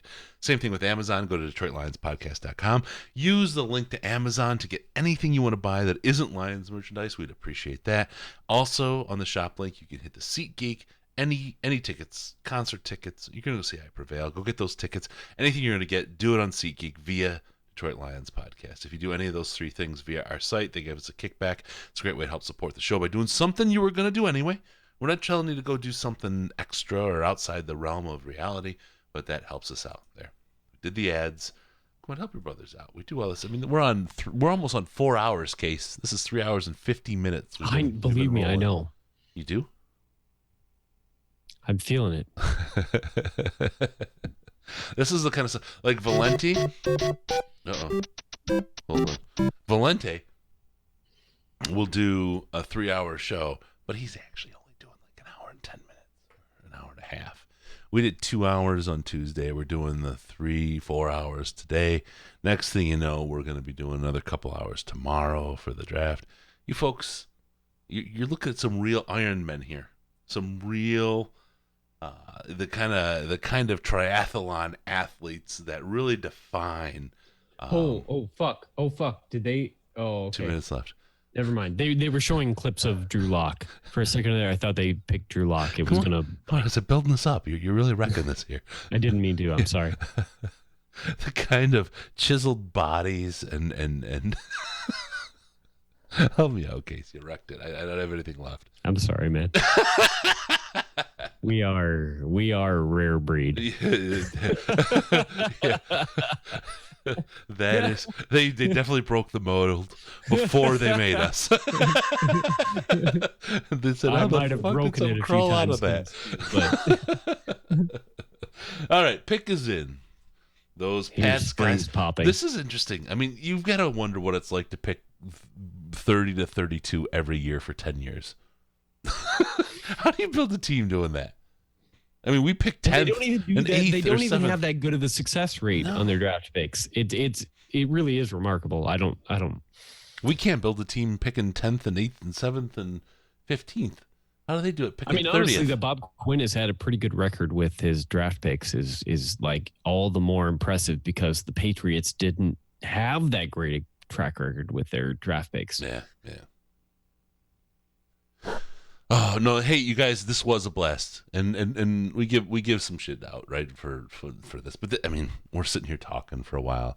You can't pee in front of the camera. You can't do all the things you necessarily want to do. But you guys, are the real stars, the real MVPs for hanging around, and sticking out the whole draft with us. Thank you all for tuning in and watching. It's really something special. Got to thank the fam jam. Oh, holy shit. I didn't talk about the auction winners. Oh my God, the production truck got to me. You guys, no, big time. Thank you so much. Everyone who stuck with us. Patriot selection. Wide receiver, Arizona State. Oh, To shit. all our fans here in N'Keal Harry. I just fucking missed it. Damn you, production truck. All right, so N'Keal Harry. Okay. Wide receiver they picked. Why don't you go ahead and grab him? I will get the highlights up, and then we'll talk about our auction winners and the great stuff that they did. I guess I'm like, at this point, I wasn't necessarily going to be surprised with whatever wide receiver went first. He wouldn't necessarily have been the first pick that I would have made, but I don't think it's necessarily a bad pick either. 6'2", 228, ran a 4.53. All things like it's all within the realm of what could be. He's slower than optimal, for an outside wide receiver, but so's Tom. Right. He wins with strength, which the best comparison that I've seen with him over, repeatedly is that he could be the next AB? Texans. Oh, why do you ask me silly questions? You all know who I'm talking about. Okay. Yeah. DeAndre Hopkins. Yeah, thank you. There it is. It could have been a situation that would have been favorable to Lions in a different scenario if they were picking late and didn't already have two outside wide receivers. He wouldn't have been probably a good fit just because as we all know that if we were looking for another outside wide receiver, probably would have been a speed guy. But he's a high risk, high reward player. But for a team like the Patriots, who has a history of development of guys who aren't quite getting it yet, but are like have all the physical tools, it's probably a good pick. Yeah. It's probably a value pick. Yep. So Robert C., I think, hits it the best when he says Nikhil never had a quarterback throwing to him, and now he has Tom Brady. Yep. So that's going to be interesting to see how that works. 10 deep for John Murphy. Thank you so much, man. We'll see you guys tomorrow. Me and Sandman will be the broadcast. Let's really quick hit on the auction winners. I'll hit them again tomorrow in case. Please don't let me forget. We'll hit them in the regular podcast as we put that together next week. These folks are really, really special to us. And this has been a big deal for us to put this whole auction together for St. Jude this year. We got the Darius Slay bobblehead, went for $60 to Carter. Carter sought me out at the Tampa game here a couple years ago. Great to see him and his family. It's awesome to see him win. The funny one, the one that we gave so much joy and words to, was the dinner with Sandman, Riz, Case, and myself. It went for $301, Case. Wow, man, right? I mean, it was Sandman's idea to put it up there. I wouldn't even have thought of putting something like that. I mean, nobody wants to hang out with us, right? $300 for St. Jude. I don't even want to hang out with us. No. Colin K. Also donated the tickets to the draft party tonight for Allen Park. So not only did he put $300 in to have dinner with us, he donated those tickets as a season ticket holder to have the food, the drinks, the whole thing at Allen Park. So Colin, thank you so much, man. You are a superhero. That's really cool of you. Matthew Stafford signed football. Jamie A got that for $260. Stafford signed mini helmet. Oh my God, I can't get my words out. Matt S. I think it might be Matthew Stafford. I think he bought his own. No, different Matt S. It wasn't Matt Stafford. So he got that. As Dean said earlier, Sandman got the game used Super Bowl ball for $210, and the Blandino Pereira signed ball, $80. I should have got that. That was Eric A. Signed guitar from I Prevail. This is the big winner on the auction. Thank you so much to the guys from I Prevail. Thanks for showing up in the chat and hanging out with us for the broadcast tonight. I can't believe they came in, Case, from the green room before they did the freaking second goddamn concert on their tour, dude. Showed up, signed guitar, $377. Thank you, Sam H, for putting that up. We got you hooked up. Saw it on Twitter.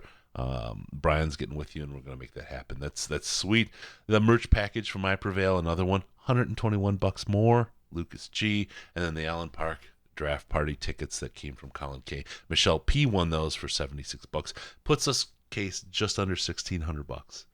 $1,586 for St. Jude we raised this year. I mean, just on the auction. How fucking awesome is that, man? I mean, that's like, right? You feel good about that, don't you? Yeah, absolutely. I mean, you all impress me a whole lot. Right? Or just a bunch of knuckleheads. These guys buy into this shit, right? It's pretty something special, man. You guys are awesome. Saw some great donations. Like I said, Carlos came up. He didn't get credit. There was one other person that came up. Let me see if I can get him really quick here. That didn't get credit on the donations tonight. If I can't get him, this stupid smartwatch is dumb. I will get you some love later here shortly. Thank you all for your donations. Thank you all for helping St. Jude. Thank you all for watching the show and doing all this stuff. You guys are the awesomest. Case, anybody you wish we would have drafted this week? Josh Allen. I've made my feelings relatively well known. I really, really like Josh Allen and Brian Burns, but don't let my, getting caught up in the economics of things ruin that we got a very, very good player, an extremely good player. And I am excited to have a very good player. So. Yeah, I don't disagree.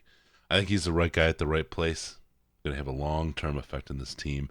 And this is good. It's like Ragnow last year kind of surprised us and surprised everybody, right? We were like, at first. And in the end, when it all played out, it was a hell of a pick. It was a good move. I think Bob Quinn is a couple of chess moves ahead of all of us. I was going to say, I mean, I said it before we picked him. Like, if Bob Quinn takes TJ Hawkinson, it's because Bob Quinn doesn't give a shit about what Detroit Lions fans think. And I respect that because he doesn't owe us a popular pick. What he owes us is wins. And if we can get those wins this year, next year, the year after, then that's all that matters. All that matters is whether or not we get those wins. If he can't get those wins for us, if he can't fill the roster completely, then I get to go back and criticize, more in depth the mistakes he made along the way. But at this point in time, as long as he's doing what he feels is the best thing to make this team better, that is not a thing I will fault. No. Yeah, no, you're right. And the reality is neither you nor I nor anybody else that is watching us is the GM of this team, and we haven't proven that we can do better than him yet. So that's that. I think there was probably some people. Where's the bullshit? That's fine. You can do that. There's Case. I love Zach Center. And we got Billy. Go Lions! That's right. On the Detroit Lions broadcast show. Thank you, everybody, for tuning in. We love you so much. Thank you for spending the time with us, you guys. A lot of you stuck around the whole time, and that's really awesome. Case, any last words before we go? I'm ready for a nap. Yeah, I think you are. All right, we'll see you all next time. Tomorrow we're going to do the rounds 2 and 3, Sandman and I, and next week we're going to put something together for the podcast, but it's been a lot of hours. We'll see how it goes. All right, thank you all, and have a spectacular first round.